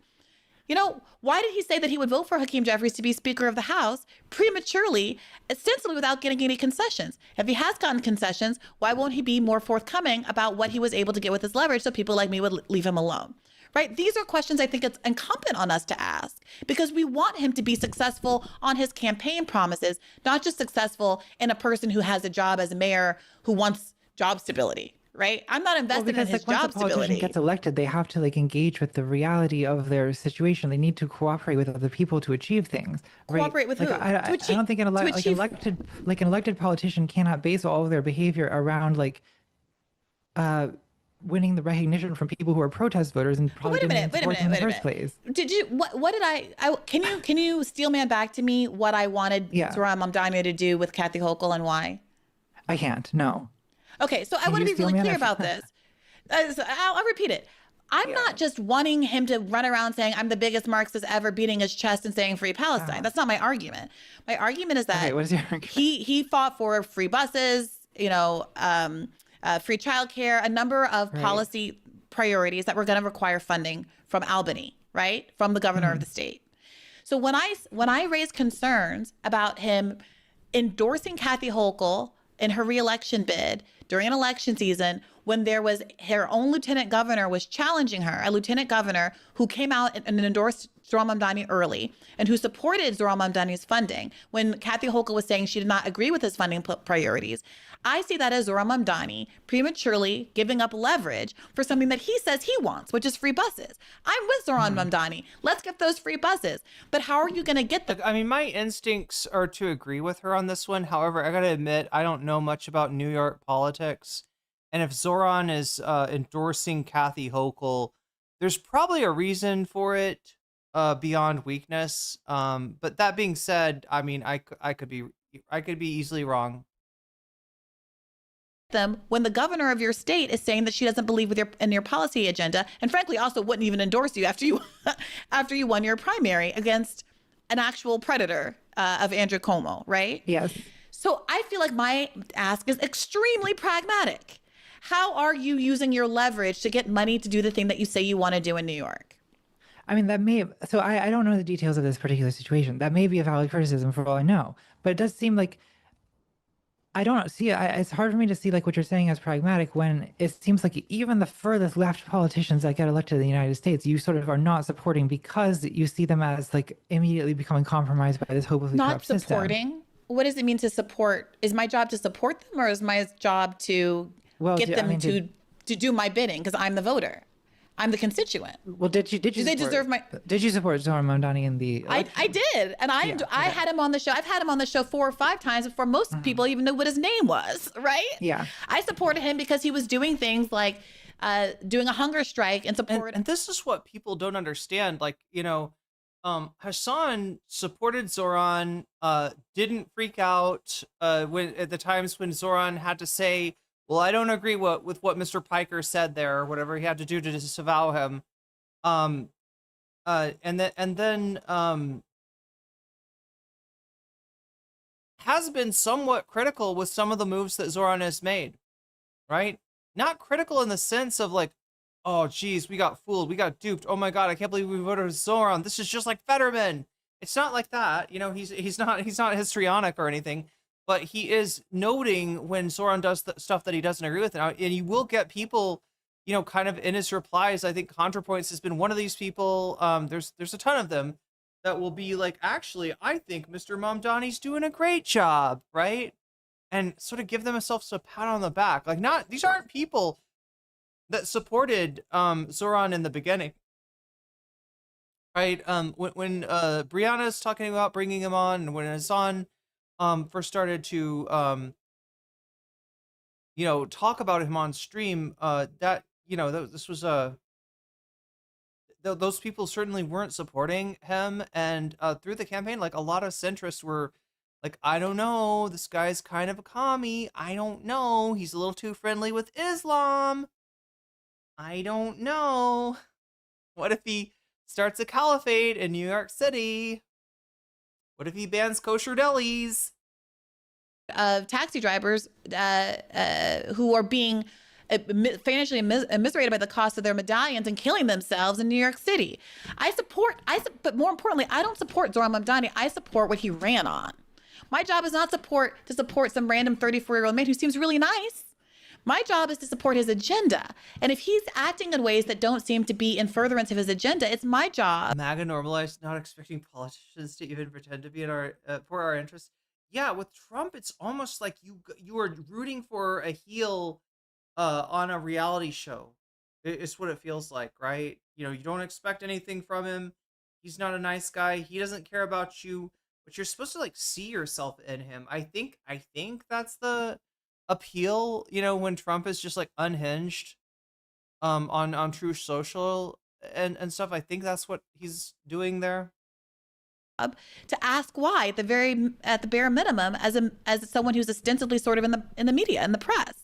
Well, and it's your right to ask that. But I do feel that like this is like we're talking about this kind of feud between people on the very far left of American politics, right? Where I mean, and you can sort of do this. You can do this when it comes to, especially to something like the mayor of New York City, where it's like, yeah, I mean, New York City is on the far left of the American political spectrum. But when it comes to like a national presidential election, like this type of thing is like, so I don't know, don't you? I see this as like so far on the left end of the spectrum as to like sort of not be relevant to winning like median voters.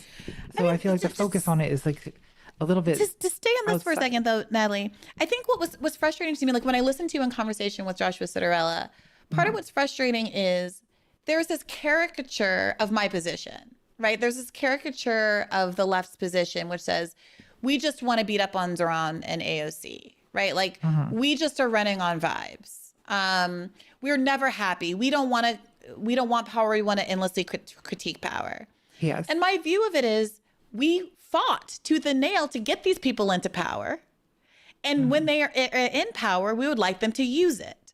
And I choose not to speak about liberals in this way because I don't know how constructive it is. And so many of them are kind of organically coming around to my position because of what they see the Democratic Party doing and not fighting and not being a resistance party. But I could easily characterize liberals as being exactly what you claim the left is, which is not caring about power, right? Because Zoran and them, they have power, but only caring about kind of abstractly sitting in those seats without actually wielding power.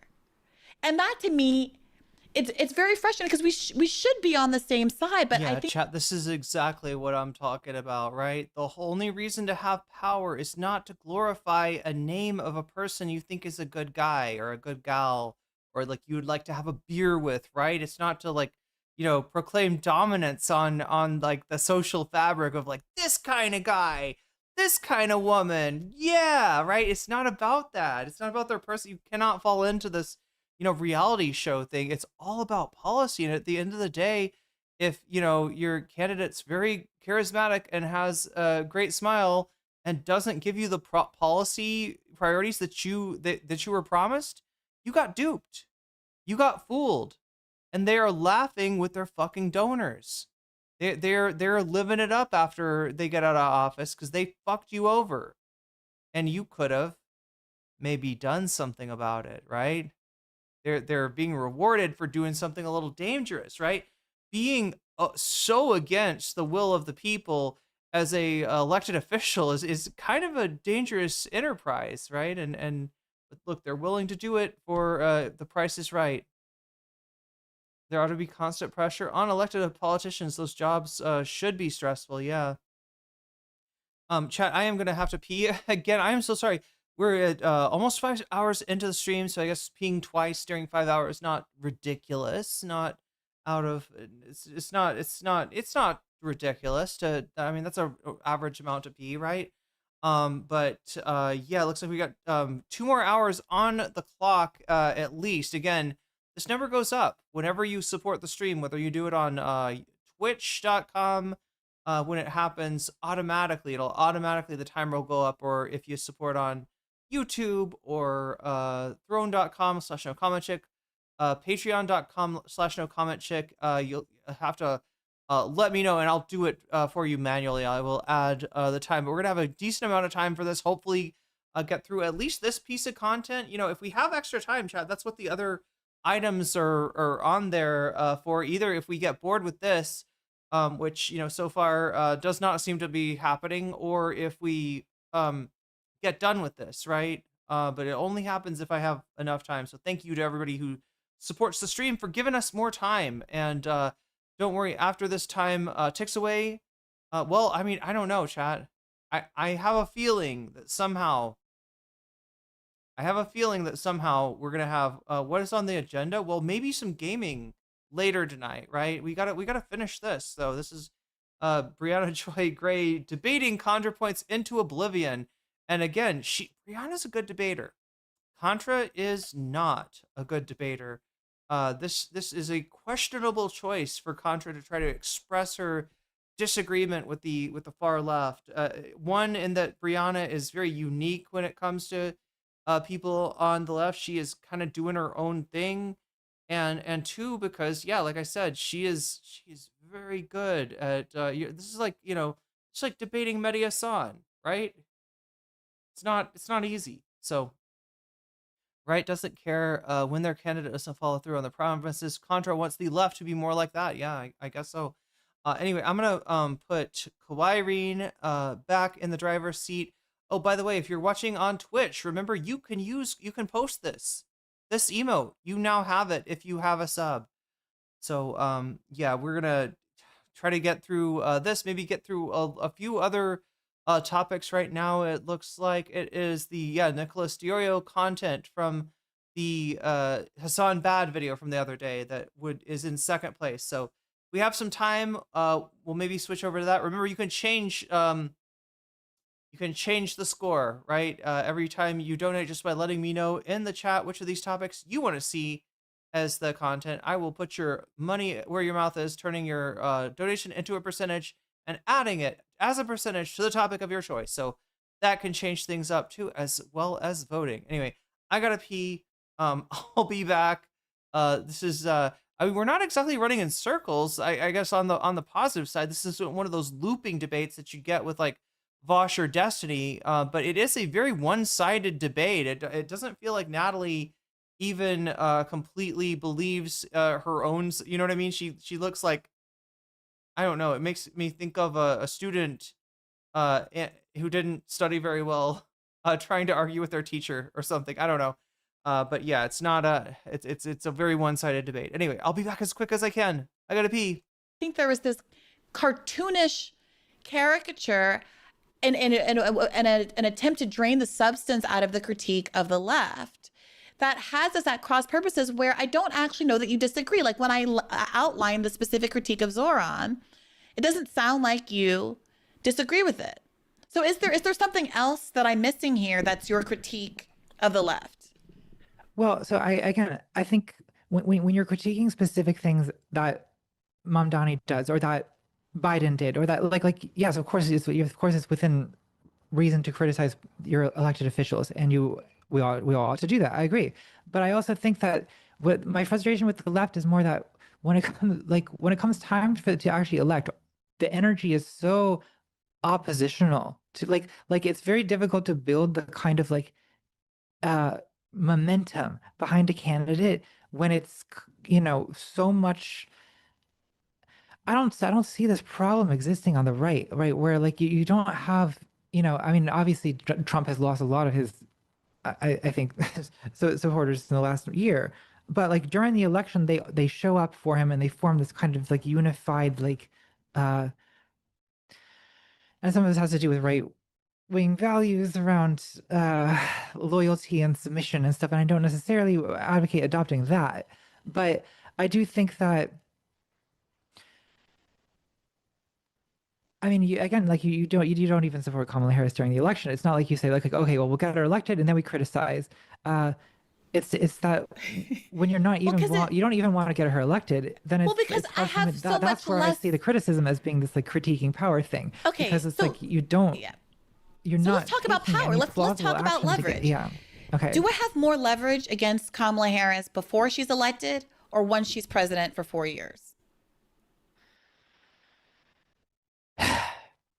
Well, in this, I mean, I see what you're saying, like as like a protest voter threat, but I don't know. Do the Democrats take that threat seriously, or is it like is it tendency to instead? Because I feel like this is where I keep getting back to. I feel like a lot of Democrats feel that when the protest voters are sort of unwinnable, are sort of like never happy, right? Whereas there are like centrist median voters that are more winnable, right? And that's, I think, how has that been panning out? And it tends to be the reaction to losing an election. And right? How is that panning out?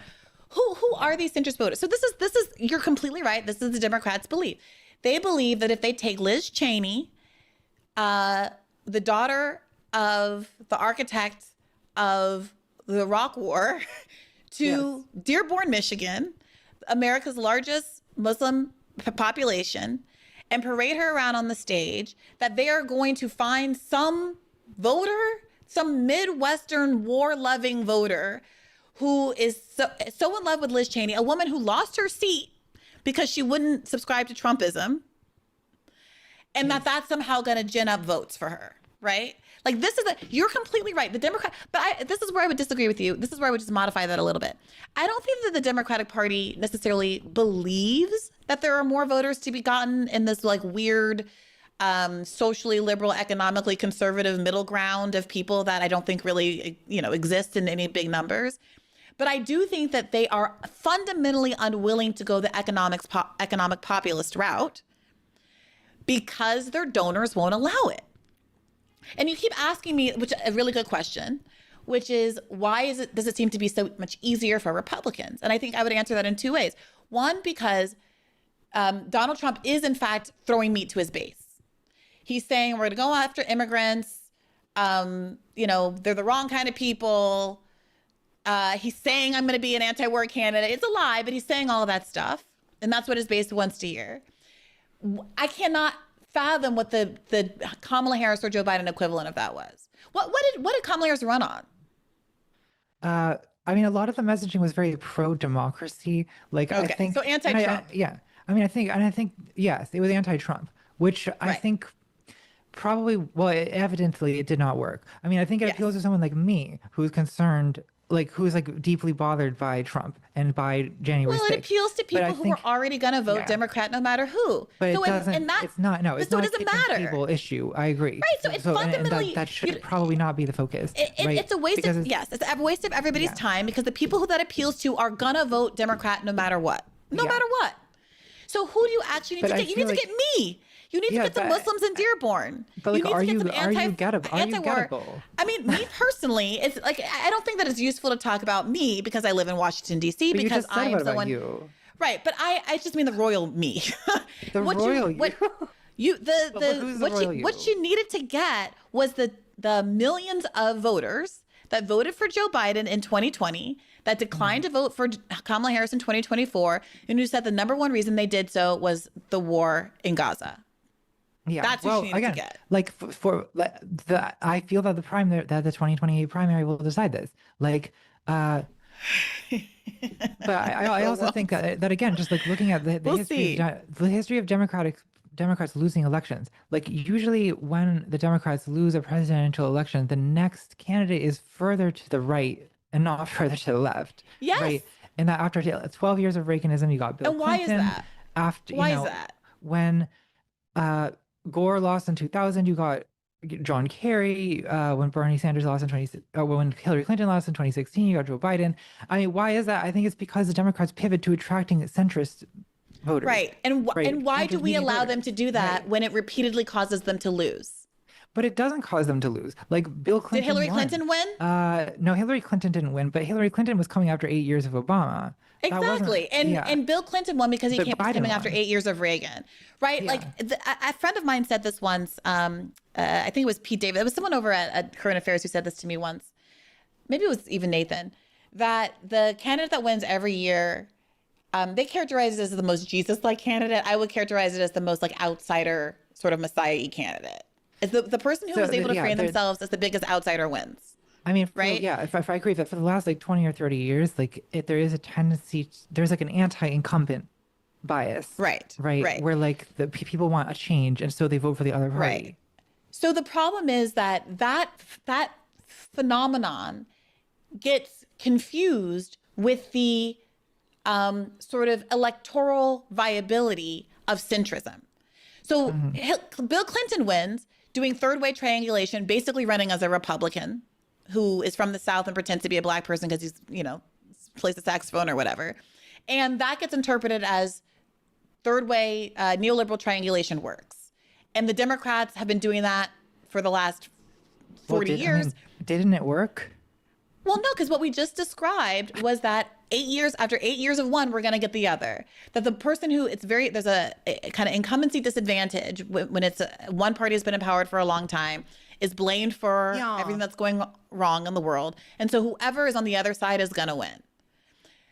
Like, we just agreed that that's the case, right? We just agree that that's a phenomenon.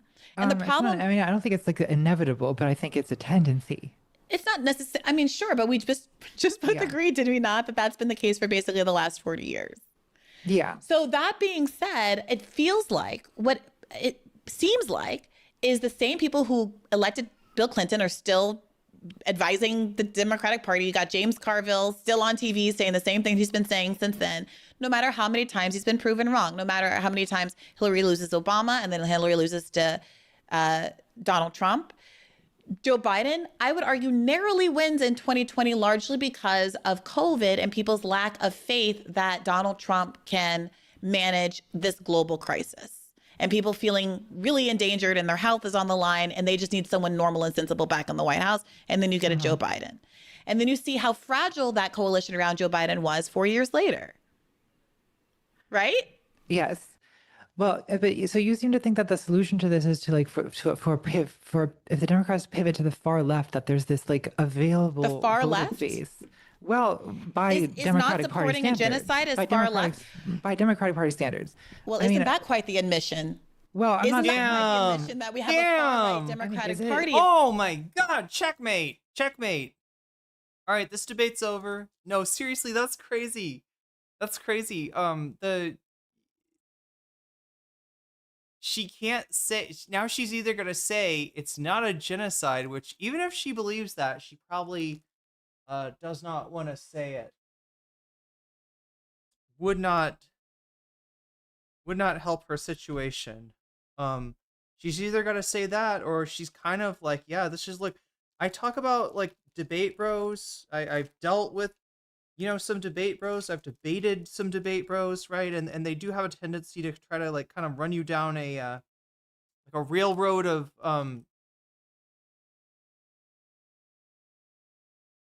logic where the end of the railroad is you being like, so therefore you agree with my, with my side of the debate, right? And you're like, oh, I guess you were right. I guess I'm stupid for taking the other side. Okay, good point. Yeah, thanks for proving it to me, right? Usually like one or more of these logical steps is flawed, but they will pretend it's not. But yeah, I mean, here it is. Like she's literally been kind of painted into a corner. There's like, again, like nowhere that she can go from this, and she's probably just gonna kind of quietly back away like she has from so much else. Yeah, like I said, very one-sided debate. Natalie is not a frequent debater, and she's not a particularly adept debater, and this is what happens when somebody who loves to debate is almost as much as Sam Cedar does. Has there ever been a Brianna Joy Gray versus Sam Cedar debate? Did they ever debate about like force the vote or something? If something like ending a genocide is considered to be far left. Well, I don't think necessarily that particular issue, but so Medicare for all, raising the suggested minimum that- wage. I don't know. To be clear, I don't necessarily think any of that is far left, right? But like, it's populist. It's your centrist position politics. Seems to be, yeah, but your position seems to be that like there's this sort of like available untapped voter base that will manifest if the Democrats run on these issues. But why doesn't that voter base manifest in the primaries, I guess is my question. Well, you in 2016 refuse to acknowledge the 2020. riggedness of the primaries. Yeah. You refuse to, so I don't know what to tell you. That the primaries are rigged, but I just Well, feel it's not that my you're- position. I It's feel the people who argument- rigged the primaries position. They were openly admitting it at this point, Natalie. I feel the argument that the primaries are rigged is like, I feel like the evidence does not rise to a level where I feel like rigged is an appropriate description for what happened. Well, how would How long has Contra been in the game? I don't know. I feel like I'm trying to remember because I did watch the Contrapoints channel when it first started out. It was like recommended by somebody that I already followed. And a lot of it was just her with a 40 just kind of ranting. Like she'd be drinking a malt liquor kind of weirdly, like performatively. Oh, this is the irony. If you were a Contrapoints fan from the very beginning,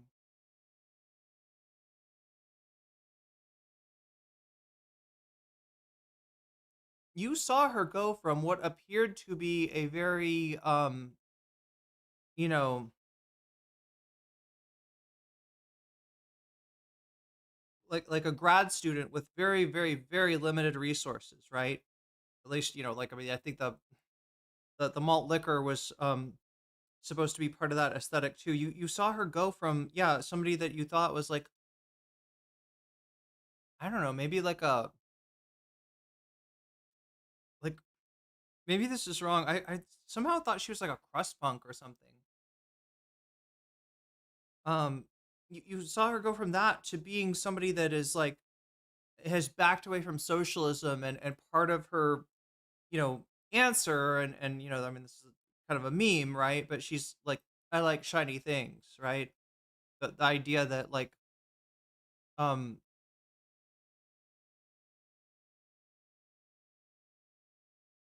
the idea that allowing everyone to enjoy the fruits of their labor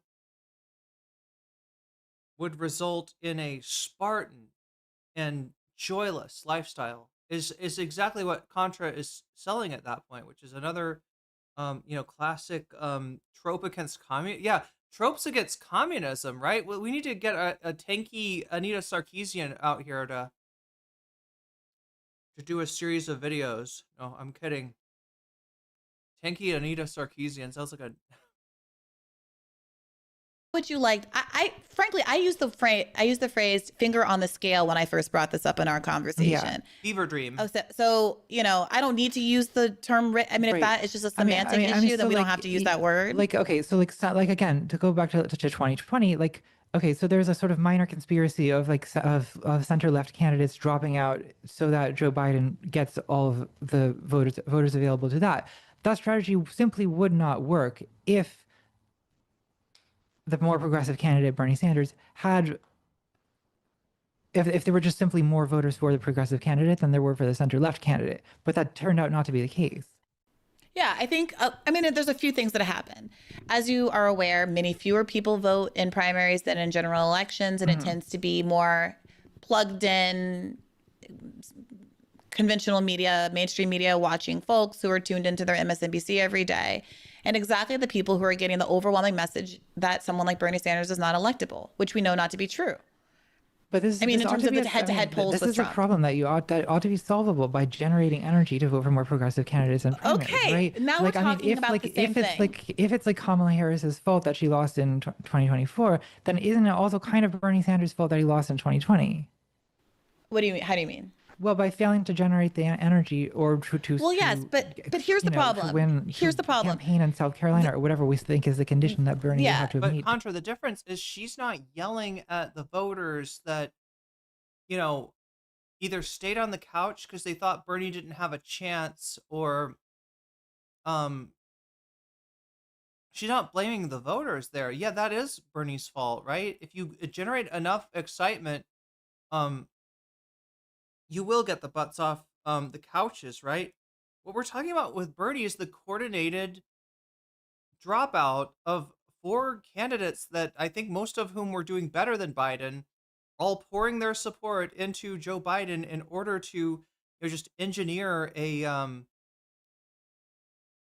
a pitfall and a media narrative that Bernie was ultimately unable to overcome. But it was only through the coordination, through Barack Obama making that boss call in the middle of the night, telling these candidates, your campaign is over. And that should bother us. There shouldn't be a Barack Obama in the party that can just like annul people's campaigns, right? I mean, it's still possible that they could decide, hey, listen, we got a lot more in common between each other than we do with Bernie Sanders. Let us, let us all drop out except for one, right? If it was that, but no, this was the boss call. This was the party establishment actually reaching its hand out to prevent what would have been very likely a Bernie candidacy, a Bernie Bernie as the chosen candidate to win. The problem of how to overcome the media, and I don't want to overstate, I really want to say it was like $70 million worth of earned media that came out of Biden's South Carolina win.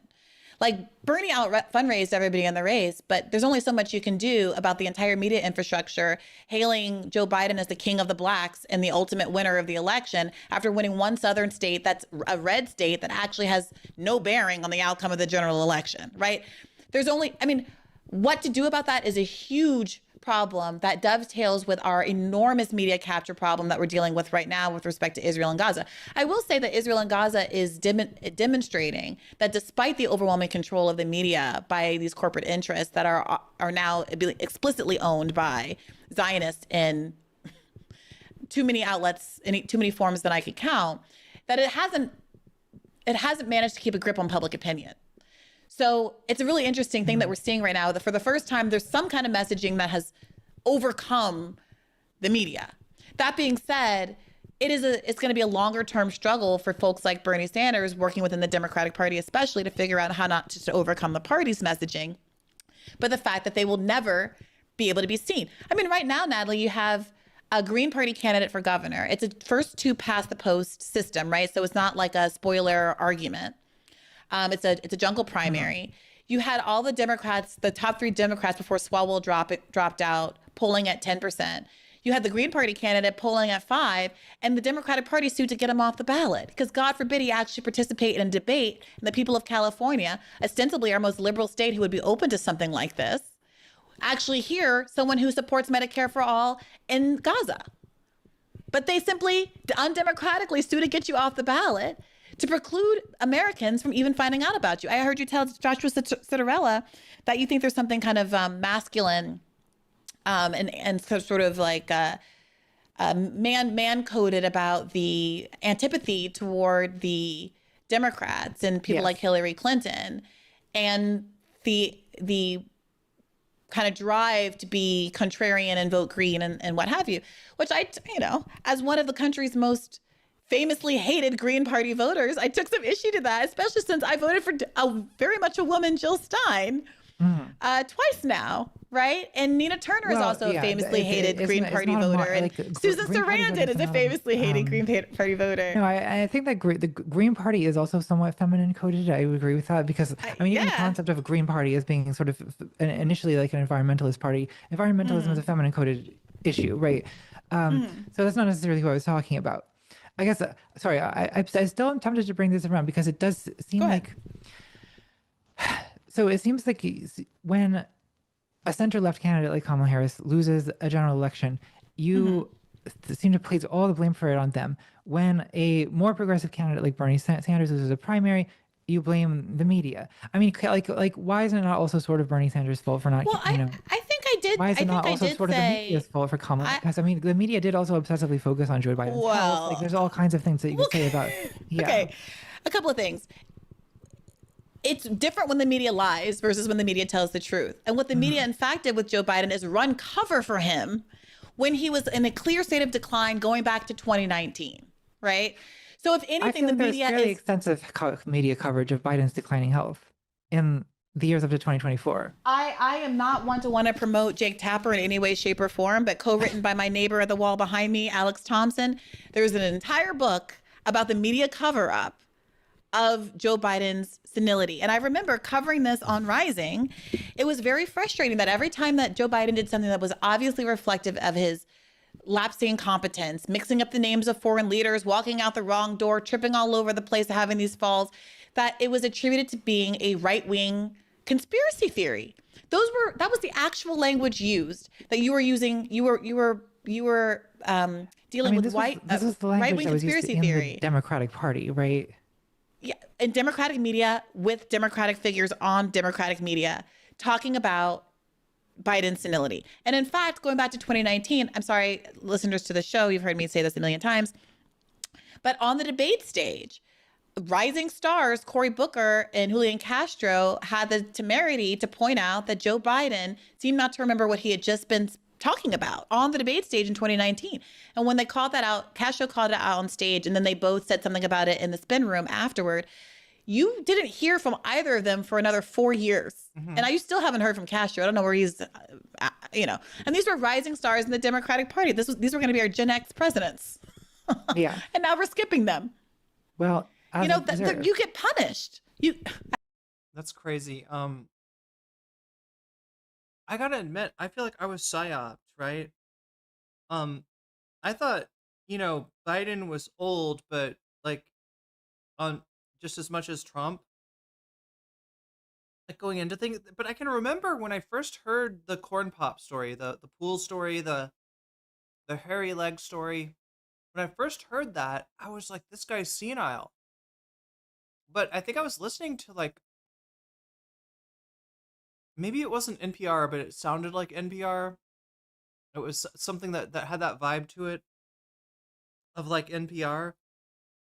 And it just, I think it was like the effect of everybody being like, oh, look at this. He's so good with kids. Oh, look at this. He was a hard worker, out of high school. Like he worked a summer job. That's very, right. This is part of the Biden mythology is that he is from Scranton. He rides the train. He's a little bit more like you and me. He's a little bit more working class. This is how Biden is packaged and sold. I'm not sure how much of it I believe, but yeah, that the whole hairy legs thing like should have been our first clue, right? That was the first thing I saw, I think, of the Biden campaign. I was like, Biden? Who wants to vote for Biden? I was like seriously thinking like that's the fact that they're taking him seriously made me think, okay, well, I mean, I guess this is like considered like charming grandpa shit, right? And no, it was like early signs. It was early signs of what was to come. As they deserved. I mean, like, I'm not sitting here obviously rooting for Cory Booker or anything, but I mean, yeah.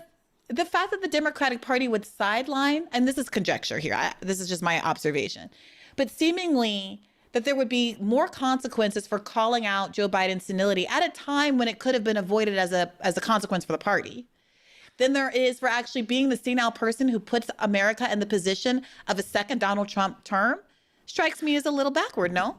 But yeah, I remember what she's talking about, right? And this was a moment where I think they snapped back. Like people treated I don't know if it was I think it was like the media. Like they just came down on these two candidates that brought up Joe Biden's senility. They were like, we do not conduct ourselves like this. They just like, yeah, they seriously like washed them out of existence. Remember when the Skibbity Biden, did he actually put out like a brain rot video, or there was like a Steve or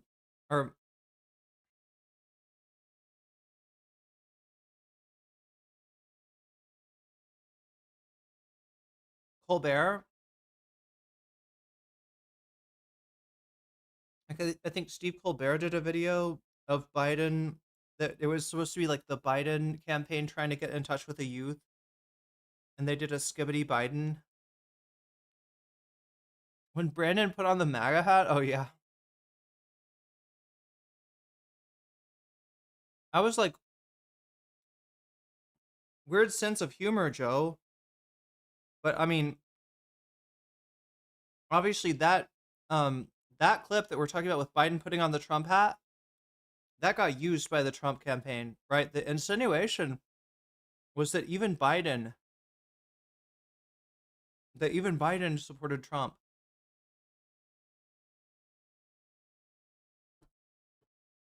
That somehow the Democratic Party and Kamala by proxy had done him dirty, and this was his revenge.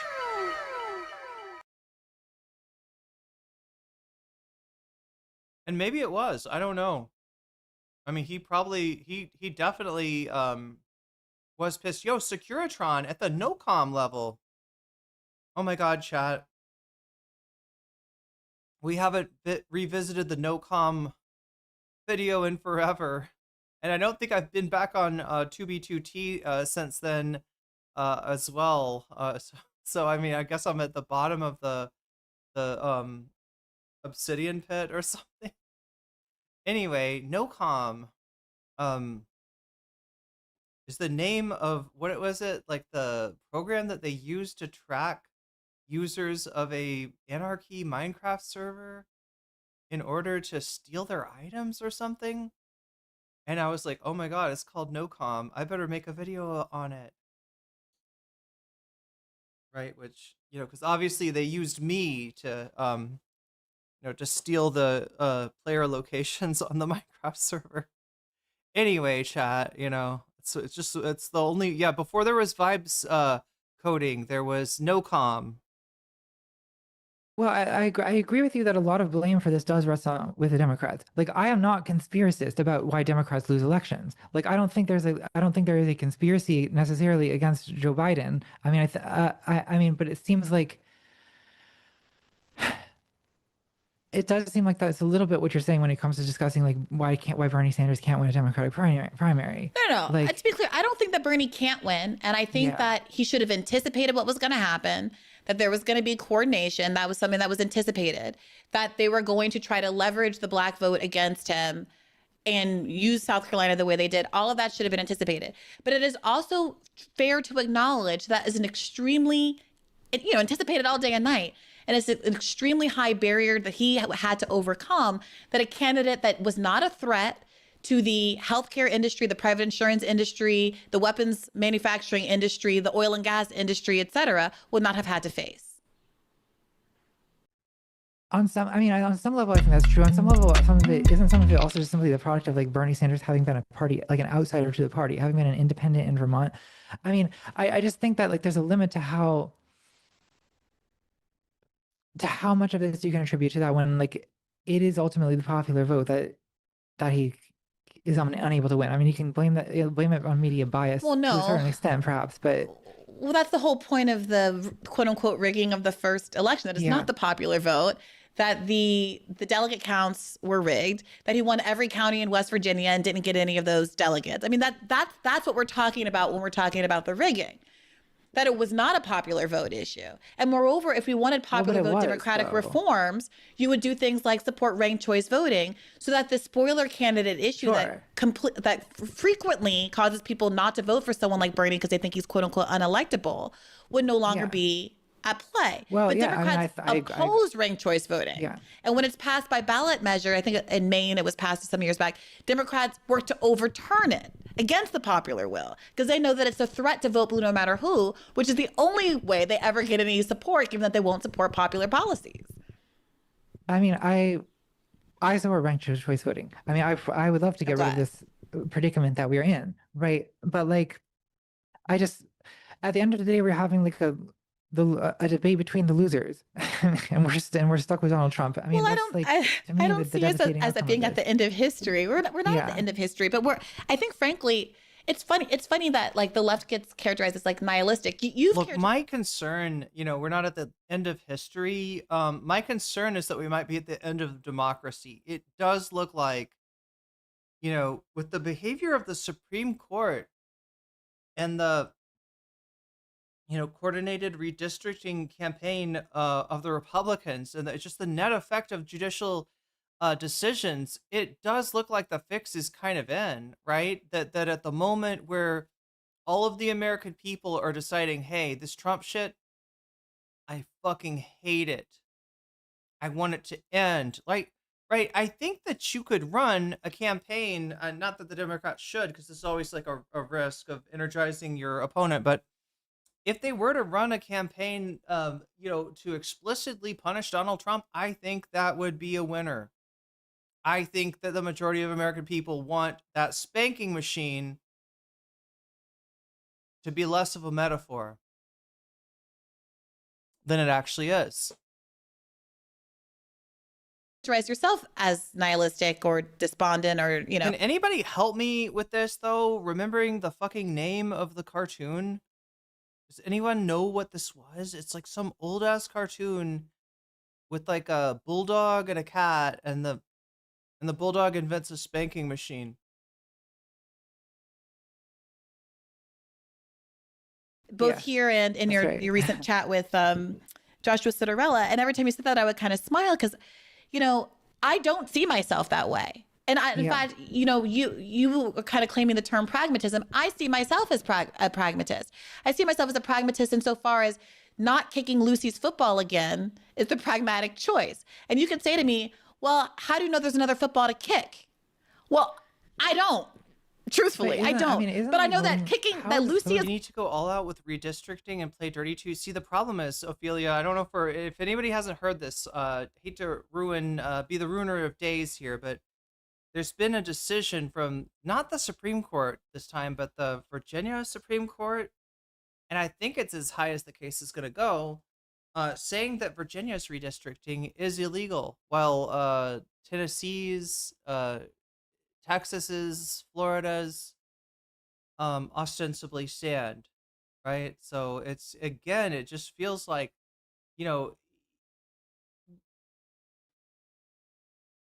if Donald Trump hadn't gotten elected in 2024, he would be being sentenced right now. Chat, speaking of the spanking machine, in a parallel universe somewhere, Donald Trump has been convicted of one or more of the crimes he was indicted on.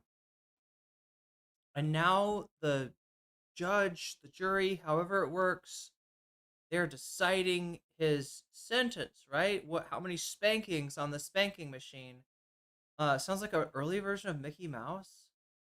Yeah, it is old as fuck. It's definitely like a black and white, I think, cartoon.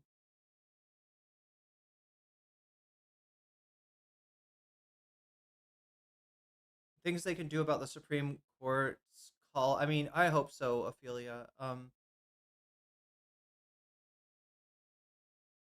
Yeah, I hope they can do something, because yeah, it's and anyway, I mean, I do think it's gonna be on some level like too big to rig. Like, I don't think there's any way the Republicans are keeping the House. Some of their gerrymanders, I mean, I don't want to be too copium about it. It's bad when they do it like a mid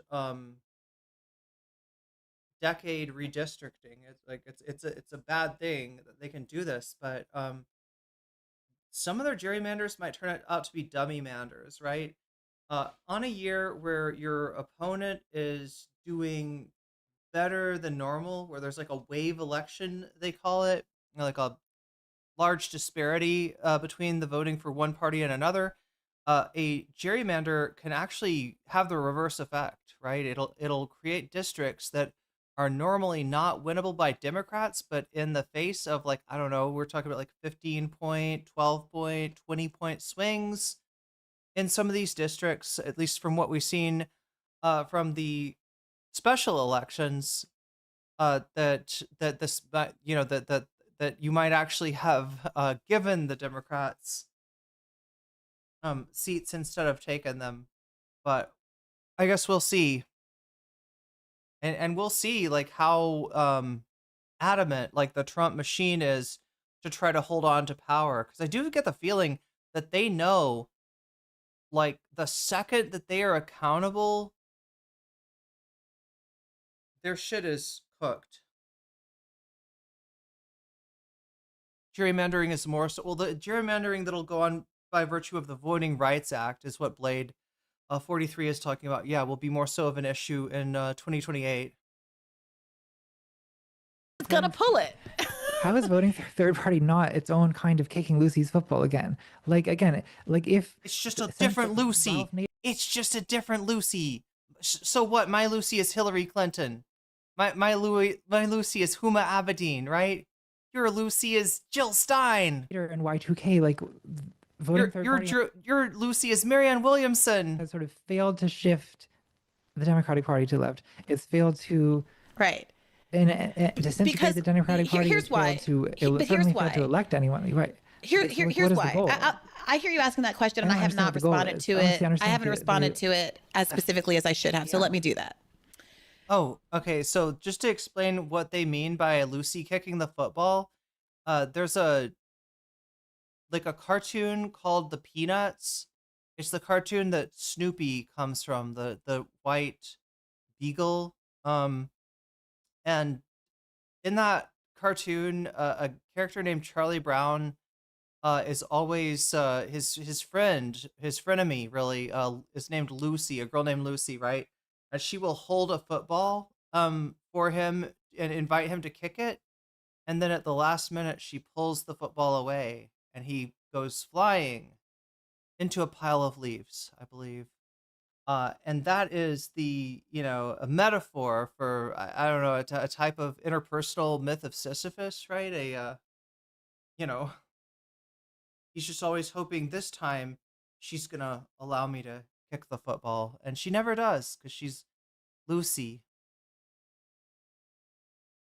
Oh, Beagle.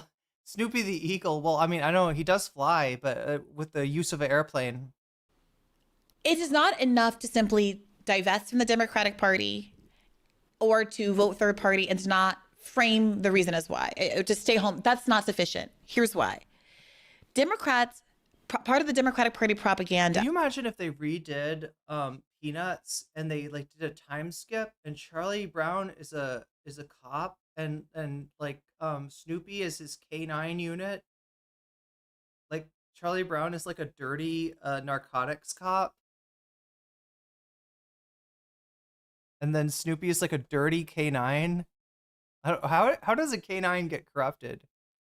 Probably with doggy treats, I would guess. Why would he be a cop? Doesn't he look like a cop? He's kind of cop coded. The cat version of Snoopy is to characterize non-voters and Green Party voters in such a way as to insulate themselves from having to be responsive to those voters and moving in the direction of those voters and get away from the direction of their donor base, right? Wait, Snoopy has been the cops before in some episodes? So this is the whole... They were doing propaganda with Charlie Brown? The whole thing we're talking about with Uncommitted and the obviousness of the role of Gaza and why they won't release probably the DNC autopsy report. But this has been the case since a long time before Gaza. If the public were to wake up to the fact that elections are winnable, and in fact are winnable by FDR numbers where you're winning every single state by Democrats, but that the Democrats are declining to do so, that's a crisis for the credibility of the party as a whole, right? So what they do historically looks more and more like you are paid losers, right?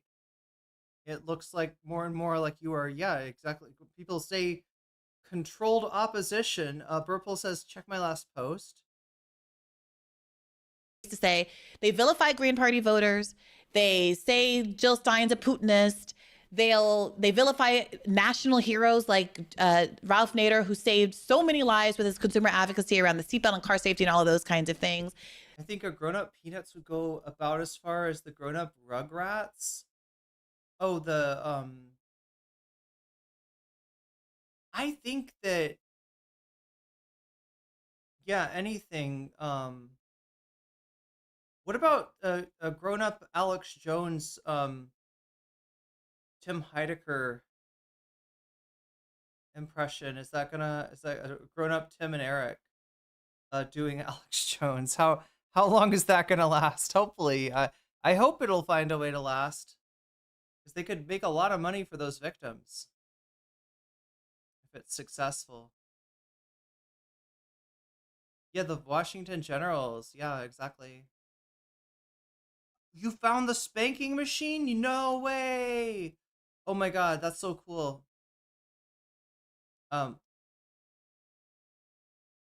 Liberal, liberal, liberal, liberal, liberal, liberal, liberal, liberal, liberal, happy fun, la la la, human smuggling, fentanyl deaths, forced government euthanasia, chopping up children's genitals, la la la la la, la la la la la, la la la la la la.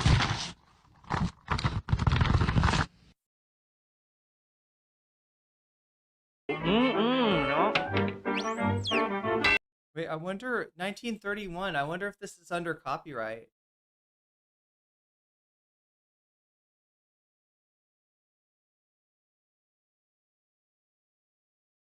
Oh no, it's a spanking machine. Wait, I don't. This is a Betty Boop.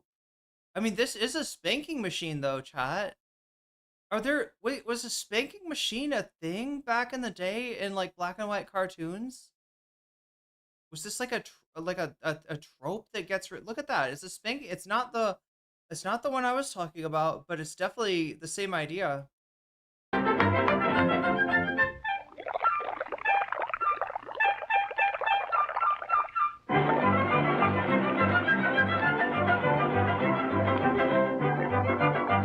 So it's like a spanking machine for a purpose, right? And it's just just a few seconds of the. Oh, it's like he's kicking a door.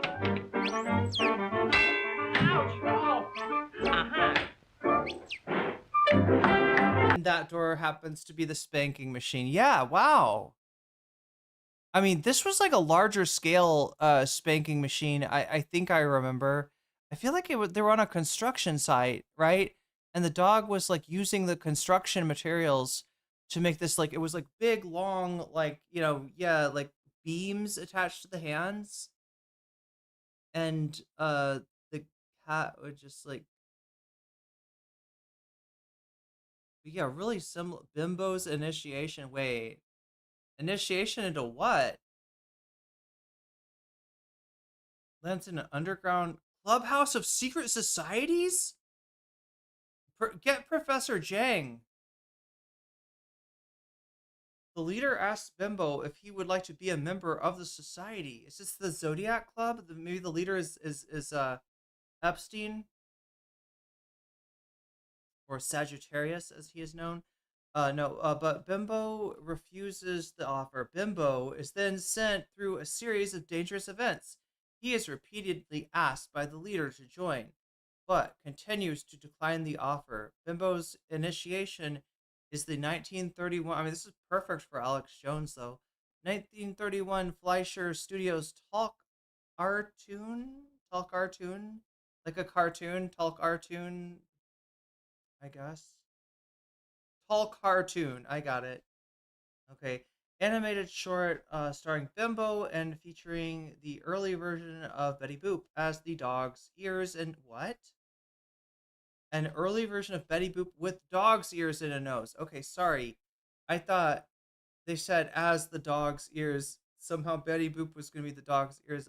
Anyway, no, it's Betty Boop. It's furry Betty Boop, I guess. There will be a final Betty Boop cartoon to be animated by a character's co-creator Grim Natwick.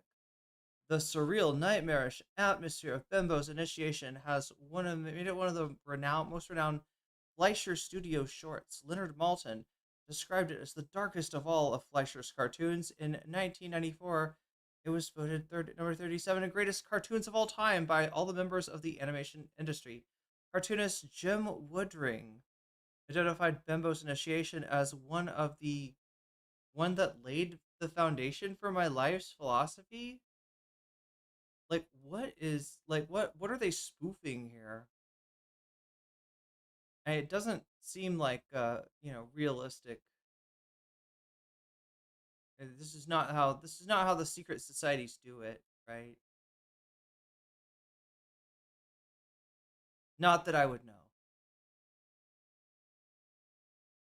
So it's like a Rube Goldberg. He gets put in a kind of a Rube Goldberg.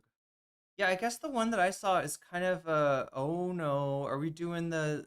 I can't tell. Is that like the racist thing, or is that just the like? This is how you join a secret society, or really like try not to join. Wait, which one of these things? Oh, there is Betty Boop. Wait, but with a cat ear and tail or something? She has something. Wait, does she have a beard? Does she have a goatee? What is going on with Betty Boop here? I can't tell what is supposed to be what. Oh shit, that happens in Persona 2, chat, which we might get to tonight, as we're at 61% of fulfilling the video game goal. A mere 39% from. Okay, so there she is. Oh my God, that's a very early version of. She's doing a sexy dance. Okay, she's doing. Oh yeah, look, that's definitely what's happening. Gooner face. Look at that. They did Gooner face even back in the 30s or 20s or whatever this is. That's crazy. Anyway, chat, we needed some kind of a break from these two. They make these people into a pariah. You get people like Mehdi Hasan and like I remember Samantha Bee in 2016, a week out from the election, doing weird screeds against Green Party. AOC did it this last time around. Weird, unasked for screeds against to smear Green Partiers, as opposed to trying to win votes. There's no way there's TOS in a Betty Boop cartoon, right? That's her mouth. And talking about why Kamala was actually good. I mean, and this is why aren't you just describing campaigning? Doing hits against your electoral opponents is part of campaigning, right? And like you certainly do hits against more mainstream Betty Boop is a stand user. I thought she was supposed to be the stand. Democrats, right? No, I think campaigning is more than that. Talking about why you're elected. Isn't that what Betty Boop does, though? Isn't that the main thing that Betty Boop does? Is a sexy dance, right? Was that what Betty Boop was for? Was that the appeal of a Betty Boop cartoon? Would dudes go to the theater to see Betty Boop because she like they were actually like into her? Oh my God, chat! What? It is more than that. This part came of up in campaigning your. is to argue why your opponents. This came up in your conversation with better choice. With Joshua, and I think it was really interesting because you were talking about like the right-wing online influence machine versus the left influence machine, and like why does the right have more influence? Why are they more persuasive? And you've brought up in this conversation a couple of times like why is Trump more persuasive? And how like you have been doing counter programming for all of these years, right? But that you are sort of. And you're increasingly pessimistic about sort of the reach of that counter programming because But no, I kind of agree. I kind of agree with you, Burple. I think the Gooner face should be TOS. Around the world twice before the truth gets out of the door, or whatever. There was a Mark Twain. A word, a name that you used to describe this phenomenon started with a B that I can't remember. Brandolini's law. Brandolini's law. Okay, right, that, because of Brandolini's law. Shouldn't it be 10 times the effort to debunk bullshit than it does to generate it? Exactly. And I was listening to that. Is this not a Mark Twainism? That part of the conversation with interest because my belief, and that's just my belief, is that is true, but that the way you counter the OG programming is with your own OG programming. You have to change the conversation and shift it to territory that is more advantageous to you. So I agree with you that the Democrats are sort of fighting an uphill battle when they say, no, really, I'm the better candidate on immigration because you're fighting immigration is the right issue and the rights issue, and they are trusted more on immigration than Democrats. Okay, Brandolini's law was codified in 2013. The bullshit asymmetry principle. It does seem to be pretty much the same thing. Wait, so anyway. Are we going to get an H-Bomber Guy video on Brandolini? That's all I have to ask. Are we going to have H-Bomber Guy go through and expose Brandolini for plagiarism? Same with trans issues. Saying, no, actually, I'm going to throw trans people under the bus. One, it's immoral. Two, no one's going to believe you. So like, why even play in that sandbox? What you have to do is redefine the conversation around things that people care about even more. Wait, there's a, like Mickey Mouse, there's an older version and a newer version. This is the older version. The at least what we read in the video description said that this was the older version of Betty Boop, and also she's a furry in this version for whatever reason. She's got, what was it, cat ears and a tail, or kind of a cat girl. I didn't realize there was a cat girl Betty Boop that predates the one that the other one. Is this one silent? Maybe that's the difference. Like, right, silent movies. And then when she didn't have to be silent, she came up with the sound that she makes. Then whether one of 5 trans, middle schoolers gets to play on the girls' soccer team. You have to talk about something like, I don't know, Medicare for all, which is an overwhelmingly popular issue, right? And so I think that all of this stuff in the electability is dovetailing together. It's Democrats are playing in these cultural sandboxes where they're going to lose precisely. They know that they're kind of losing on trans stuff. They know that they're not going to convince anybody that they're better on, quote unquote, better on immigration than Republicans, but they won't take the easy layup that's right there. And why? Why, Natalie, would a Democratic candidate, knowing that Medicare for all is an 88% issue? I don't know if she just kind of hurried through that, and that's why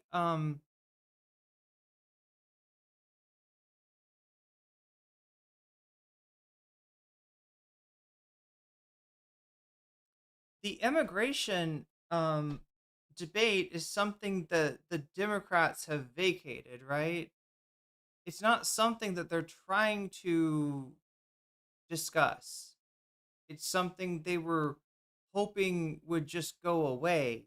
And rather than coming out, affirmatively, supporting DACA and fighting for a pathway to citizenship, like the Democratic Party of the past might have done, they are content to just hope that it is not a popular issue. And then when it is a popular issue, and they haven't fought it at all, they just cave in to the Republicans. This isn't an issue of, I don't know. And also, they're not trying to talk about trans people either, right? Now, there is a phenomenon, that you see from like Hillary Clinton and politicians like that who don't have a, critique of unbridled capitalism, don't have any desire to rein it in. You'll sometimes get them using identity-based issues as a fig leaf. It's not because they actually care about those identity groups or have some great principle. It is literally a fig leaf, which is kind of what she's describing here. But I just want to make it clear that the trans issues and immigration are two things the Democrats are largely not trying to talk about right now. And possibly Waluigi looking at me crazy. I know which Waluigi though. That's the question. Because now we got multiple chat. I was supposed to put up another super chat goal, and if I had, we would have hit it. Should I just should I just pretend?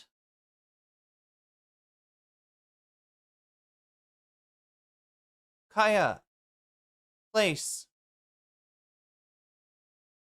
Kaya's like right behind Waluigi. What's going on there? There you go. Okay. There's your Kaya that you basically earned. We'll see if we can earn a video game stream in the next hour and 14 minutes.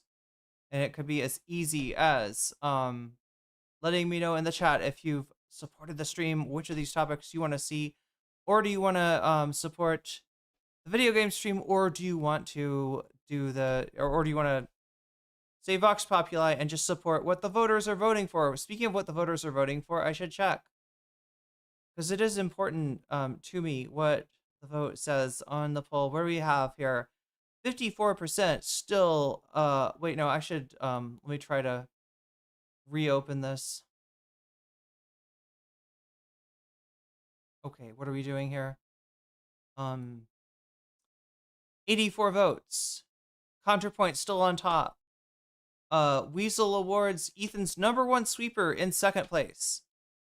Pisco debates Hutch in 3rd place, and Professor Jiang in last place, but with a respectable 10% now. So is Kaya Waluigi stand? I don't know. Maybe the Weasel is Kaya stand. Maybe I am Waluigi stand. Issue with Democratic voters and a 49% issue with Republican voters and a 60-something% issue with independents, not run hard on the most popular issue in America.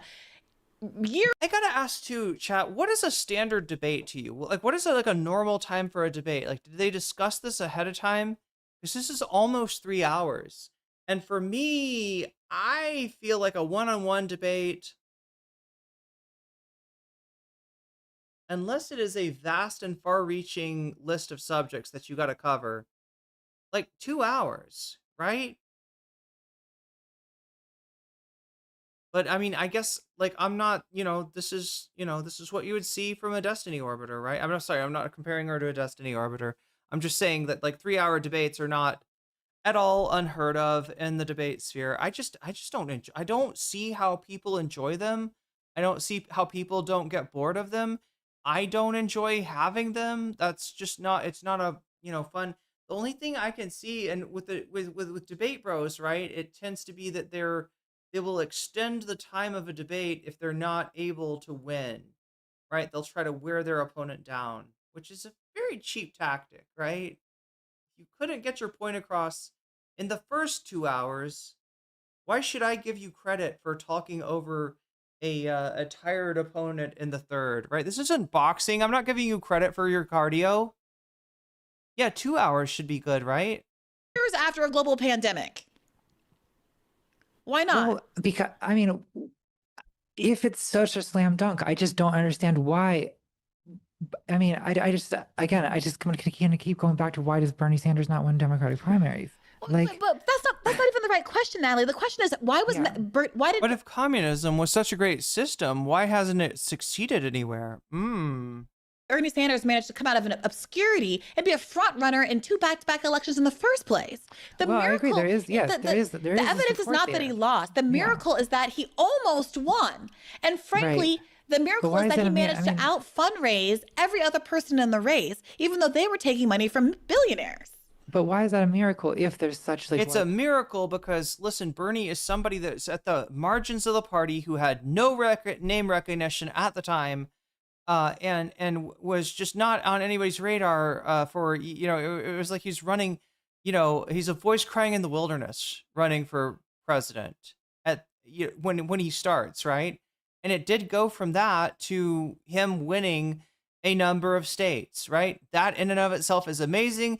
And more to the point, Natalie, that in and of itself implies that we're the Democrats, we're their, party figures that were less marginal than Bernie Sanders, right? In other words, were there not like a constant McCarthyism, kind of purge informally run on the Democratic Party, were the opponent for Hillary Clinton to be someone with similar name recognition, similar, resume, et cetera, might not this person have won? So then that sort of disproves her whole thing of that, like if Bernie would have won, he could have won, or if he could have won, he would have won, right? I get what she's saying. I just don't think, I think she's like forgotten how unlikely his candidacy was to begin with, right? And if somebody can come out of nowhere and almost win a campaign, right? What does that tell you about the party base? Certainly not that they are, want moderation from their candidates. Widespread popular support. Because it wasn't really a debate. It was more like teaching a child. It does feel like that. Well, it's not a miracle. It's evidence of the popular support is what I'm trying to argue. It's evidence of the fact that there is, in fact, this unwhetted appetite, this appealed to popular population of people who are waiting for someone they can vote affirmatively for instead of just hold their nose for. And the Democrats are saying, absolutely not. We will do anything and everything in our power to make sure someone like Bernie doesn't win. And that's why I'm not especially sanguine about the primary prospects in 2028, though I hope to be proven wrong. Well, we'll see. I guess again, it feels like a natural place to end it. A lot of what you're saying are things that I think are like are completely within the realm of like reasonable debate. Davy, yeah, Natalie does seem to be struggling. I don't really want to hazard a guess as to why, but she's not. We had about like what Democratic strategy ought to be. I guess it's just a little bit difficult for me to take when it comes from someone who does not support the Democrats in the elections anyway. Well, I'm not the only one making this argument. Chris Hedges Yeah. makes this argument. Cornel West makes this argument. Right.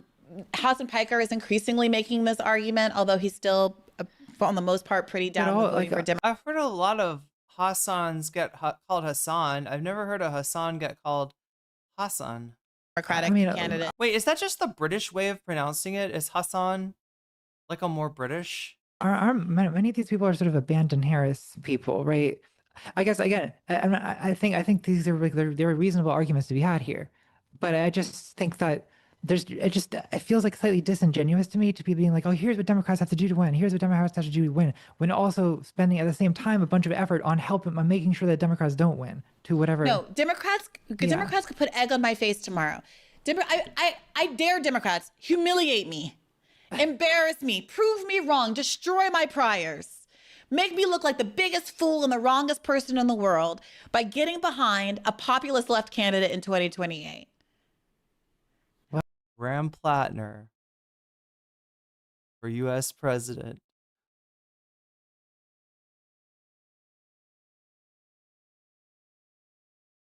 And like every campaign slogan is like a pun about like, never mind. People are talking about Graham Plattner. That's how much hunger there is for leadership and charisma and somebody that sounds like at least they believe what they're saying, right? That's how open that lane is in the Democratic Party right now.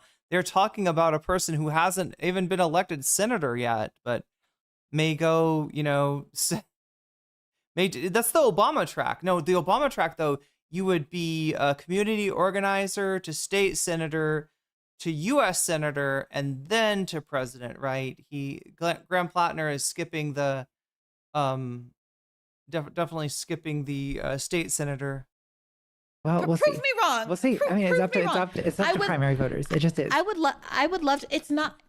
Unfortunately, it's not. Because by your own. Yeah, I think everyone knows that the USSR failed because of branding. That's what it was. The yellow and the red. I mean, come on. Hammer and sickle. And it's like, look at how much negative space there is here on this USSR flag. Clearly the reason that the Soviet Union lost was because of aesthetics. Admission, we haven't had a primary. Yeah, whereas in the United States, we had artists like Jackson Pollock. At least 8 years. And I would argue, since 2020. We had a primary in 2020. All right. We did. I'm sorry, we did. You were in denial about this. Okay, that was 6 years ago. I think senators just make bad presidents. Let's think of who we've had. Obama was a senator for 2 years. Bush was a governor. Right? And a board of baseball governor. What's that called? He was the governor of the major league, I think, too. Okay. Clinton, governor, Bush. Congressman? Was Bush a CIA guy? For sure. Reagan, governor. Carter. Oh my God, this one should not be so hard. Governor, right? Governor of Georgia, I think. If I know my presidents, Nixon, governor of California?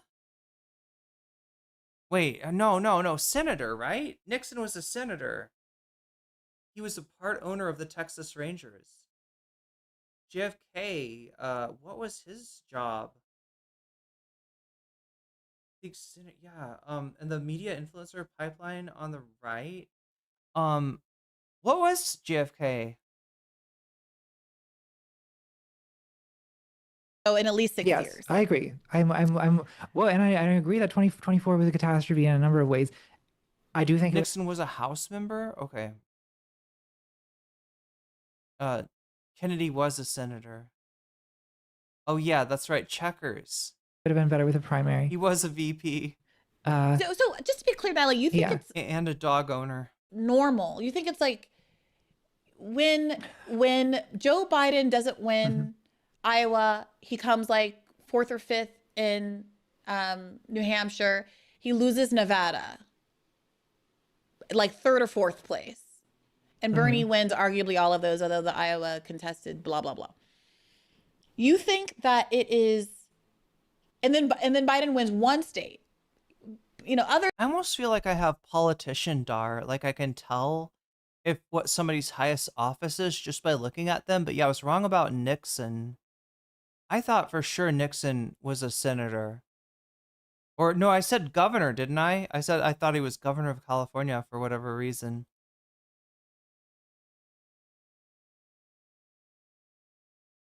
Yeah, and he did the thing where you lose and then you come back. Like the Hitler Trump thing, you know? He did that. The Antichrist thing, yeah, that one. Nixon was both. Wait, Nixon was what, a senator too?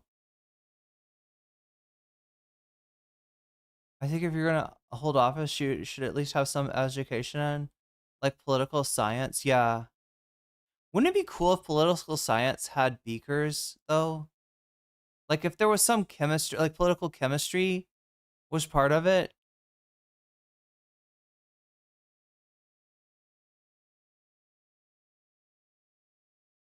Yeah, Reagan was governor of California. He's a truck drive. He's a wait, what is the song? He's a drugstore truck driving man. He's the head of the Ku Klux Klan. Something like that, chat. That's I think Joan Baez. Have been doing better than everyone's been doing better than Biden. He wins one state. It's a red state that has absolutely no bearing on his electability writ large. And the media hails him as the inevitable winner. And subsequently, all of the candidates who had been performing better than him up until that point in those 3 subsequent primaries drop out.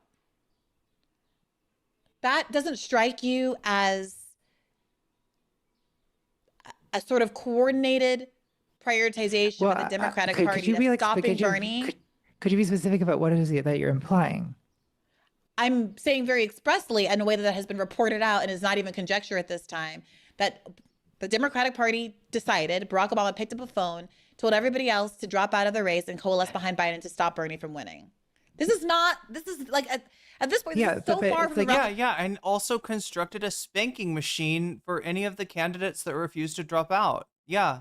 Conspiracy theory is just true. The strategy would not work if Bernie had the capacity to win over a center-left candidate without that vote being split. I agree, but that's not the exact question that I'm asking. Now we're litigating the quote-unquote riggedness of the primary.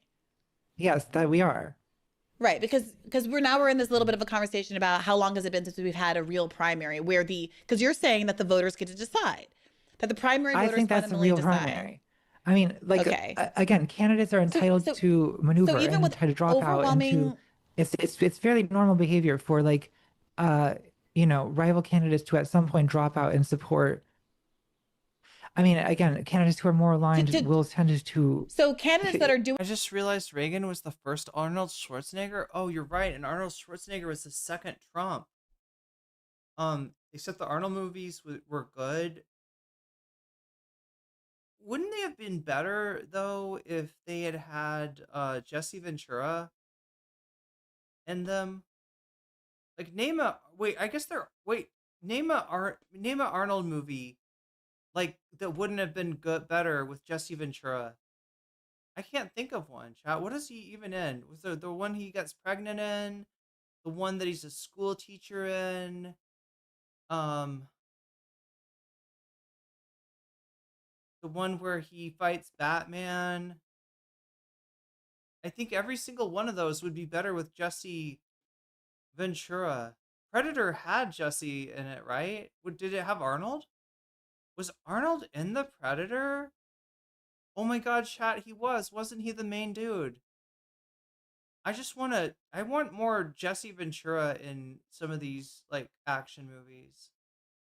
Arnold was one of the great right-wing artists. Somehow he's like a honorary not right-winger, maybe? No? Reagan acted as an anti-universal healthcare ads. Weren't these like, they were sort of like, were they like records or something, or just ads that they'd play on the radio maybe. Arnold was the main guy. Oh yeah, okay. Why did I think it was some other dude? Who did I think was in Terminator? Or sorry, no. Who did I think was in Predator? I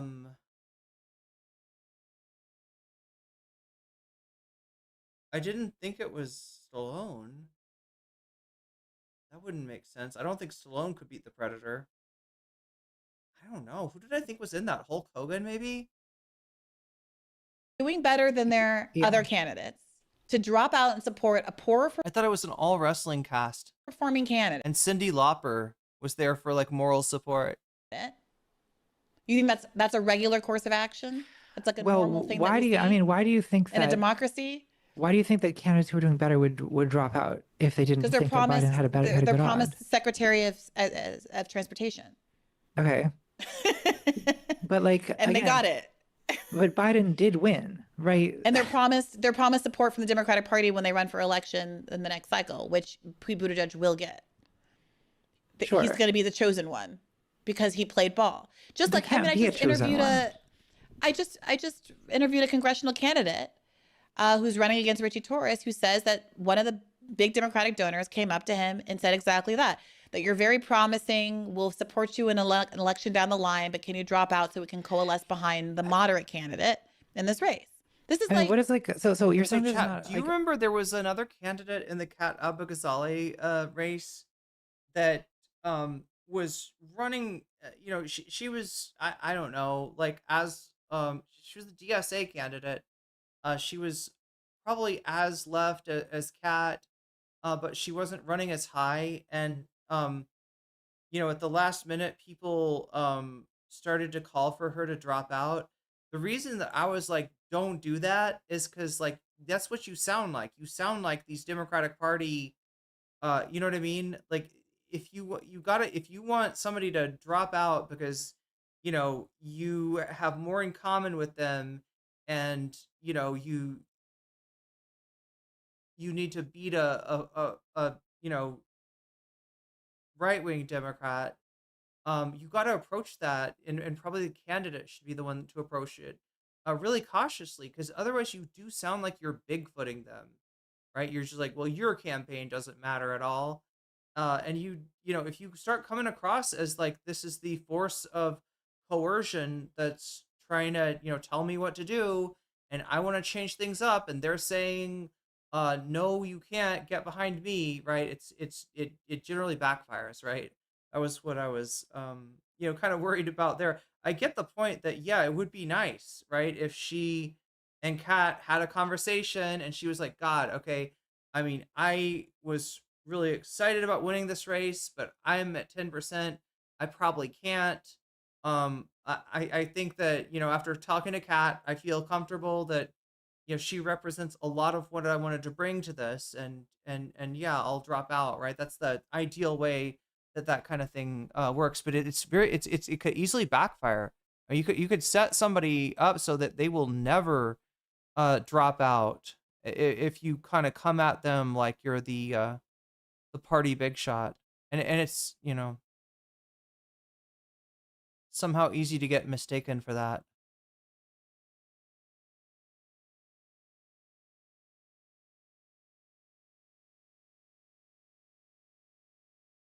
Wait, just fire your staff and let down your voters? Curtis Lewa understood that is wrong. All kinds of maneuvering goes on in any kind of election, but you're saying this is not a real primary. I mean, what to you does a real democracy? primary? What does a real primary look like? Is that a democratic choice being made by the electorate? A transparent democratic choice that is being presented to the electorate? Or is it a skewed choice that is being skewed by not just the media, but by the Democratic Party, who has argued in court that it has a right to rig its own primaries?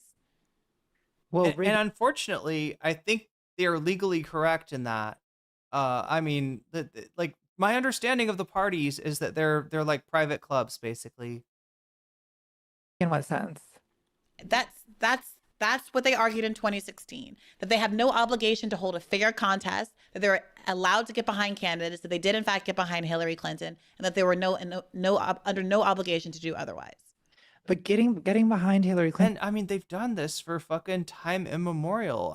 My understanding, this is traditionally kind of how political parties work. They're Does not, again, voters still have the opportunity, have the capacity to vote against Hillary Clinton, right? She won the popular vote by 3 million votes in the 2016 primary. I think we're going feel round like and round here. there's I don't know that like I'm a gonna. limit to how much, so now we're looping. how much. Yeah, that I can don't be know that I'm gonna. attributed.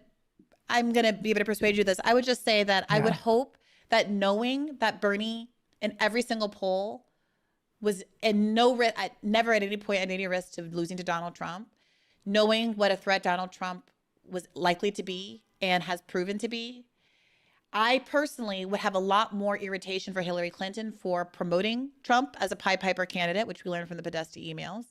And I would have a lot of ire for the Democratic Party who looked at those polls, knew that Hillary Clinton was a risk case, and got behind her at the same time. And I would have a lot of frustration for the liberal media, which pretended like Hillary Clinton was the more electable candidate, than I would for leftists who allegedly don't want power. Alison Fire, you're correct that the United States is definitely an outlier as far as the way that the parties work. Just as in terms of the party being like, a competitive organization fighting other parties, right? You would think that they'd want to be transparent. That the party that is more transparent is going to be more likely to win, is going to be more trusted, right? But yeah, unfortunately, that's just never how things have worked in the United States. Don't want to wield power. Well, I have no grudge whatsoever against people who voted for Bernie Sanders in the primary. Like, But you do I have- supported Bernie you do Sanders in the have- 2020 primary. But let's talk about this. That is what I think progressives should do. To be clear, I think progressives should rally around progressive candidates in primaries. Okay, and when we feel like that candidate never had a fair shot because the primary was rigged, or we just didn't have a primary at all. I view this like rigged framing as sort of avoidant. Okay, Like, but it's like let's talk about 2024. You acknowledged that there was no primary in 2024, That's right. and Kamala Harris lost to Donald Trump. That's right. And yet you still seem to be placing blame on primary voters in 2024 as opposed to fully placing the blame on Kamala Harris, Joe Biden, the Democratic Party for running a race without a primary that ignored the will of the constituents. It's just something I will always stand by, right? You are better served placing the blame on the candidate than you are on the voters. That never works. You're never going to shame anybody, especially somebody who's made what you regard as a poor choice in the past. And maybe you're right, but you've got to understand voting patterns are not working on rational principles. Most people don't have enough information. They don't have enough time to evaluate the information that they do have. And, they are looking though for signals of authenticity, and they are looking, for the mere mention that maybe an unpopular policy that's in the current administration, if you're the vice president, is something that you're not going to continue, right? Even if you're exaggerating the extent to which, you're going to be different than Biden, right? It is necessary. And Trump did something like that, right? It's very disingenuous, but he made allusions to ending the conflict, made allusions to a ceasefire, that people, in the absence of any sort of, indication from Kamala Harris, some people, who were voting on that issue, ended up voting for Trump just out of desperation, right? And as much as you might want to say, that's fucking stupid, I knew that Trump wasn't going to do anything good for Palestine. It's not a productive path of conflict, right? Your productive path of conflict is to let the candidate know that this shit is unacceptable, right?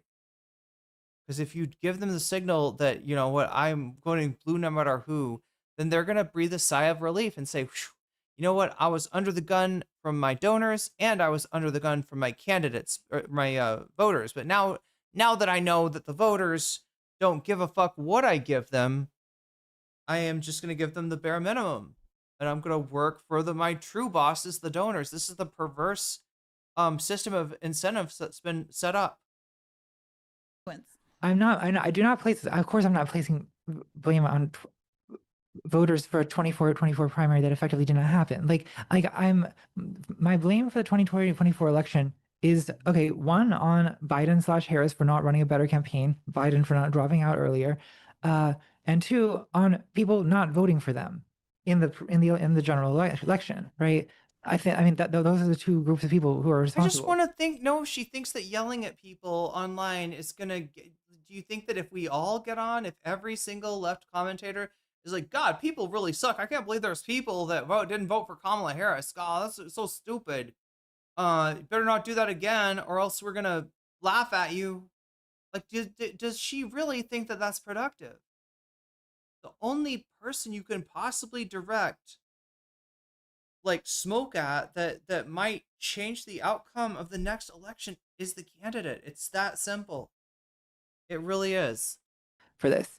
Well, and So also, you still of course, do blame yeah. people for not voting for them, even though they never had an Yes. opportunity to choose the candidate. In a I Democratic blame primary. them for not voting for them in the election, in the general presidential election against Donald Trump. Even though they had Yes. no say over who their candidate was going to be in the general election. Look, I feel like I'm beating a dead horse here, but I gotta mention that there was a movement of Hillary Clinton voters to not vote for Obama. They were called PUMAs. That stood for Party Unity My Ass. After Obama had secured the mathematical number of votes that he needed to secure the nomination in 2008, there were Hillary Clinton supporters, at least posturing. And I think that I think there's actually evidence some of them did not come around and vote for Obama, right? So you did have that happen with Hillary fans. You didn't have it happen with Bernie fans. They've looked at this, right? People that voted for Bernie did not turn around and I mean, there's like a certain disturbing, like any percentage that turns around and votes for Trump is disturbing, but you know, that wasn't a significant cohort. It was, you know, just mostly Bernie, you know, supporters supporting you know, Hillary Clinton with very little drop off, which, you know, some. Yes. I mean, I think that Kamala Harris was a vice president. That was she was selected by Biden, who was selected in the 2020 primary. Undemocratically, that the people had no say in, you know what I mean? Like, the vice president is not somebody that we voted on. They were, you know, on the ticket, obviously, but that is not. This is how the system works. If we don't like the system, okay, we can talk about maybe how we ought to change it. Well, that's what I'm doing. Like, this was a situation that we were presented with in 2024, and people chose not to vote for Kamala Harris, and now we have Donald Trump and all the consequences of that. Right. Yeah, And I we think had I think the that- blame for that is widely distributed, but I It's don't not understand Natalie, why widely distributed? opposition to Kamala Harris has helped this. Like, when I don't know, the world and the country are just demonstrably much worse as a result of Kamala Harris losing. Natalie, there's a party that had what was the number again? Like $1 billion spent in the 107 days of Kamala's presidency, candidacy. There is the DNC is an apparatus with hundreds of millions, billions of dollars, thousands, tens of thousands of people on the payroll, think tanks, former presidents, world leaders, all of this at their disposal. They know exactly what the numbers are. They can run polls that Green Party candidates only dream of knowing in terms of having voter information. They have networks of door knocking and voter access and email lists, all the power in the world. And to collapse that power into the power of a few tens of thousands, hundreds of thousands of voters scattered across the country or concentrated in certain must-win swing states who were horrified by the fact that Kamala Harris couldn't even distance herself from a genocide where every day you had to open your TikTok and see children without heads and hanging from their limbs and starving to death in Gaza. And to say the blame is widely distributed and not so squarely on the people in power? I think that's what's frustrating. You say the left doesn't want power, the left wants to endlessly critique power. I want to critique those in power who aren't wielding it, whether they're centrist Democrats or they're someone like AOC. But the consequence of this has been that not only does the genocide continue, right, and avenues towards mitigating the worst effects of it are closed off, and we've also handed Donald Trump access to a nuclear arsenal so that he can go on social media and issue apocalyptic genocidal threats that a whole civilization will die tonight. Like, I don't understand how this improves the situation. It seems to me that it makes it even worse. Okay, let's break that down. It is not intended to improve the situation because I, as a voter, don't have the power to improve the situation. Well, you do have the power to improve the situation. No, I don't. Yes. I have the power to choose one candidate that's pro-genocide or the other candidate that's pro-genocide. So if you're a single issue Palestine voter, yes, which are you? If I am, no, frankly, because I didn't vote for Joe Biden in 2020, obviously. Because if anything, I'm a single issue. Give me health care. We're in the richest country in the history of the world voter. And I know it's very uncool to still care about Medicare for all. It's very uncool. That's like a regret, like a chuggy issue from 2016. But I'm sorry, my values and my morals aren't trending like a Twitter topic. I'm deeply invested. It's too bad for you. Chugi is no longer trending. It had its moment. It had its heyday. And I'm sorry, I'm getting angry, but not at you. I'm getting angry at the world. That's fine. Look, millennials, I don't know if millennials really killed restaurants or cereal or any of the other things that millennials supposedly killed, but definitely millennials have killed a few memes, right? And the millennials are like, oh, you're calling us chuggy now. Well, we're gonna use that. That's fine. We're all angry. You know, and I think, and frankly, as a Black person, and having George Floyd in the Black Lives Matter protest having been such a big part of 2020 that got immediately erased because it was supposed to be sublimated. I mean, you want to talk about something the Democrats are running away from, right? Any semblance of doing anything about police violence. Any semblance of like they went over the top and got super performative while the protests were going on, and then as soon as they could ditch that shit, they were like, yeah, no, actually we don't want less cops, we want more cops, all the cops, punish people for jaywalking, broken windows policing. Let's go back and do all the shit that got tried to deal with what is chuggy. It is like a aesthetic. It's a description. It's a negative. It's a pejorative to describe a millennial aesthetic, right? The examples that got used are like live, laugh, love. What else is chuggy? What else is chuggy? Anything that was like popular? I don't know, from what, like 2010 to 2014. Is that kind of what we're talking about? And yeah, it was like a way that like younger people would refer to the millennial aesthetic when they noticed it. And then as soon as the millennials were like, there's a name for there's a name for our shit, they like embraced it and it became uncool to say. So we got 40 minutes on the clock left, chat. We're gonna try to get through as much of this as we can. It doesn't look like we're going to get to another topic.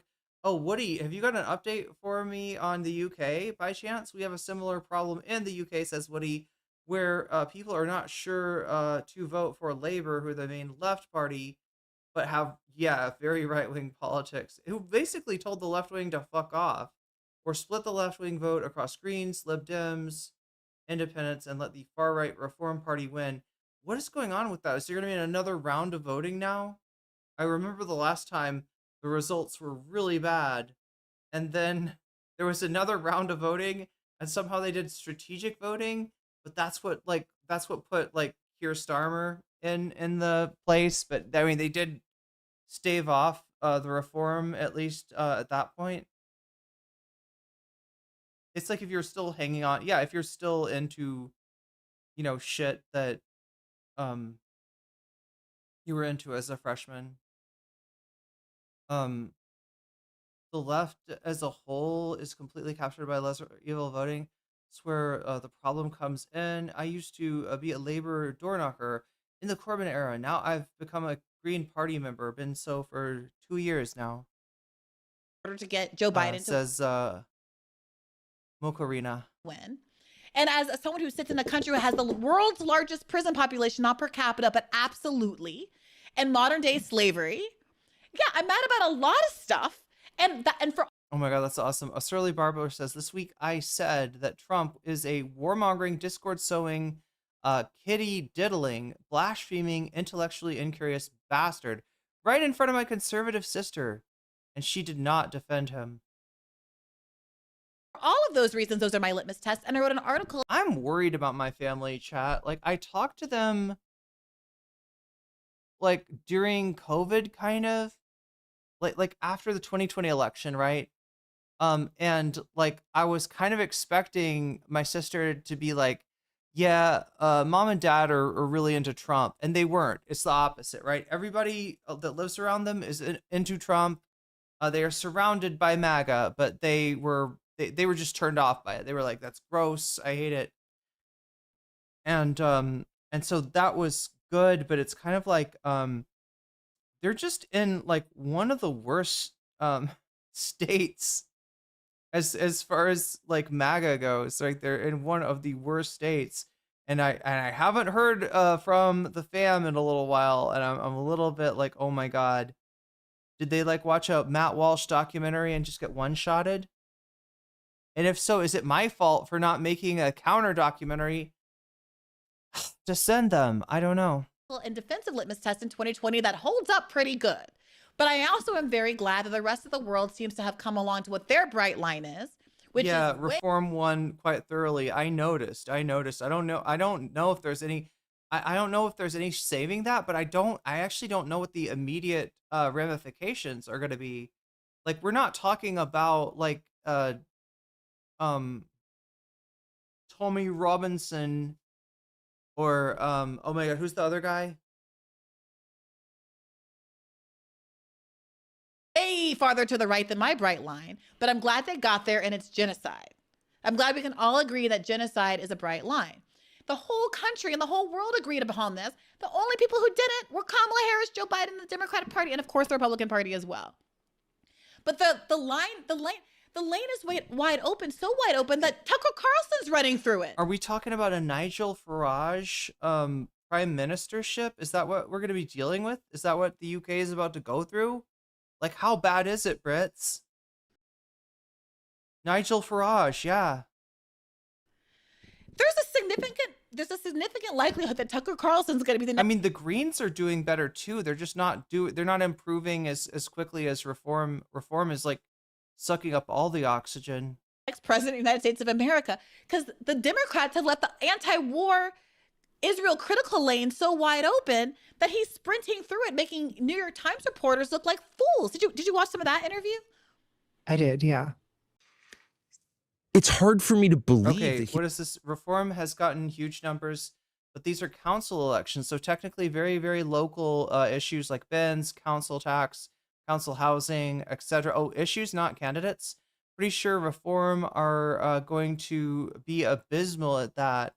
That's the only silver lining. So they do have a strange and very local power, I guess, at that point, but we're not talking about MPs then. Should I think of this almost like a special election in the US? Like in the US, there's occasionally somebody will die or quit Congress, and there will have to be a special election to replace them. And we kind of use these as bellwethers to know what way the wind is blowing politically. Generally, if there's a lot of, the opposition winning, then you're going to have,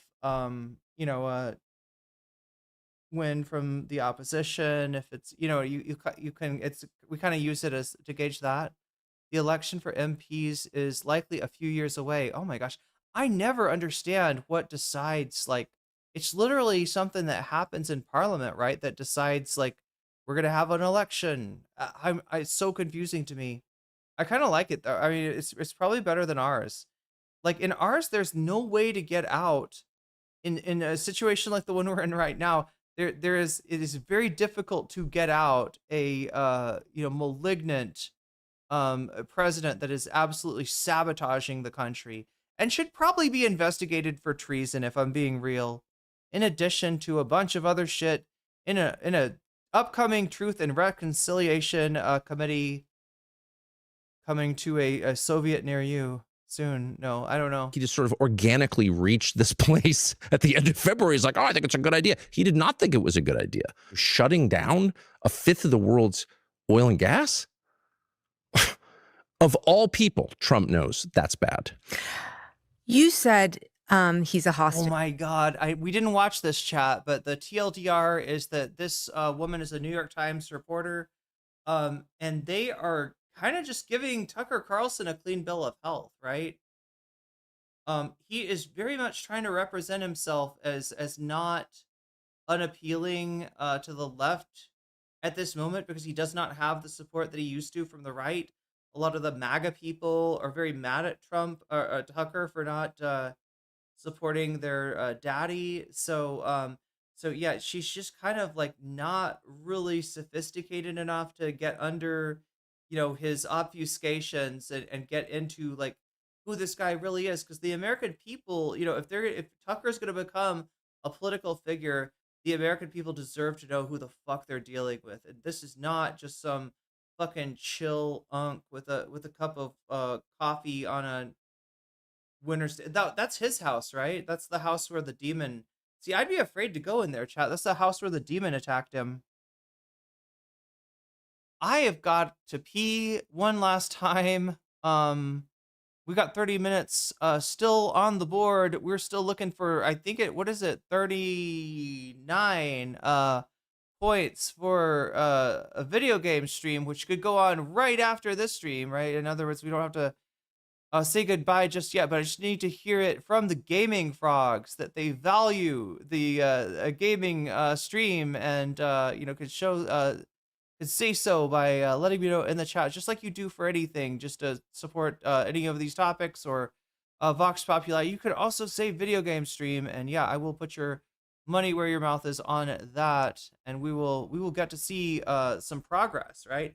I mean, it is tempting, chat. It is pretty late tonight, but no, I'm here for the continuation of our story, because this is, as far as I'm concerned, this is where shit gets good, right? You know how video games or movies or whatever, they take the shows, they take a while to write the first one. You're just like, kind of figuring out what it's about and stuff.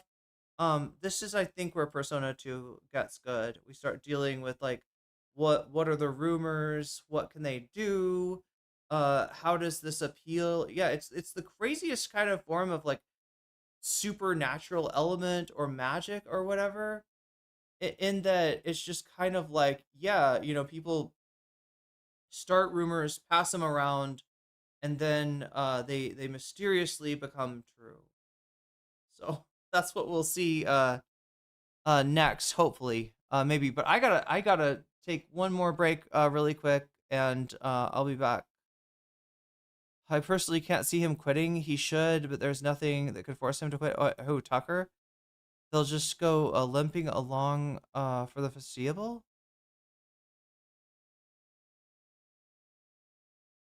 Oh, I'm sorry. You were responding to somebody else.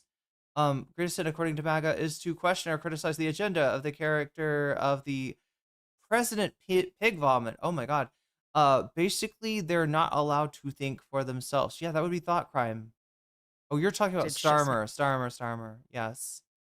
Yeah, that is kind of crazy how Starmer, and Hasan predicted this too, that the election of Starmer was not going to result in anything good, that he was absolutely going to shiv the left. And yeah, this is the result. You're saying that you think he'll continue to hobble along. So and that's the thing, is that the way that I don't know. I'm not the biggest expert on the UK political system. I'll admit that, right? But the way that the Tories kind of hobbled along, right? I think ultimately, I think it had some long-term bad. It seems like it had some long-term bad effects for the party as well. I don't know if that's helpful.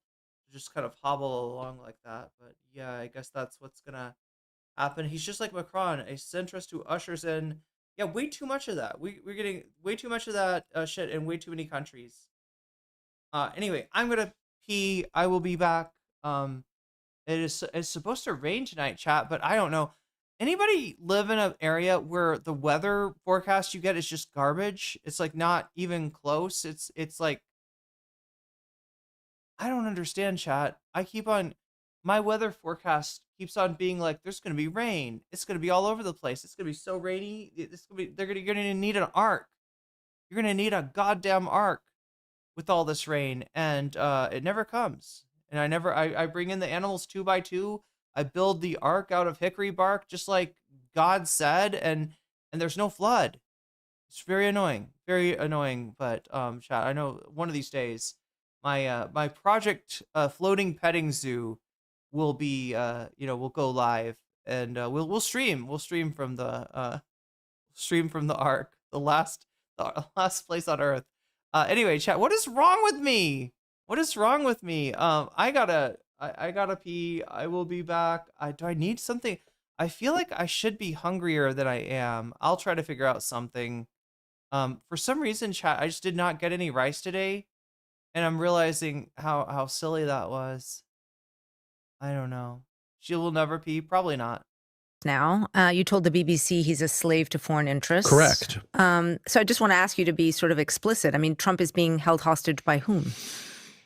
Or by who, Benjamin or by Netanyahu and by his many advocates in the United States. And we know that not simply because Trump started the war on February 28th, but because he couldn't get out of it. He declares we're having a ceasefire. This was 4 weeks in.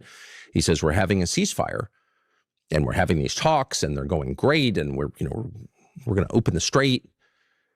And Iran says, yeah, one of our conditions is Israel's got to pull back from southern Lebanon. You can't use the Iran war as a pretext for stealing more land from a sovereign country. That's not your country. Like, no. And it's not just Iran who felt that way. I think the rest of the world's like, what are you doing? I thought we were, fighting the great existential threat, Iran, and now you're taking the opportunity to take Lebanon shore of the Litani River and bombing downtown Beirut. Like, what is this? Anyway, this was all very well known. And within hours of Trump announcing this, Israel publicly, in a way that was designed to get the attention of everyone, including the Iranians, starts killing civilians in Lebanon. Now, what was the point of that? Not to secure the Israeli homeland. The point of that was to end any talk of a negotiated settlement, to keep this going until Iran was destroyed and chaotic, which is the Israeli goal. I'm not attacking Israel by saying that. Their goals are different from ours. They're a different country. Yeah, they would argue, of course, that what they are doing is neutralizing the threat that has been persistent in Lebanon through Hezbollah. Oh, okay. But, I mean, they invaded Lebanon in 1982. Okay, so that was 44 years ago. They've had a lot of experience in Lebanon, a lot. They've had a lot of time to fix Lebanon. They killed Nasrallah. They blew up Hezbollah with explosive pagers. Like, they've done a lot since October 7th in Lebanon. They chose that moment to derail the negotiations. And they've done this repeatedly. And so my perspective as an American is, look, we're the United States. We're a country of 350 million people. You are wholly dependent on us. You're a country of 9 million people with no natural resources. I'm not against you, but like, we're not co-equals here. But the point I'm making is Trump could not restrain Netanyahu.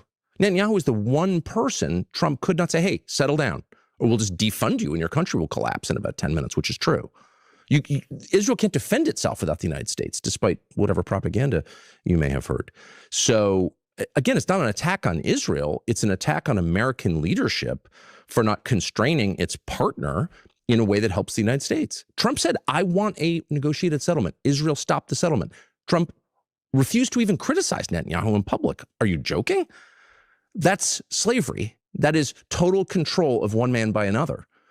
And it's, that's between Trump and Bibi and God, as far as I'm concerned. But as an American, that's our president, our elected president, whose job is to protect our country and our interests and our economy. And he is looking out for Israel first. That's outrageous. And no amount of like, oh, you're an anti-Semite, which I'm not, and I'm never going to be, is going to stop me from noting that that's outrageous. It is outrageous. Before we, What did you make of it? Well, the thing is, like, Tucker Carlson is, I see as the populist moment, but he's a very sinister figure to me, right? Because I feel that he's, I mean, this is a person who spent like 10 years ranting about white genocide on Fox News. Like, okay, now he's realized that, like, oh, there's this, there's an audience to be had for being anti-Israel. Well, that is savvy in many respects. He's noticed the direction of the wind, but he's going to use it to the worst possible end. Of course he is. Yeah. So I guess what I just can't stop coming back to is like, for every like proposed protest vote or for every all the effort spent criticizing Democrats, like, but ultimately to what end? If the end is that Donald Trump is the president or that Tucker Carlson is the president and the country sinks deeper into a fascist nightmare, then I consider this not to have been effective or worth it. So you, Natalie, and I think you're right, that Tucker Carlson is opportunistic. Look, people are going to get mad at me for saying that. The point is that there is an inconsistency between his interest in Muslim lives and Arab lives now versus then. An inconsistency to which he's acknowledged and in some ways apologized for. He's apologized for cheerleading the Iraq war. That's neither here nor there, whether you think that's good faith or bad faith. But the point is that there is a change that seems to be following the wind. And the wind is going in a very clear direction, and that nobody wants to support Israel, given what we've seen they're capable of in the last 2.5 years. You have identified that. I've identified that. Tucker Carlson has obviously identified that. Why then won't the Democratic Party do at least as well as Tucker Carlson? Well, we'll see. I mean, I think that What are we waiting for? Today's the day. Why are we saying? Yeah, I mean, there are candidates there are people in the Democratic Party who take a much stronger anti-Israel stance than has ever been normal in American politics until recently. I mean, AOC, as strong as Tucker's, for example. Tucker Carlson is to the left of AOC on Gaza in terms of rhetoric. I'm not saying is that being to the left, or is that some kind of like horseshoe populism thing? Where it's what does that mean, horseshoe populism? So like people on the far left and the far right both I know what horseshoe theory is, on hating Israel, but like hating Israel for what reasons? I mean, because it's doing a genocide. Yes, but is that really what Tucker Carlson is concerned about? Well, I share your skepticism about what his long game is, but I'll tell you what he says very compassionately at a level that no Democrat has yet described, on a platform bigger than any Democrat has. He has become, it pains me to say this, but it is true, the loudest, most eloquent, most passionate, an articulate critic of Israel and its genocide in the country. And that is a problem for anyone left of center. Do you not worry that by upholding like Tucker Carlson or Candace Owens, for example, as these exemplars of like anti-Zionist, being anti-Zionist champions, by allowing people on the far right to take that, by giving them the credit of that role, don't you worry that this has a potential to kind of blur the leftist claim to anti-Zionism with a right-wing anti-Semitism? You said it right the first time. First you said allowing, and then you said giving credit for. So let's go back to allowing. I'm not giving credit for anything. I'm ringing the warning bells loud that the Democrats are allowing, which is the word you used the first time, which is correct. They are allowing Tucker Carlson and Candace Owens to be the best anti-Zionist voices and the most high platform anti-Zionist voices in the country. They're allowing it. And yes, I do think that's a problem. I mean, but shouldn't left-wing anti-Zionists be eager to distance themselves from right-wing figures whose anti-Zionism is very likely to blur into anti-Semitism, right? It's possible. It's possible. I feel that is a significant risk. Yeah, let's talk about that, because you raised that as a concern with Joshua as well. That you anticipate a backlash of genuine anti-Semitism as opposed to just the anti-Zionism as anti-Semitism against Jews here and in the diaspora as a consequence of seeing so much carnage that's been inflicted by the Jewish state on the people of Palestine and now the greater region, Lebanon, Iran, etc. Now I have this other worry, and this is where I've caused myself to become an arch villain of the online left recently. What? Is I also worry that there'll be a backlash to that as well. And backlash to what? Well, a backlash. Yo.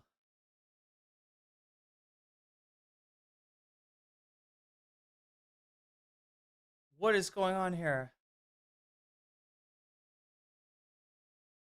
She's like, I'm just gonna like now they're watching clips. This is from the Josh Citarella discussion. Dr. Josh Citarella, I guess. I don't know much about this guy. But yeah, he and Contra had a very cozy interaction. I don't know. It feels like he didn't have a lot to disagree with what she was saying. It feels like he doesn't disagree with a lot of people. I don't know. I haven't heard somebody, say something and then have Citarella turn around and be like, now wait a minute. Actually, nah, I forgot it's Contrapoints. Wait. I think there's a big fucking elephant in the room that Kamala didn't say Israel is committing a genocide, but Tucker and Pierce Morgan fucking did. That is again, if you've read Doppelganger, the Naomi Klein book, right, you understand why this is particularly bad. It's this kind of thing that opens up a lane for a parallel Republican or right-wing political lane that is somehow fulfilling a moral imperative that the left is failing to, right? That's a very bad I guess like militarily speaking, this would be like being flanked, right? They've come all the way over to your other side and are now occupying, that position. Anyway, 17 minutes left on the clock tonight, chat. The question is, will I stick around and play some Persona 2? That all depends on you. I need to know if there's gaming frogs in the audience. Clash to the visible spectacle of. I don't want to do a gaming segment, for nobody, and I don't know. Israel's ethnic cleansing, which kind of, I think, has led many people to have an almost obsessive fixation on Israel and Zionism as like the great Satan, right? Which maybe I'm overactive. The problem isn't that it's like the fucking of our time, right? Maybe that actually fits, right? But no, the problem isn't the problem isn't so much just that it's a great Satan or that it's doing evil, which Israel is. There's no denying it, but that it is perceived as being holy. It is perceived as being good by its very nature, right? That's how Israel has been treated in the United States. It's just there's a a blind spot in our analysis, right? Where we're not gauging the morality of this ally country. We just keep on arming them upon the idea that they are somehow moral by their very nature, by what they the country of Israel represents religiously, and it's silly. USA is the great Satan. Israel's just the little buddy Satan, like the Vance, right? Donald. Wait, no, yeah, that's right. In South Park. God, are they ever gonna get back to that plot with Satan and the butt baby Antichrist and and JD Vance trying to stop the butt baby? In my anxiety about it, but maybe I'm not. I mean, I think that some people are going to want to retaliate for the hundreds of videos they've seen of children being blown up. that sort of worries me, not just for the victims I of the mean, retaliation, but for I the am continued not. like, Wait. escalation of. Oh, I'm sorry. Retaliate against who? The IDF? I'm not worried for the IDF. I feel like they've got they're. If anybody's you know got enough arms to protect themselves, it should be them. Wow. But no, that's not what she means. Of violence that it implies. Mm-hmm. I don't have an answer. I don't know what to do about it. It's just a thing I'm watching like a train wreck. Mm. In the same way that I think on October 7th, when that news came in, of course, I was horrified by the attack itself and the victims of the attack, but also was overwhelmed by fear of what Israel was going to do next, which would likely be worse. As high So felt It at the has time. been. yeah, and look, people like Ethan Klein will ask, like, how could you be concerned about Palestinians after what just happened to Israel? Have you no empathy, right? As if empathy for Israelis was a thing that was in short supply in the U.S. Prior to October 7th. It's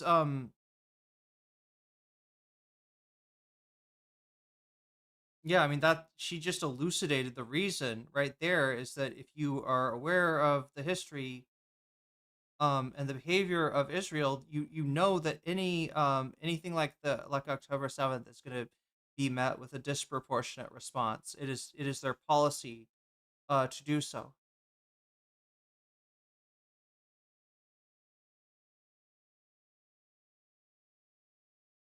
Has been. Yeah. My problem with doing this show is that the topics that interest me Yeah. are all of the most thorny topics that Sure. the online left gets extremely aggravated by. Yeah.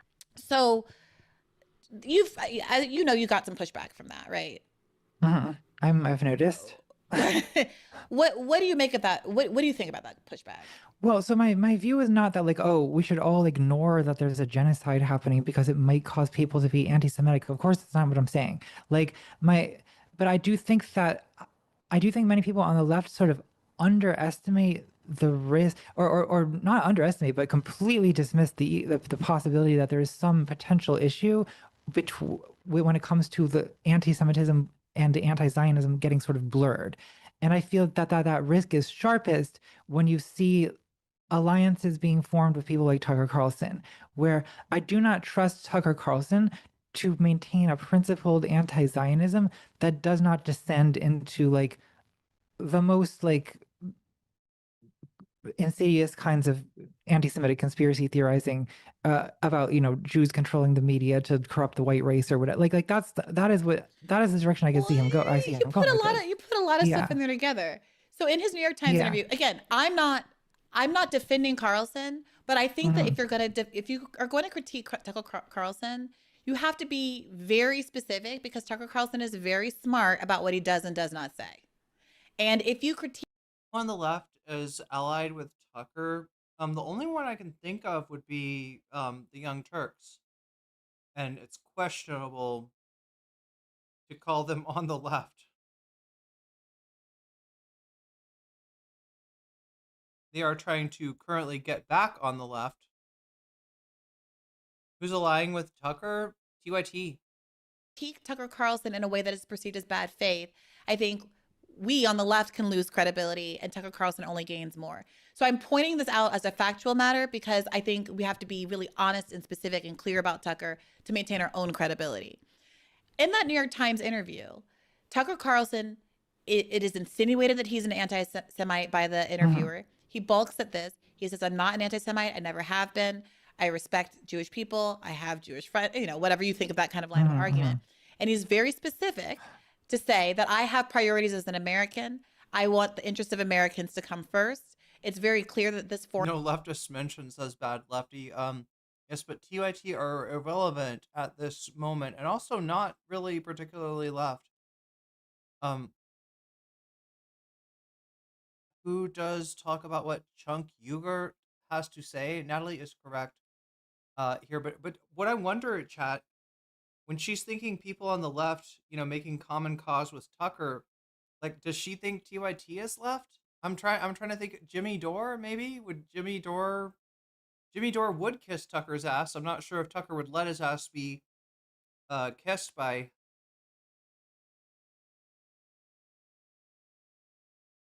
Foreign policy of protecting Netanyahu in Israel does not behoove Americans in the least. I told Donald Trump we should not go to war with Iran. He seemed to have done so reluctantly, and that's a problem. And what you just did there when you said, Jews control the media and it's for the purpose of, whatever, elders of Zion. I mean, you didn't say that, but the New York Times Elders of Zion type elders stuff. of Zion. Elders of Zion type stuff. Tucker that is bristled at my that. concern. Yeah. Tucker bristled at that. And I got to say, I bristled at that too, because we have to be willing to talk about Zionists controlling the media when they do. When the Ellisons buy TikTok and Nexstar and Here we go. Paramount and all of these things, and explicitly say they're doing so because they want a Zionist point of view, and they hire Barry Weiss with no qualifications to do Zionist control at CBS. When I'm fired from my media job at The Hill explicitly because I've been fighting for, not explicitly because they never said anything explicitly, but after having fought for 6 months to do any coverage of Israel, despite the fact that the Israel coverage was critical, Israel coverage was driving our views and making the company money, we have to be able to talk about the way that Zionist media is out of step with popular opinion and, frankly, the truth. So I think that it is possible. So look, it is possible that I'm wrong, right? It's possible that I'm overreacting to this risk. And it is possible that people like Tucker Carlson will in fact be disciplined anti-Zionists who are savvy about not allowing their anti-Zionism to metastasize into some kind of protocols of the Elders of Zion type nonsense. If that's the case, I will look stupid. However, I'm willing to take that risk because I think that the odds of this metastasizing into some kind of protocols of the Elders of Zion nonsense are fairly high. I would be clear. My disagreement is not that there's not risk about where Tucker's going to take this, but that we cannot. If we start saying, oh my God, every time someone talks about Zionist media influence, that's Elder of Zion stuff, well, then the only person who's going to be taken seriously, the only person who's going to talk about the true thing of Zionist media influence is going to be Tucker Carlson. And when he goes and takes it, if he goes and takes it in a genuinely anti-Semitic direction, then everyone's going to go with him.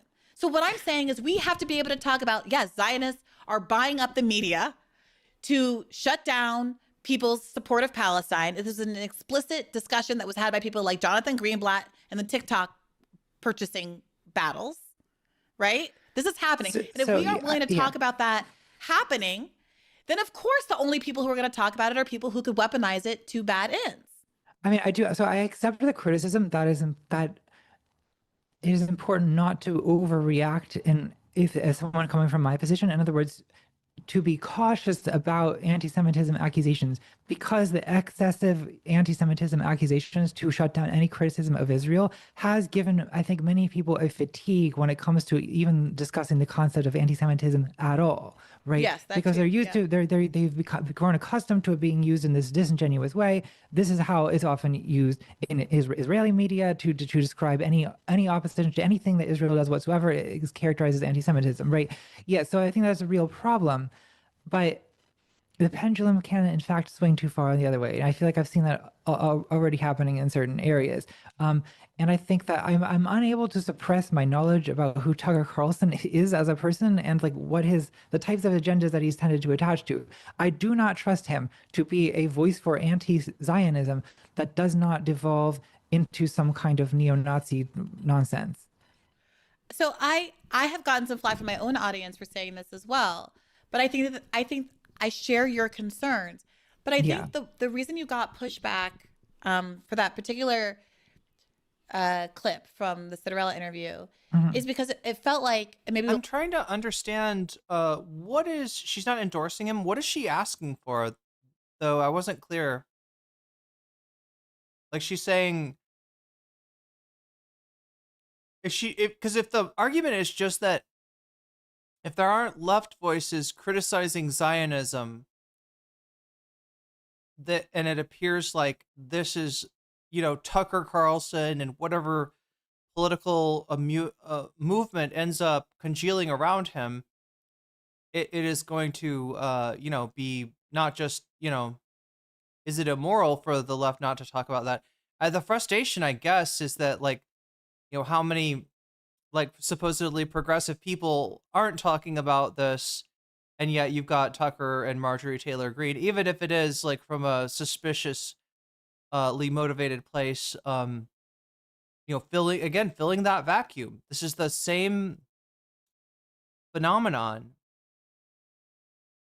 right? This is the same political phenomenon when there is a hunger for something and it's not filled by the market, it's not filled by the political parties, then a lane necessarily opens up for somebody who is going to, fulfill that. And if it's like somebody like Tucker Carlson, obviously they use it to bad ends. I didn't catch exactly what Brianna was like advocating for, or she brought in that Tucker clip with the New York Times reporter, and I'm just like, I kind of missed, so I was nomming my curry chat. I kind of missed what was the thing she was arguing for. Basically saying Dems need to take the correct. Okay, yeah, there's no problem with that. Yeah, I mean, I do have a problem with it. What Cenk Uygur does, which is basically hitching his wagon to Tucker. But yeah, I mean, Tucker talking like this and actually communicating in a way like when he talks to the New York Times that is kind of lib coded, that is a lot more acceptable to like the readership of a New York Times. It's dangerous when he's saying this and you're not hearing it, or you're hearing it very intermittently from the Dems. We've got 2 minutes left. Holy shit, chat. What are we gonna do? We'll clip it in because I don't want to misquote you. But it came. Yeah, this is kind of a separate topic. It looks like we're not going to completely finish it tonight. The question though is, am I sticking around for video games or not? Post your frogs in the chat if you are a gaming frog. Out sort of like, because people are seeing so much. It's like, yeah, by the books, I'm supposed to make it an early night tonight, right? We're at 61% on the. I have a feeling that there's gaming frogs out there that have donated that want a gaming stream, and I just need to hear that they are in chat so that somebody can enjoy it, right? Because that's the last thing I want to do is have like this is going to be a cool stream. That's what I'm saying, right? The content that we got queued up in Persona 2 is like where I think the game starts to get cool, where you start to get into the whole mechanics of like the rumor being created, changing reality. At Biggle Cake, super chatted $5. I love lamp. I love lamp? Wait, lamp. Okay, well, I love putting 5 minutes back on the board. Whoa.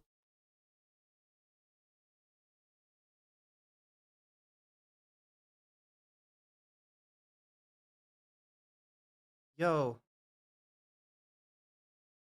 We got some gaming frogs in chat. Some maybe some gaming frogs that can't stay.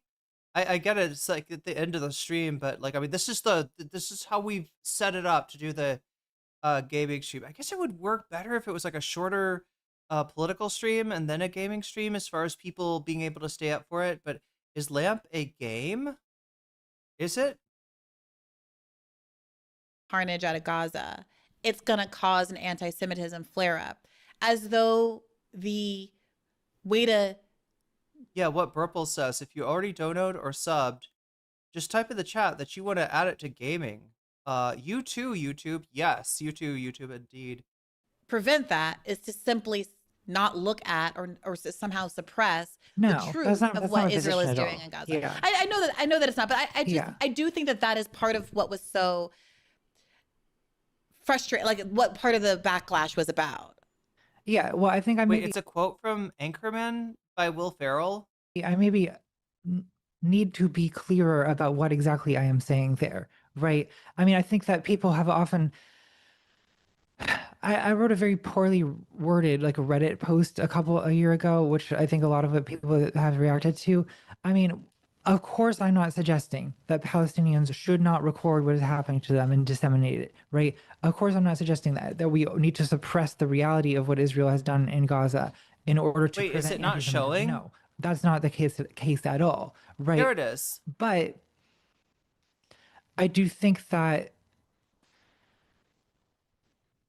this energy needs an outlet that is constructive, right? Or that that is not. Here's my idea, all right? Create a militia. Go out to the desert, train it up, and then no, god damn! I wish there was something like the whole thing about this.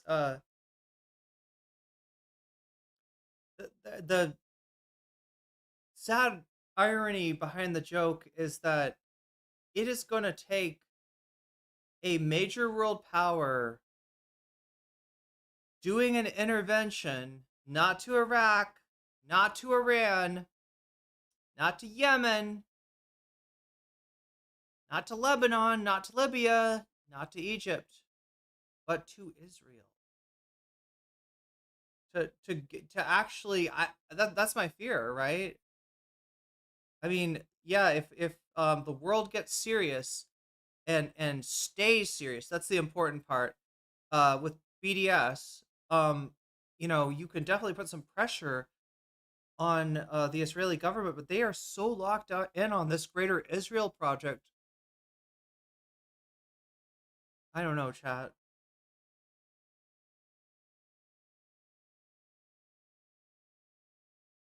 I was saying we could like go to the desert, start 3 fighting forces, and combine them as some kind of reverse IDF, but that's silly. That's not going to happen.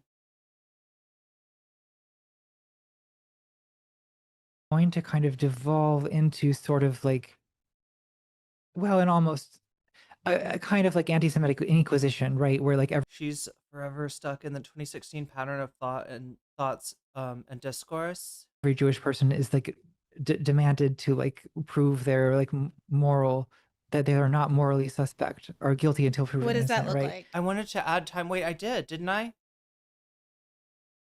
Yeah, 5M. Wait, yeah, sub add time 5M. You did add time. Otherwise, the stream would be over already. But yeah, I mean, like, if you want me to be better about using the time that we've added to try to figure out if we're gonna do a gaming stream, yeah, I should probably mention that again, because we're not getting through this next Contrapoints subject on Tucker Carlson.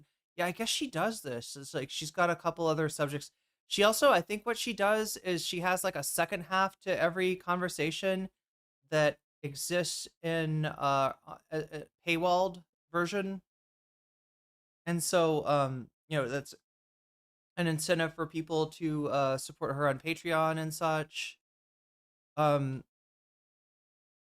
So yeah, I mean, I guess there was more conversation than this, right? But yeah, it was mainly, you know, the topic I guess that everybody wanted to hear about in regards to Natalie. So she definitely, you know, knows what the audience is coming here looking for. We got 1 minute left there, chat. We got to figure out what we want to do. I'm still hoping that there are gaming frogs in chat.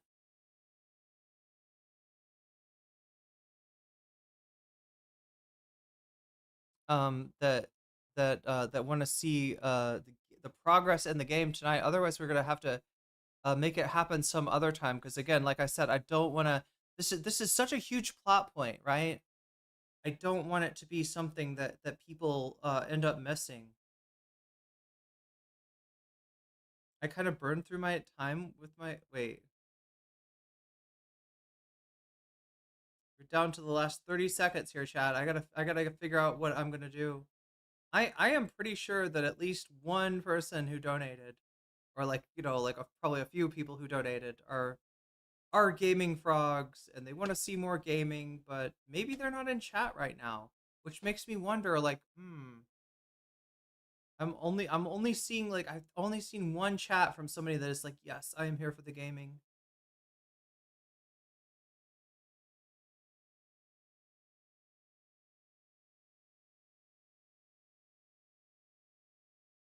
Chat 0. Oh my god, chat. Well, I'm not seeing anything come out of chat. That's kind of crazy.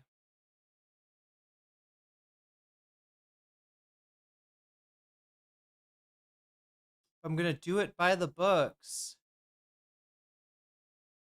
I should be finding somebody to raid on Twitch right now. It's like otherwise it's like embezzling, right? I don't want to embezzle any of the donos and commandeer them for the purpose of gaming content when the people that donated did not specify at the time of donating that they wanted to see some gaming content, right?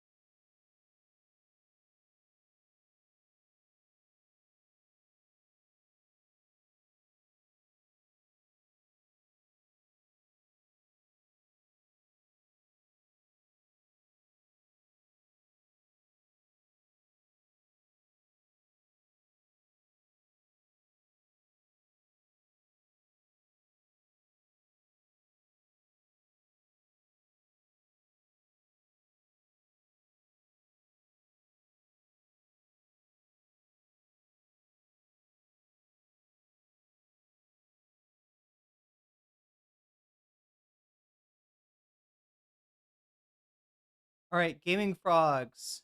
Take this as a opportunity to learn, right? The gaming stream goes on Friday night / Saturday morning or not at all. If there's not 100 points in the video game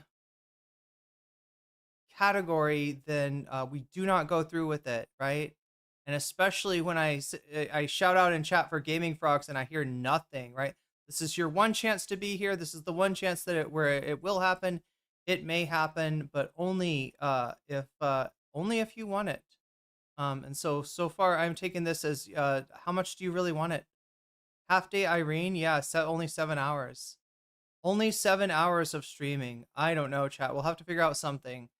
Of course, we need some progress. And I don't want to do this as like a random pop-up members only stream. Because again, this is, as far as I'm concerned, this is the best. This is where the content gets good in the game. But it'll have to wait for another week. Anyway, much love, everybody. Take care of yourself and each other. Let me shout out. Jump in the raid if you have not already. We got Struggle 4, who is on the train. On streaming from a train. No, that's what it looks like. Anyway, it feels like a streaming from a train. So I think you might enjoy it. If you like trains, you're going to like this content with Struggle 4. Another thing that I like to do is shout out my Patreons at the beginning and end of each stream. So let me go ahead and do that again. Shouts out go to Neo Pergosh. Shouts out to JMB. Shouts out to Emily French. Shouts out to Big Al. Shouts out to Direful. Shouts out to Joel Siverud.